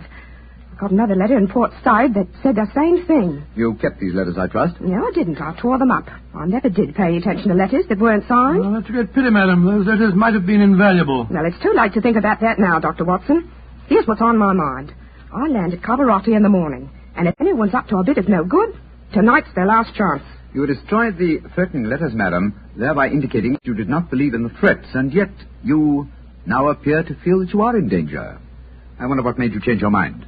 The Ace of Spades. Yes? I don't understand you, madam. In the last 2 days, every time I tell my fortune, I get the Ace of Spades. Now, you know what that means. Death. Oh, come now, madam. If you'll pardon my saying so, that's a very childish superstition. Well, the cards have never lied to me yet. Oh, you can laugh at it if you like, but I know. Well, do you mind if I ask you a few questions? Anything you like, Mr. Holmes, fire away. How long is it since you were in Cavarati? About 18 months. We were in England when my husband died, and I couldn't face the idea of going back to that island alone. 3 months ago, Verda... Oh, he's the chief minister of Cavarati. Yes, madam. We met him for a moment in the lounge. Verda came over to England to persuade me it was my duty as the Rani to go back. I see. As far as you know, have you any enemies among the passengers on board the ship? Oh, that's an odd one to answer, Mr. Holmes. But I can tell you right here in my suite there's someone who doesn't like me. A girl, Raduna, the one that brought you my message. She was in love with the Raja herself. I know she hates me, even though she did stay with me in England after my husband died. How about Ferda, your minister? Oh, he's all right.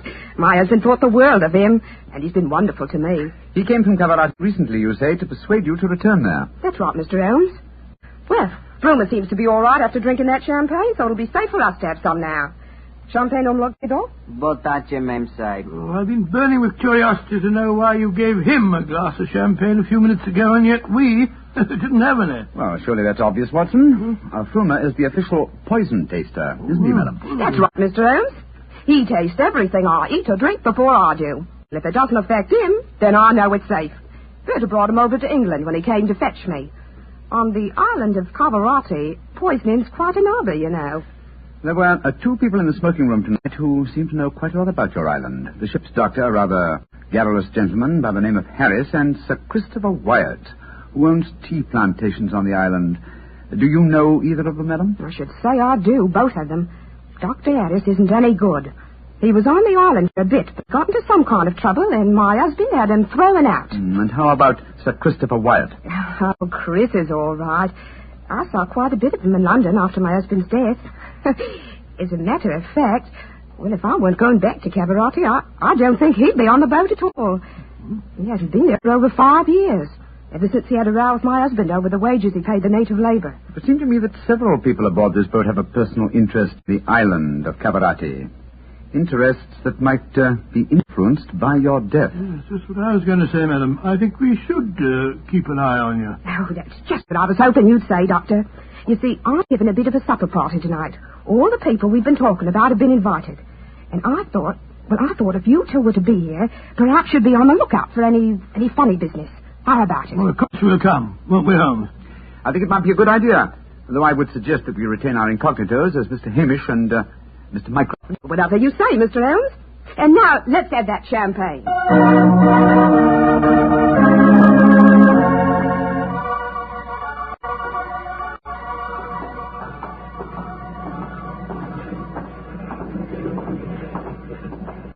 You know, Holmes, I remember the Rani when she was in the chorus at Daly's. She looked stunning in tights. There was one night I... Yes, no time, old chap, if you don't mind. At the moment, there's a question I want to ask you. Oh, sir? Is your medical bag fully equipped with all the antidotes to poison? Poison? It's ridiculous.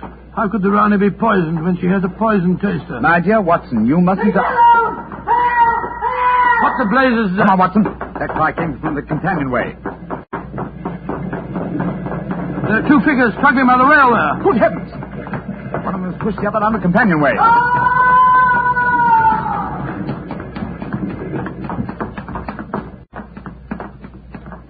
Good Lord.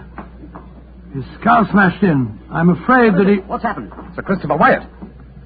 What are you doing here? I was taking a stroll. I heard a yell from this direction and came here as fast as I could. Great Scott, this fellow's bleeding badly. We must get the ship's doctor. That's hardly necessary, I fear, Sir Christopher. What do you mean? In the first place, this man is dead. In the second place, he is the ship's doctor.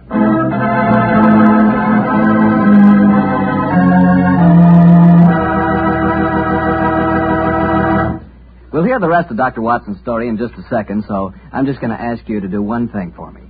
Well, I should say for yourself. Tomorrow night, if you're having meat or any meat dish for dinner, why not open up a bottle of Petri California Burgundy? That wonderful, rich, red Petri Burgundy will turn your dinner into a real feast. You see if it doesn't. Because there's nothing like a good wine with good food.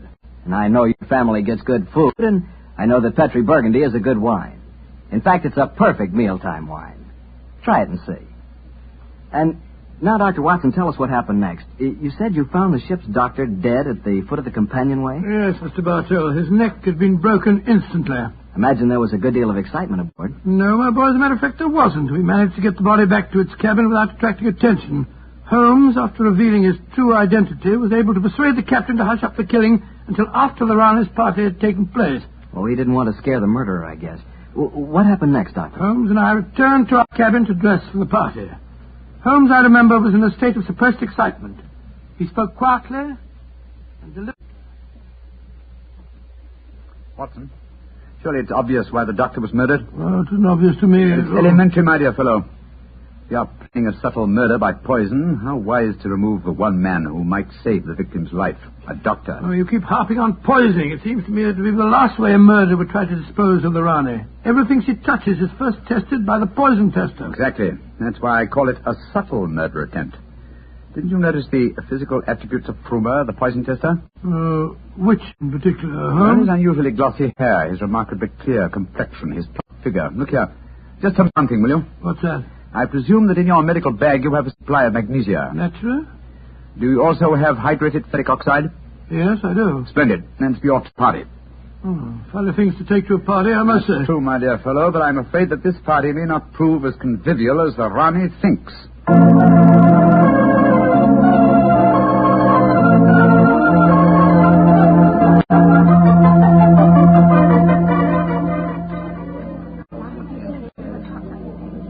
Holmes, it's nearly 1 in the morning. Everything seems to be going splendidly. It seems to be, Watson, but keep your eyes on the Rani. Yes, I have been. The poison testers tested everything that passed her lips.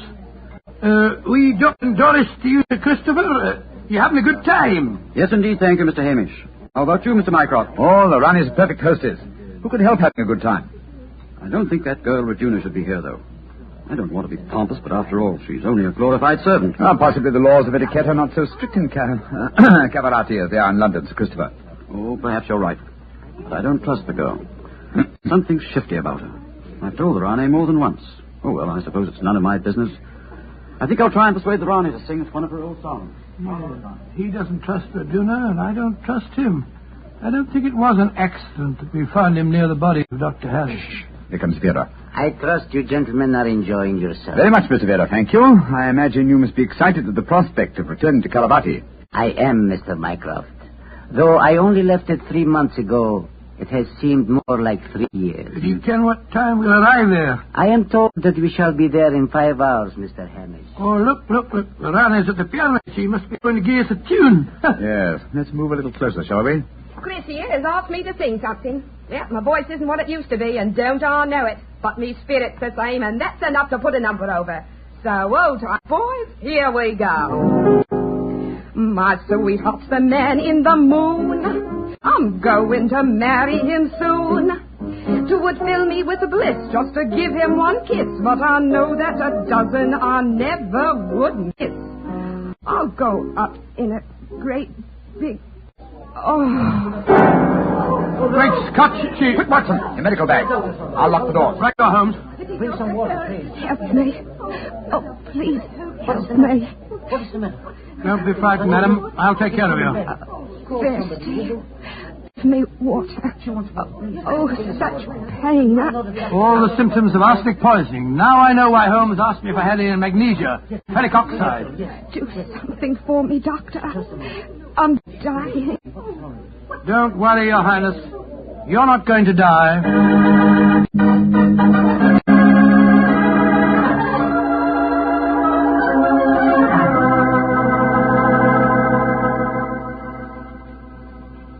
She's going to live, Holmes. Ah, gracious me, I'm tired. It's touch and go there for a while, though. Well done, Watson, old chap. Well done. Now that she's out of danger, why can't we all go back to our cabins? It's nearly dawn, and we've been locked in here since 1 o'clock. We've no right to do this, you know. Possibly not, Sir Christopher, but there's a murderer in this cabin, and I don't intend to let him escape. Mr. Holmes, what happened? How could I have been poisoned when Frumer tasted everything first? Why wasn't he poisoned? For a very simple reason, Your Highness. The murderer has been conditioning Frumer for over a year. What do you mean? He's been feeding him gradually increasing doses of arsenic until he has finally become immune to the poison. Great Scott, I never thought of that. Frumer's glossy hair, his complexion, and stout figure are all typical of a person who consumes arsenic regularly. But who could have done it? Only one person had the opportunity. Well, tell us who that person is. No, not you, Sir Christopher, not you. For you haven't been on the island for years, whereas Frumer returned from Karavati but 3 months ago. Raduna has also been in London with her mistress for the past 18 months, remember? The answer is obvious. You did it, Verda. You brought the taster over when you came to fetch me. You'd prepared him for the year beforehand. Of course I did. No white runner will ever rule over Kavarati. And you murdered Dr. Harris. Equally true. Mr. Holmes, give me the key to the door, please. Oh, no. What? Do not come near me. Please throw it on the floor. Do not hesitate. You see this revolver? I should have no compunction in using it, I assure you.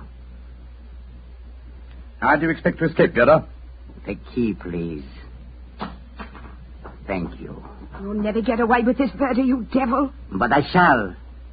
We are now in the harbor of Kavarati. I shall swim ashore and arrange your welcome, my dear Rane. Turn your backs, please. Turn them.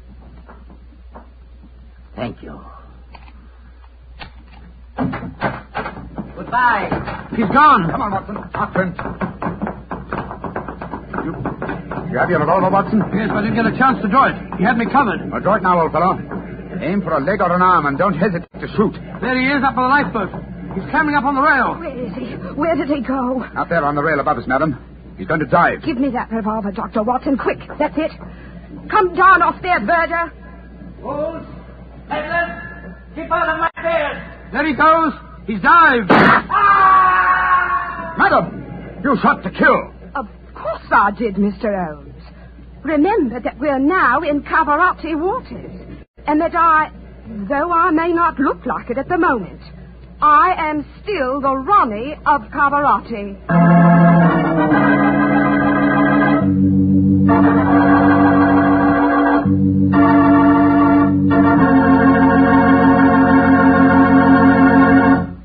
Say, that was a swell story, Doctor. It had a lot of color and quite a bit of action. Color, a bit of action. Well, I'm glad you liked it, my boy. Oh, I did.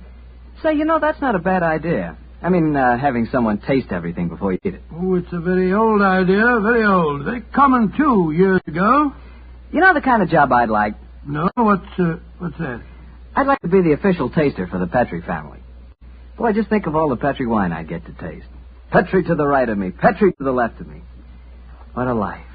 What wine? Yeah, I wouldn't mind having that job myself. You said it. The Petrie family, really knows how to make good wine. They've been making wine for generations. And because they've always owned and operated their own business ever since it was started way back in the 1800s, well, the Petrie family has sure piled up plenty of skill and experience. Yes, they've been handing down in the family from father to son, the fine art of turning luscious grapes into delicious wine. That's why you can't go wrong with any Petrie wine. It must be good, because Petrie took time to bring you good wine. Well, Doctor, what new story do you have lined up for us next week? Next week, Mr. Bartell, I'm going to tell you an adventure that Sherlock Holmes and I had many years ago. It concerns a series of bonfires, an underground cellar full of gunpowder, and a strange death on the rooftops of London.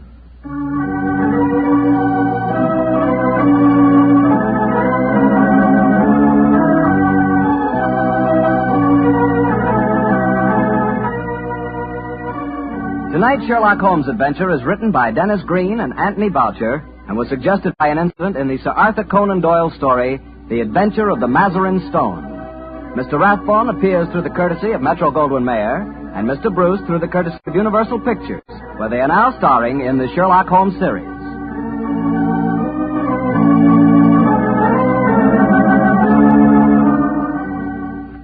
The Petrie Wine Company of San Francisco, California, invites you to tune in again next week, same time, same station.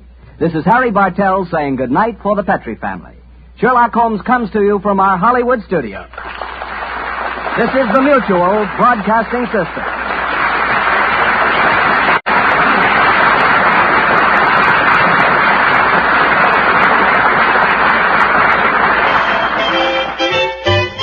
Life is swell when you keep well. That's why Post 40% Bran Flakes have become America's largest selling Bran Flakes.